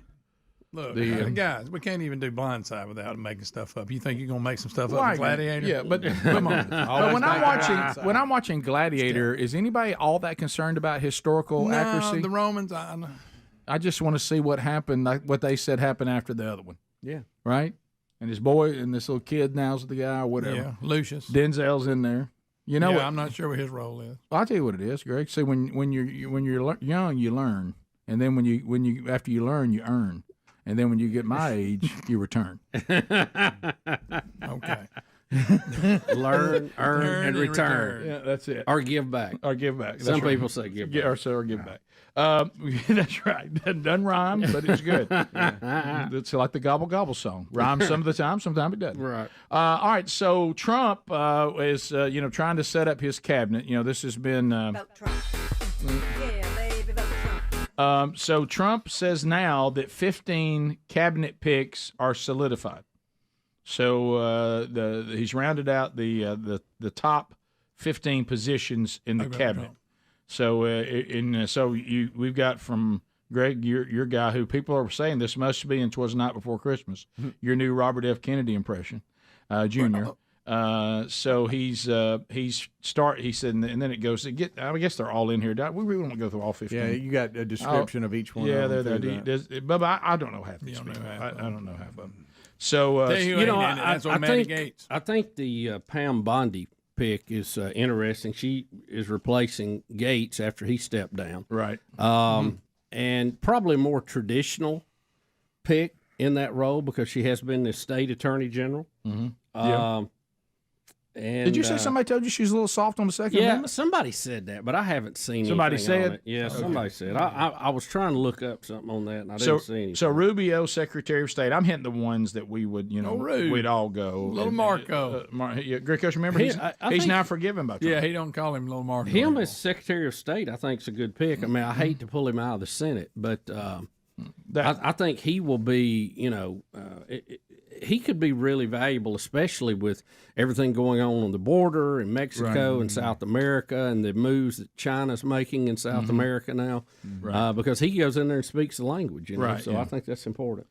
All right, so there's they're there, but I'll tell you one that we need to hit is Dr. Marty. Is it McCary? McCary. I thought it was Dr. Marty Petts. All right, so look, he's the new FDA commissioner, and I will tell you something. Not trying to be overly dramatic about this, but I mean, guys, the pandemic, what we now know and the things we were being told and things we were told we couldn't say and do, it has really just kind of got us all a little bit. I mean, wow. So the CDC and the World Health Organization and FDA and medical doctors and all this, we kind of thought that. Everything. If y'all said something, it was all true. And that was the best we had, the smartest, the brightest. We missed that. I'm thankful for the wonderful research and development that we have concerning treatments and medicines. But big pharma, y'all kind of came out of this a little ugly looking, and I don't really feel good about some of that. So anyway, here it is, and apparently, according to Dr. Marty McCary, we're not the only ones that feel that way. So here's his statement. Now the new FDA commissioner, or will be, under the Trump administration. The greatest perpetrator of misinformation during the pandemic has been the United States government. Misinformation that COVID was spread through surface transmission, that vaccinated immunity was far greater than natural immunity, that masks were effective. Now we have the definitive Cochrane review. What do you do with that review? Cochrane is the most authoritative evidence body in all of medicine and has been for decades. Do you just ignore it, not talk about it? That myocarditis was more common after the infection than the vaccine. Not true. It's 4 to 28 times more common after the vaccine. That young people benefit from a booster. Misinformation. Our two top experts on vaccines quit the FDA in protest over this particular issue, pushing boosters in young, healthy people. The data was never there. That's why the CDC never disclosed hospitalization rates among boosted Americans under age 50. The vaccine mandates would increase vaccination rates. The George Mason University study shows it didn't. It did one thing. It created never vaxxers who are now not getting the childhood vaccines they need to get. Over and over again, we've seen something that goes far beyond using your best judgment with the information at hand. We've seen something which is unforgivable, and that is the weaponization of medical research itself. The CDC putting out their own shoddy studies, like their own study on natural immunity, looking at one state for 2 months, when they had data for years on all 50 states. Why did they only report that one sliver of data? Why did they salami slice the giant database? Because it gave them the result they wanted. Same with masking study. Well, the data has now caught up in giant systematic reviews, and the public health officials were intellectually dishonest. They lied to the American people. Wow. He looks a little bit like a Ramaswamy. Yeah, That's his that's cousin, I think. But I don't. They're not related, Greg. How about he just makes some really good factual points that Yes. most of us had concerns about. Yep. Now we have more data on it. Right. And turns out we should have treated COVID-19 like we do any virus-based disease that comes along. And it was the death rate was very small, very thin percentage, like less than 1%. And that's bad if it's somebody in your family, and we both know people. We who all died from we that. all experience that. For kids, and especially school kids, it was non-existent. I mean, you have to go long and far to find anybody that it was fatal. Now there were a few, but it was very, very small percentage, like less than 0.01. You know, so they were not the group that needed the vaccine first. We needed to take care of those that had physical problems or elderly. In New York, they did exactly the wrong thing by putting COVID patients into retirement and nursing homes, which caused a higher death rate than we should have had from that. So, and the only way to get true herd immunity is when everybody in the population has had it. And you do that through vaccines sometimes, but the best way is to let your natural system handle it, if you can. Well, and the problem is, he said too, now you got people that they feel so burned and everything was so dishonest concerning the vaccine. Instead of being a little more level-headed about it, saying let's be honest and let's be wise on our use of vaccines. Now it's got them saying, "Well, I'll never have my kid take another one." No way. Yeah, I think because now they don't trust some of you. that is now good. now they don't trust you. Yeah, and some of those vaccines are really good. Yeah, but and have made a difference. But now we have a skeptical society toward it because they feel like they've been lied to, and they were. Well, you know what it is, because once you realize somebody was lying to you about something that you're injecting into your body, and then they come in and say, "Okay, no, we're not lying this time." Right. You know, you're like, "Well, how do I know?" But some of you got to do your research. Some of these vaccines have been proven to be safe and effective over long periods of time. So do your own research. Turned out the vaccine for COVID-19 was more like a flu shot than anything, and we've seen it move out of that range of where it even helps now. Yeah. The good news for us, it's moved away from the human genome too, so it's not as apt to get into what can affect a human. We'll be back. More Rick and Bubba. I hope it don't get in the dog and cat area. We'll really have a problem. More Rick and Bubba coming up right after this.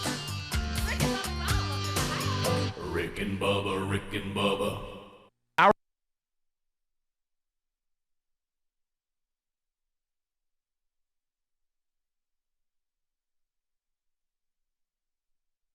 There's a lot of things featured in this story. One of these, this woman doesn't end up in this situation if she wasn't one of those people that travels with her animals. Rick, to begin with, there's so many things here in this story to unpack, and we will have to handle carefully. Well, she didn't. There is a truck stop in Louisiana that is a combination truck stop and petting zoo. You know, we have a lot of we got a lot of fans in Louisiana, and every one of them said, "What's the big deal?" Of course, there is. Rick, I don't know. I guess just in my soul, I think when I hear that could lend itself to problems. Truck stop and petting zoo. Yeah, and it did.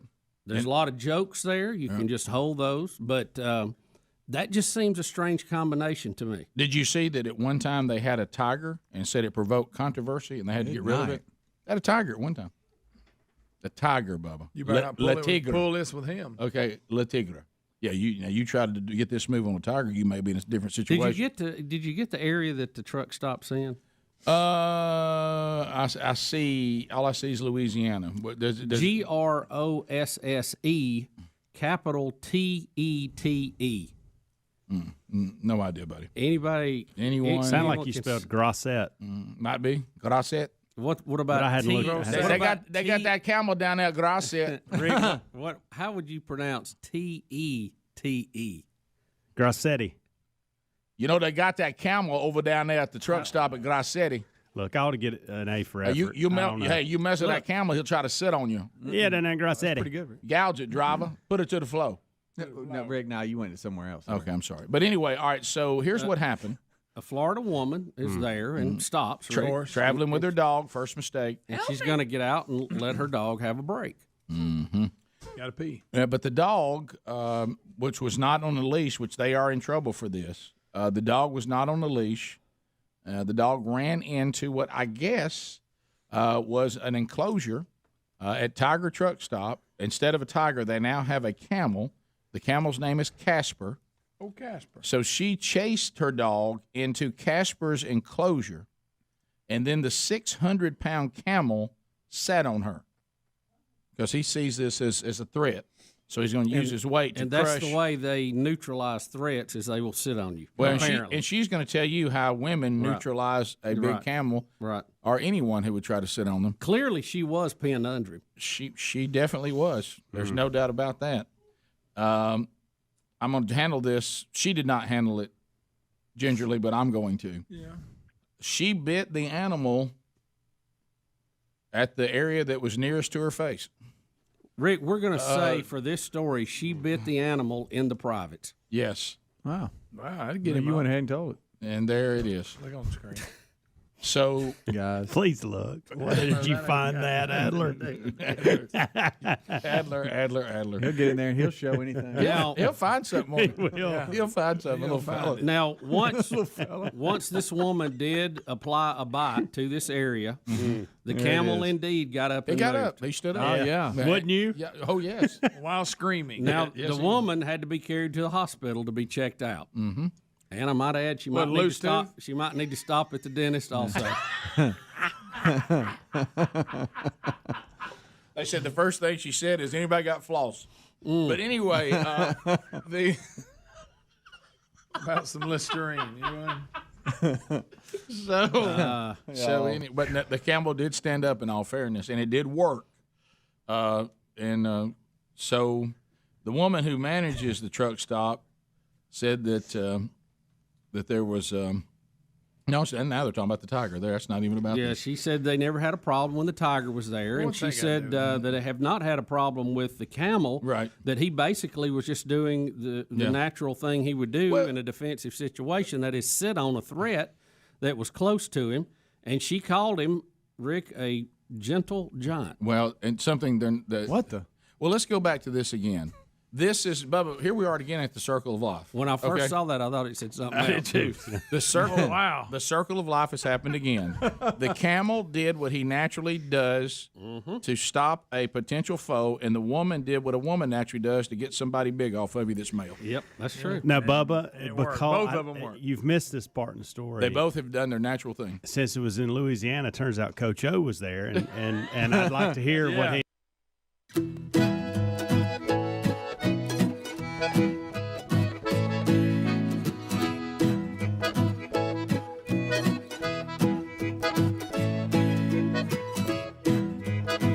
21 minutes past the hour.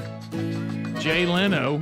We gave the story, the latest injury in the life of Jay Leno.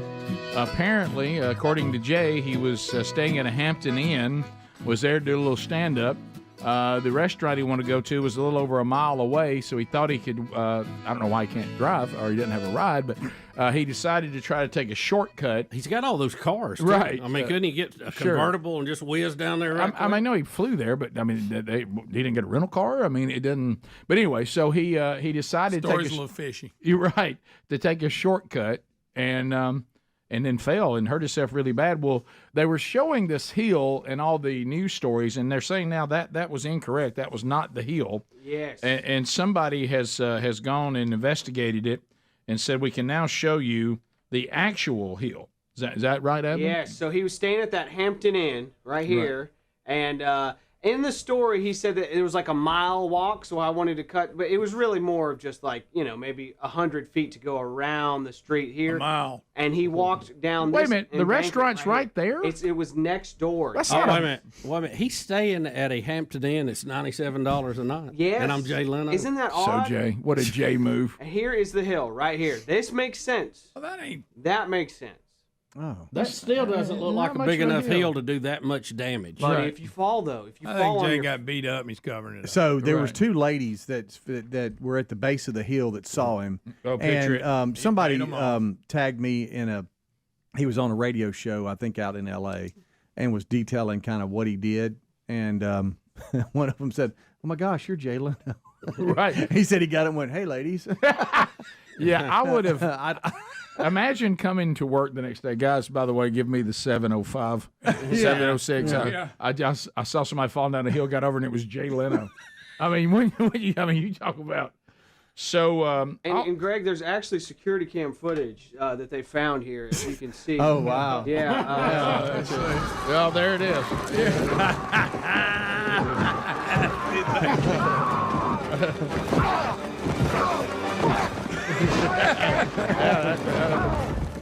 That's good. That was a great movie. Thank you. Sure. Black Sheep and Tommy Boy were the same movie to me. That's fine. Who cares? And they were right back to back, but they still were cares? funny. Yes. All right, so this video 11, we've had this. Bubba, you were trying to get me to understand it, and you were saying, Rick, have you seen the world's shortest woman? Oh. And I was like, I don't think I have. Oh, So- Rick, you're not ready. I mean, I'm talking about baby doll size. No. Yeah, Rick. Rick's gonna be, but Greg's gonna be more bothered by the tallest. And so we have the tallest. saw it. We have the tallest woman in the world. She can't turn her neck. And we have the shortest woman in the world in a picture together. Yeah.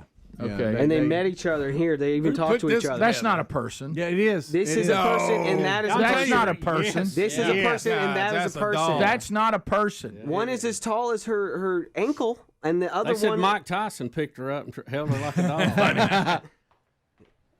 Oh my Y'all. Speedy. Speedy. What? You hear the tallest one talk? That is how. Okay. Oh, please look. Oh my. Just said hello. Guys, How long is you gonna hold that pose? They're taking a picture. Greg. Oh my gosh. That sounds like him, boy. Y'all, she is a tiny. Oh wow. How did she get up in that chair? Somebody had to sit up in You there. are so beautiful. Thank you. You too. You look so beautiful. Oh, please stop. What do we I love your makeup. All right.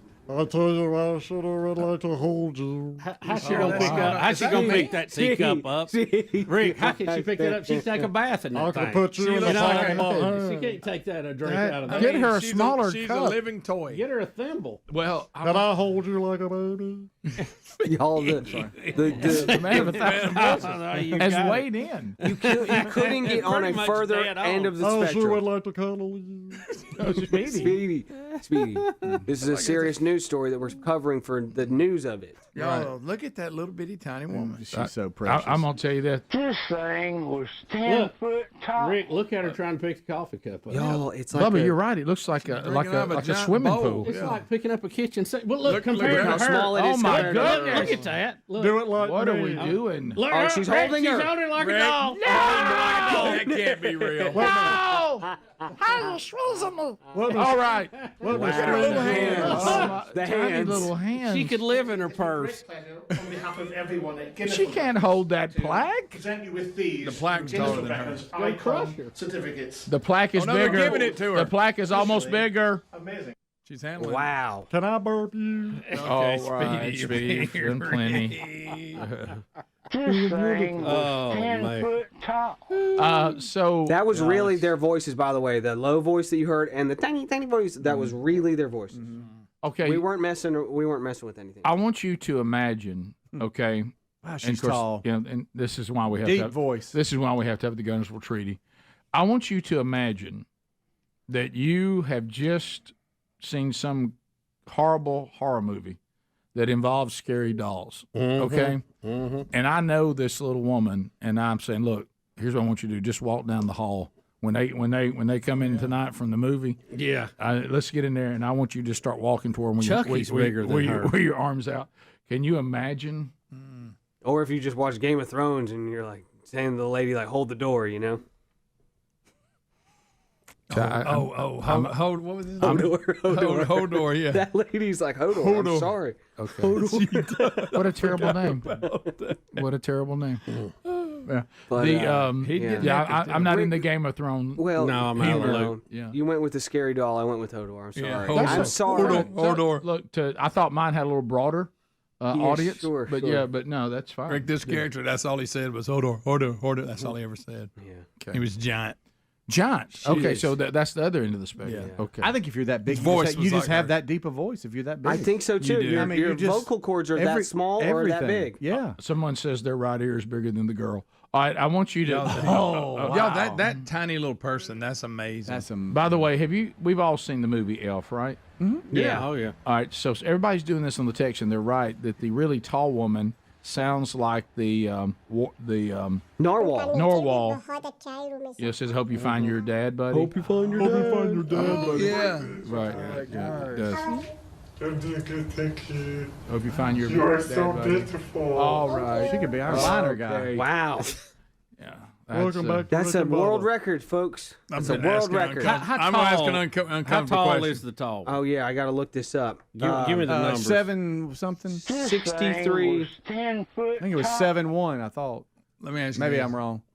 Out of the Okay, two, so one Greg, is 2 feet tall. Right. Greg, Oh, please don't. wow. Greg, One please is don't. just barely 2 feet just tall. cut his mic off. No, I want to ask a There's question. really no need to go through that this week with it being a short Would week. you rather be the shortest or the tallest? Nah, Okay, that's not so bad. I thought it was For gonna how be worse than long? For how long? that. Your For life. how long? Yeah, like, this is you. it just a but that's day? because that's their whole life. I'm talking about you're one of them. Is my Which health one- better than which the tall one one? would you rather be? Am I inheriting no, the it's same health? exactly what you said. I'm inheriting that health. Yes. I got to go with the small one. I think I am too. I want to be carried around a lot. I think I am All right, too. one is 2 feet tall and one is over 7 feet tall. Yeah, I thought she was 7'1". Y'all, maybe. 2 feet. Now you let me be 7 foot and healthy. No, that's 7'1". Yeah, she doesn't look healthy. Yeah, but Yeah, if I'm rolling around. But I'm inheriting the health and the walker and everything. The little one looks like she's in better health. But picture this: I'm small. And I say I got to the bathroom, and you just carry me to the bathroom. I know. Your rent could be so cheap, you could just buy like Gonna need a little help with that cubby. toilet, though. Gonna need a little help with that toilet. Yeah, like a ladder. Rick and Bubba.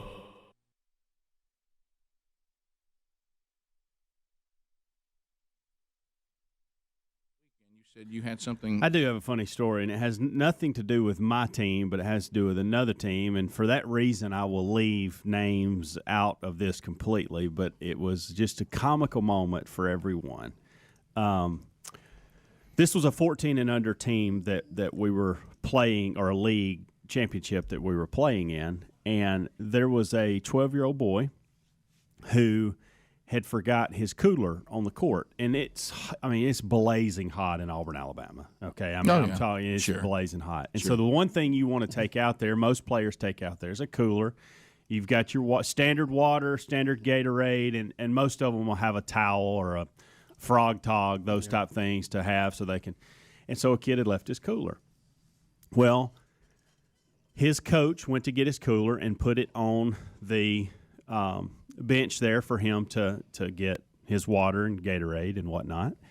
And so about 3 or 4 games into the set, she noticed that he hadn't been drinking out of his cooler. And so she was like, hey, y'all need to – that's one of the big things. Hey, y'all stay hydrated. Braden is the worst. Sure. Braden won't even sit down. He'll just go. So you have to stay on these kids to drink plenty of fluids. And she went to his cooler to really go force him to drink some water. Was going to grab him a water. And when she went into the cooler, evidently his cooler and his parents' cooler got mixed up, and the 12-year-old boy was on the court with a cooler of beer. Oh, no. And by the way, everybody knows that works in reverse. That does not hydrate you at all. No, it doesn't. It works in reverse. They used to announce that at Talladega, and nobody listened at all. I don't know if the kid knew it or just had the cooler sitting there, knew it, and didn't want to get into it and didn't want to broach that whole subject.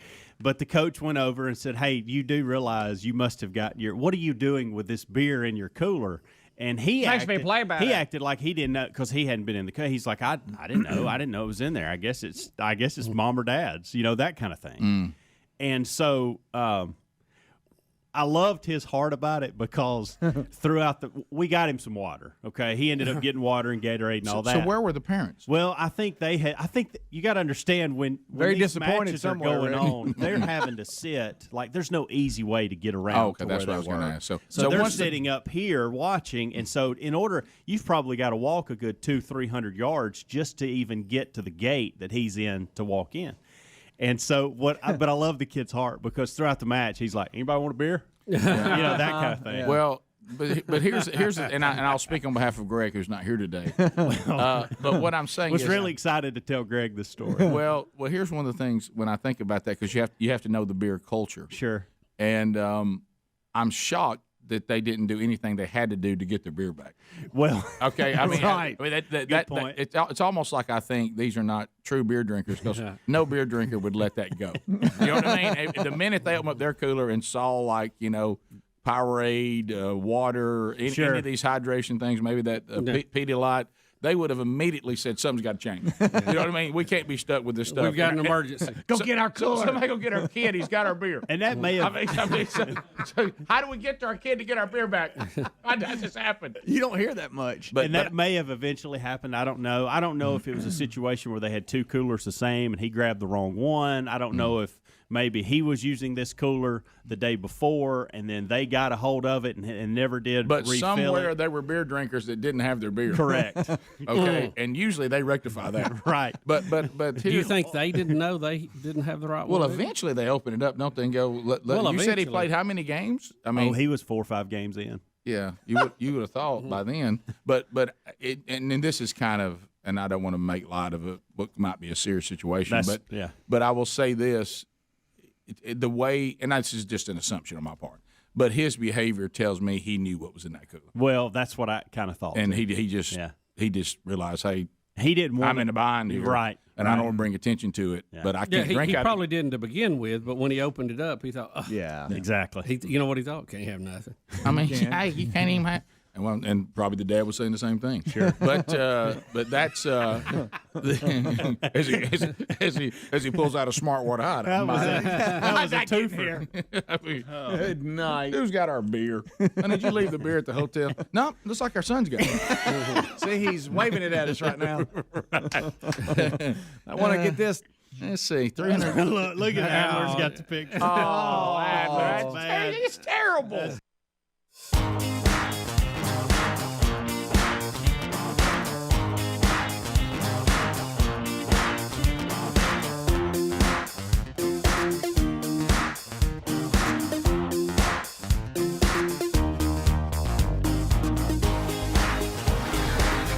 We're back. Price increase coming in December, so get early bird specials on those 3 conferences this week, last week to do so. SimplySafe.com/bigbox. There is no better time to act just in time for this most wonderful time of year. It's the most wonderful. 60% off. 60% off a new Simply Safe security system. Best deal of the year right now. We love these folks. We trust them. They're the best in the industry. Been a show partner for a decade now. You'll love the peace of mind they deliver, knowing that your place is protected 24/7. This is a limited time offer to get 60% off today by visiting simplysafe.com/bigbox. Now, old school alarm systems only kicking what someone is already inside your place.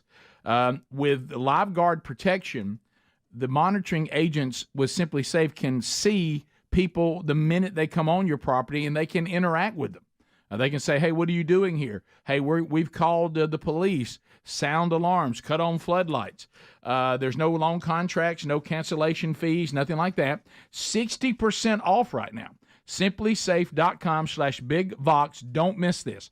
Or just look for the link at rickandbubba.com under the sponsors. All right, so people are asking that how tall is the smallest woman in the world compared to Adler? Much smaller. Mm-hmm. I mean, much smaller. Yeah, I mean, that's on the text line. That's not. Well, we don't have to read everything that comes on the text. Well, that gives people who can't see the video a point of reference. Yeah. So, but much smaller. Yeah. What'd y'all say? About 2 foot? Did you say 2 foot, Bubba? 2 foot? Yeah, I mean, yeah. She 2 would foot have to shorter ride. than him? You couldn't carry her out, Rick, unless you had a car seat for an infant. You'd have to turn her backwards then. She looks like one of them American Girl dolls. I am half an inch taller than the average person on Earth. A man, too, and that's What only country? man. Excuse me? What country? Everybody on the Earth.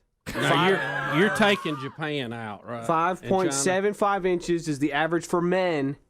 I'm 5'8". You sure that's not Papua New Guinea numbers? That's the whole world. That's the whole world. So, in fact, really, I'm kind of tall. Really, when you look at it like that. Yeah, you're 3 feet It's taller. all than her. relative, but much taller than this person. 3 Much. feet taller. Yeah, you're talking about the shortest lady in the entire world? Much Yes, I'm taller than her. Much taller. Not just trying to taller. brag. Not just taller, much taller. Yes. Not trying to obviously. brag. Right. Okay. So I just want to be sure. So you see, she's Yeah. here. Yeah. Also, I know we brought this up I am before. standing up, by the way, Speedy. didn't say Before anything. you even say it, I'm standing. I didn't say anything. Stand up and show us. Oh, I'm sorry. Yeah, people are saying it. So this woman's taller than Brittany Griner. Yes. Yeah, I don't know how tall Brittany Griner is. But we were. She's 6'9". Wow. I see. Brittany Griner yeah, is 6'9". Yeah, the tallest lady was, what, 7'1", you said? Right. That's correct. Yeah. Big. Yeah, but there's a lot of differences. You know what we see? Yeah. You know what we see? right, Greg. Matter of fact, Brittany Griner's voice still lower. So when She could we be in the Oak Ridge Boys. in the what? Oak Ridge Boys. Note Ridge Blues. You chewed that one up a little bit. Note Ridge Merch. I was like, what would you say? But I thought you were going to say something else. Yeah, me too. But here's what we learn this from what we've seen. Baba, wow, wow. But what we've seen. Wow, look at that face. Do we take away from this that there may be more health problems with being abnormally tall for your gender as opposed to being abnormally short? Because even though this little tiny thing, it looks like a little baby doll, no doubt about that. But she seems to be in better health than the really large, tall person. She seemed real happy. The tall person's like their bones can't support them or Is that something. what it is? Uh-huh. Yeah. Yeah. It all starts kind of collapsing. Because I even noticed everything. I've even noticed the tallest man in the world. He didn't look healthy. No, knees. Right. Well, You get picture that. there's tall, then there's freakishly tall. Yeah, imagine those being those ankles and knees and stuff. Oh, yeah. Man, that's tough. Yeah. Brittany You know, you've Griner, seen a she's lot of tall, these but big NBA guys, that were drafted, had all kind of foot and leg problems. Oh, Remember yeah. Greg Yeah. Odom at Ohio State? Sure. And, Sam Bowie. Remember, he had all kind of problems, too. Yep. So Get sometimes you grow, you just outgrow your support system, Yep. She does look, the tiny one, she looks so happy. That's incredible. Yeah. It is. It's unbelievable. Got great teeth. Look how big her shoes are. By the way, more Well, I guess it's probably hard to find them that small, Yeah. right? looking at more human phenomena I mean, today. you get tired of shopping at the American Girl doll. Baby doll Gap. store. Some incredible clothes, though, expensive. Is crazy. Bubba, speaking of another human phenomenon, Cher, said that she was shocked when she discovered legal name decades after birth certificate error. Yeah, I don't really get the story in this. I mean, Right, it's just it's just kind of a technicality, but Yeah, she said in her new memoir, which I know, Bubba, you'll be picking up. yes, that one. I hope I find that one on the Christmas And I notice tree. she's calling this one part one. Well, Rick, as long as she's lived, who knows? She's 77 now, and she requested a copy of the birth certificate when she applied to legally change her name to her famous, name Cher now in 79. The Grammy Award winner wrote that she was shocked to see that her first name was listed as Cheryl on the document. She thought she had a cooler name than just Cheryl. didn't She said, I believed Sherilyn was my name until the years later when I decided to legally change my name. And I looked on there and realized that I never was Sherilyn. I was Cheryl. To me, that's not that all big. Yeah, that's It's not that big a story. It ain't Look. like I found out I was Frank. I mean, That's something a weird. now that's a Well, big what one. instead Yeah, of Greg? what you if were you'd have found Gerbil? out her name was Sally or something? Yeah, that would've something been like a big that. deal. Bertha. Yeah. But anyway, I've seen several clips lately. It popped up on YouTube stuff of the Sonny and Cher show, and that was she must have been. How old was she then? 19. I don't think she Sonny was- comes across very well in the book. Well, let me tell you this. All right, so let me tell you, I saw some of this. So Sonny was 27, she was 16. But he said in the 16 years, even though she did live where he lived, she said it was platonic. There was nothing going on. It was almost like he took her in like a big brother kind of thing. like Elvis and Priscilla. Right. And then it escalated, obviously. But here's the thing I did not know. And she said she didn't either. She said, Sonny was the business guy behind the whole thing. And she said even the company that was named after her, Cher Incorporated or whatever, when they busted up and had their divorce, she discovered that Sonny owned 95% of it.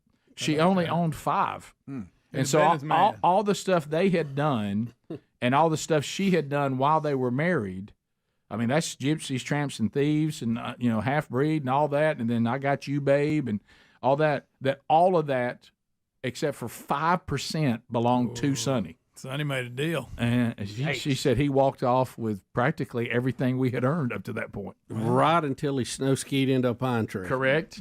Correct. But What a way to go. Yeah. I mean, that's terrible. He was enjoying himself. Right. Hey, I thought, I remember their variety show. Well, I always enjoyed it. I thought it was good. Sonny really I couldn't enjoyed it. wait to see it. Apparently, come on. Sonny really enjoyed it. He did. He was making bank. He was making bank. And I got you, but they finally had some sort of settlement or something. Now she still. So didn't how get- old was she when they started the show, though? Was she 16? the actual show? Yeah. No. I think when they got to She the was like variety 19 show, she then, was wasn't she? probably in her 20s then, maybe. I think it was 19. Maybe not. She was 19 when her career started. Yeah. Now I don't know how long it took before they had the variety show. That's what I'm saying. I don't know. Yeah. I don't know that time frame, but she was very, very young. Bottom line. She could dance too. You remember her dancing with the Jackson 5? I mean, she didn't miss a step. She could hang with them. No, Bubba, she was not like a Jackson. I mean, she. Oh, you didn't she see could, when they? I Have you she seen could- those when I mean, she's she dancing with hung, Michael? She hung in there pretty good, but I mean, I Well, the wasn't. Jackson's not Michael himself, right, but the right. brothers. She like was if as she good was as they were. like you. But she did pretty good she on was that as good as robot Tito. thing. She was as good as Tito. Definitely good as Marlon. Oh yeah, Marlon. Adler, see if you can find that clip. You showed it before of them You of her remember? with the Jacksons on, where they're dressed like Bubba the loves to see soldiers. Cher do the robot with the Yeah, I Jackson do. 5. Yeah, he How about likes this? I really do. Right. I enjoyed that. But little did she know Sonny was She here we was- go. she's doing the robot. She was in her 20s, by the way. She was in her 20s. Okay. When, Well, look at Michael move but too, I don't know man. that I would call that she's as good as. Well, you're Cedric, not Michael. the There's Jacksons. different. There's different. Nobody was as good as Michael. There's different scenes. That's not the only one. Right. How about this one? There's one where she's dressed like a toy soldier. She may have been with the Osmonds. Okay, great. Yeah, I think Well, you're look, right confused. She's staying with She's her. all right. Yeah, Huh? okay. Well, all there right. comes, No, that's not their. there comes Jermaine with the bass. Yeah, there he is. Of course, he and Barry Gordy are about to cut their own deal. Yeah. Was their guitars even hooked up? It doesn't I don't look see like any. For this, probably not. But didn't But I think they did. Play. Didn't Tito and Jermaine though? They could play, right? Yeah. Oh, They yeah. play. Yeah, okay. Of course, for any of these shows, you're never. Yeah. They're not going to. Right. Oh, You this know, is- we remember Michael during Billie Jean and all that. Yeah. But, I mean, he could move back then. Absolutely. I mean, he was like he was floating on air. Oh yeah, Huh? absolutely. So there we go. But yeah, it looks like she was in her 20s when that. The variety show. Yeah, But- 71. But when her career started, she was 18, 19, somewhere Yeah, in there. oh, yeah. Of course, she moved in with Sonny at 16. That's probably not the best. no, that's not good. He's 27. Phone calls to wrap up the hour. 866 We Be Big. Rick and Bubba, Rick and Bubba.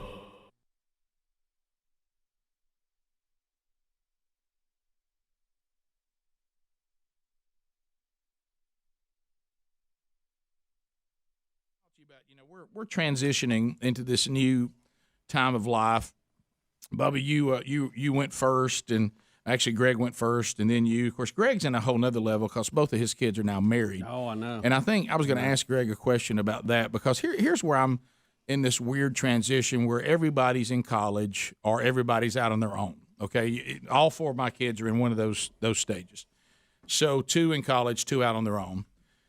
And the 2 that are in college, because now, when there's always one at home, then to me, the parenting switch is always on because you got one in your house. Mm-hmm. You know how it is. I don't know if those of you out there that ever played sports, did you ever get in a situation, and you hear this talk about all the time, where like if somebody plays sparingly, Yeah. and they say, well, they have to come off the sideline, then they have to get in the game. Right. I'm starting to feel that way about parenting.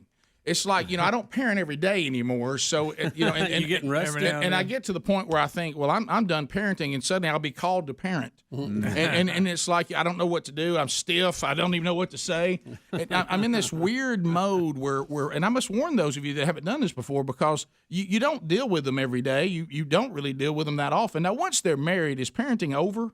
Now you might get advice or things like that. It's more advice. But parenting's over. Yeah, It's advise and consent. Yeah. At that point, you're like the Senate. But these college years is kind of a hybrid because they're not fully out on their own. You still have, in most cases, an investment there, but you don't see them that much. So you almost leave the world of parenting, then suddenly you're being called to parent again. I know. And I don't feel like I'm on top of it. It's like, you're sitting there and one point, you're like, hey, I'm gonna mosey on down to the farm, and Sherry and I, we're going to mosey over here and get something to eat. And, hey, why don't we mosey on over and see the boys?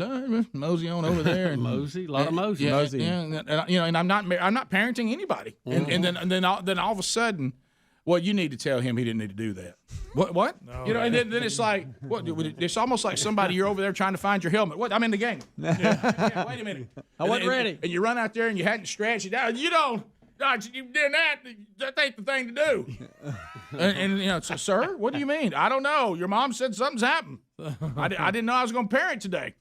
I don't even know what I'm saying. What's happening here? I got to go get my book off and dust it off a little I don't bit. think I'd do that. I'll tell you that, whatever it is your mother's talking about. Yeah, you better clean that up, and I mean now. Right. It happened the other day. Hey, you need to tell him he needs to come on by and see us. Okay. Where is he? You know, he's does he not know we're here? He does. Well, I figured they're going to come by whenever they're here. Well, you need to tell them that again, we won't get over here. Hey, Dad. Hey, son. Son. I better not see that again. Sir, what are you talking about? I have no idea. Your mother's upset about something. Yeah. Something. Whatever you didn't do today, let's not do that again. Rick, it's like it's like I'm not in a groove. I'm not loose. I'm not ready to parent. It's like the Well, person you put your whistle up, Rick. Yeah, I know. You did, Rick. Yeah, the person you back up, their helmet came off, so they got to come out for a play. Right. So you have to run in, and you're going to come back out, but you got to run in and act like you know what you're doing. And this is it. And let's just stay with that football analogy. So what's happened is, and in baseball, I forgot to warm up, and they're going. And I said, oh my gosh, I was supposed to be throwing in the bullpen. But in football, it's like they tell the backup, now be sure you know what we're doing, know our offensive plan, be know in the everything. game. And he's thinking to himself, I'm not getting in the game. And then before you know it, hey, who's down? Oh, that's the quarterback. Hey, get your helmet. Oh my gosh, I wish I'd looked at the plays. What are we running? What's Oklahoma mean? And it's like I've gotten out of the groove, and like this sparse parenting is kind of weird. Yeah. It's like you're not in the groove. You don't know what to do.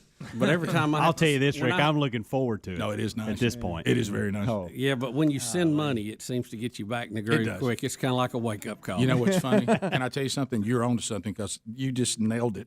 That is my go-to. I'll tell you what. Yeah, that's it. As long as I'm funding this, whatever your mother's mad about, it either stops and is corrected. I'm cutting you all off. That's always what I go to. That's it. So that's my new my new parenting thing now is I'm becoming like an employer. I'll fire you. You know what I mean? I'm not even a parent anymore. I'm the boss now. Yeah. You're fired. You're fired. Times again, I'll fire you. Yeah. And I was upset with something I was supposed to be upset. I don't even know what it was. It had something to do with, I think, and what was good, it was one of them going to work. Well, good. Yeah, that was good. How's that a bad? What do you mean you don't have your checkbook? But Dad, I never had to use it for. What do you need a checkbook for? Well, I'm filling out my thing. I got to know my account so they can direct deposit. Oh.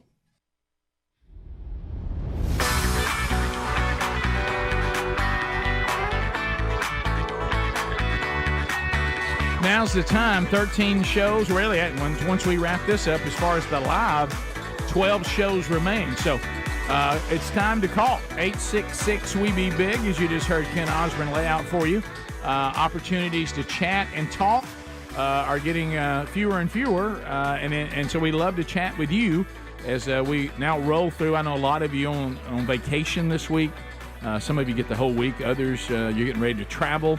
Have you seen those travel numbers they're predicting? Yeah. It's going to be the largest one ever. Yep. And so, by the way, got the Christmas lights up over the weekend. So now we're illuminated on the crest, wide open. Illuminated. Man, Sherry and I just sat out there last night, sipping on a little eggnog, just looking at the lights, and don't you just love it? I mean, this the atmosphere of it all.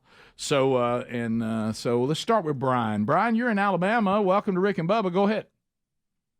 Hey, good morning, gentlemen. Hey, buddy. Hey, quick question. How do y'all know how many people listen to the show whenever my shop goes up? I got 3 shops. They go up, it automatically comes on the Big Time Gang in the morning, and then you guys. So how do you know that how many people are actually listening to the show? We don't. It's all a guess. I mean, there's things there's rating services that do the over the air part, streaming. We have some numbers on that too. It's and then in syndication you have other stations to figure in. So it's all kind of an estimate. Now I will say this: Bubba's second point, streaming, in its own way, is a little more precise. I mean, you can see how many people. Well, we think it is. Yeah, to some degree. But, I mean, you can look at a number. Right. The old way we did it, it's diaries, and people fill them out, then they turn them in, and it's a sample. And then based on that sample, based on that population, based on the percentage that came in on the diaries, now you figure out how much of that is, it's a bit of a. I mean, you get a good idea whether you have a popular show or one that's not so popular. Yeah, but you got something to compare it to. Yeah, but the exact number of how many people are listening at any given time, it's a guess. It's an estimate, but it's a fairly accurate estimate. Yeah, it is. And then now in the worlds we're in now, are we talking about live? Are we talking about archived? Are we, you got to factor all that in. So the good gets news, a little complicated. Yeah. So the number we give you, it's not like we're giving it down to the dot. And how about this? Sometimes we may give you a number that it's more than the number we give you. Because we're just going with the information we have. I think sometimes some of these estimates are low. I think the audience is bigger. The show will run across a couple of million people a week. Yeah, that's kind of where that one we feel pretty good about. Yeah. Let's go to Indiana. Jay standing by. Jay, how's everybody in Indiana after the big loss Saturday? We're a little sad. A little sad. Yeah, I understand. Got a good football team, though. I watched almost all that game, and the score does not indicate you don't make those mistakes early on. Of course, that's part of the game. I mean, you're sitting right there, and then, boy, it just got away from you. Yeah. Two plays got away from us, and that kind of it. Yep. But you're still having a fantastic year. Yeah, you can't do that against a good team. Absolutely. Absolutely, yeah. So, what's on your mind? Well, I just had a question, statement, whatever, but I was just, my favorite part of the Rick and Bubba show was the Trump updates, but I just had a question. After the election is over now and we see that Trump won by such a wide margin, how could those national polls been right that showed Kamala ahead? Don't you think it just made up? Well, they wasn't right. Yeah, they weren't right. Yeah. They weren't. It's there's been it's kind of going back and forth though, Jay. There was a time when I was completely in that the polls mean nothing, and then all of a sudden we had an election where the polls had it. Yeah. But this time I think there was a lot of I don't know. Do you have children, Jay? Yeah. Uh-huh. So you've raised kids that sometimes will just if they don't like something, they'll just stick their fingers in their ears and stomp their feet and go, no, I don't want to hear that. I don't want to hear that. And I remember our kids used to do that when it was time to leave their grandparents. Oh, don't say that. I think there was a little bit of the left. They could not imagine a world that Donald Trump would come back after they thought they put him away. Yeah. And win overwhelmingly. And they just didn't want to believe it. So I think there was some tampering, or maybe even just some. I'm trying to be optimistic. I don't want to believe this. That kind of thing. I think another one too is I think a lot of conservatives are less likely to answer polling questions. Mm-hmm. And I know I used to answer every one of them that would call. Now I answer none. So I think the conservatives are a little undersampled in a lot of these things. Do you think you remember you and I did multiple podcasts about the upcoming election with people who had different views on this, that, what was going to happen when Biden, and they all said Biden wasn't going to make it to the end, and they were all right about that. They were a little wrong about who became the candidate. Right. But remember them saying that though there's some things about voting that we'd like to get fixed, you got to play this election the way the game is being played, and the conservatives have got to learn about the early vote. They've got to get out of their comfort zone and go vote early as opposed to waiting to Election Day, because the left is going to do that. And if you want to keep them from tampering with it, you're going to have to overwhelm them, not on Election Day, but as they get their early vote out too. And I'm telling you, we saw a turnout from conservatives on early voting that I've never seen. Well, and I think that helped. On the polls, and one of the texters had brought this up, we were reporting that the polls were showing a change. Mm-hmm. True. After the vice president had announced, she got a big bump on that. But ever since that day, she was trending down. Yeah. Ever so slightly. And Trump was trending up ever so slightly.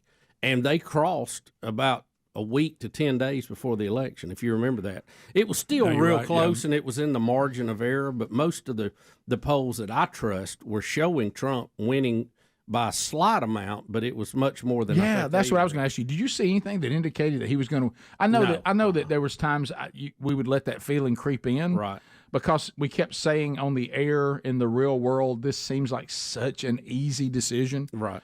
Almost like the Democrats weren't trying with the candidate and the team they put together. And it turned out that it was, for a lot of people, a really easy decision. Here's somebody that says they're conservative and they lied on every poll they responded to. What would they lie about? I guess they would say they're voting for Harris just to throw the poll off. Oh, I see. Okay. Well, yeah, because I think there's games that are being played and all that, but I think you're probably onto it more. Some people just are kind of like, hey, that ain't none of your business, and I'm not going. Yeah, I'm not going to answer honestly, or I'm not going to answer at all. One, if I don't know whose number it is, I don't pick up. Oh, never. And two, if I hear them say that, hey, we're with so-and-so polling company, I'd usually just hang up because I'm like, I don't fool with that. No, I don't got time for I mean, that. most conservatives have got something to do. They're working. They got a family. They're going to some event somewhere. You know, they just seem like they're busier folks. Yeah. Thanks for being with us. If we're wrapping up our day with you, be sure and catch tomorrow. Lord willing, we'll be back. Day 12. Day 12 tomorrow. And 12 working days of Christmas. Gift number 1 Got tomorrow. to get that done. Yeah. Here we go. Gift number 1 tomorrow. It got here. So be ready for that. And if you got more Rick and Bubba, then go get it. Rick and Bubba, Rick and Bubba.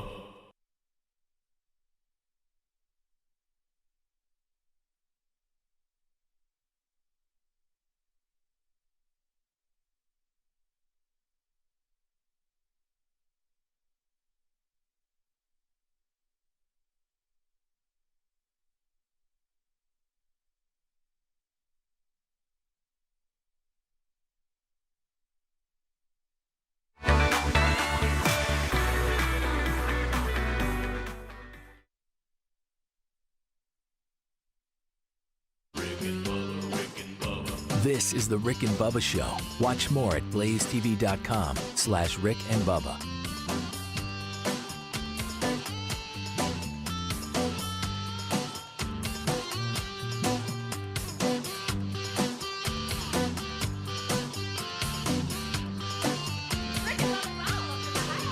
Rick and Bubba, Rick and Bubba.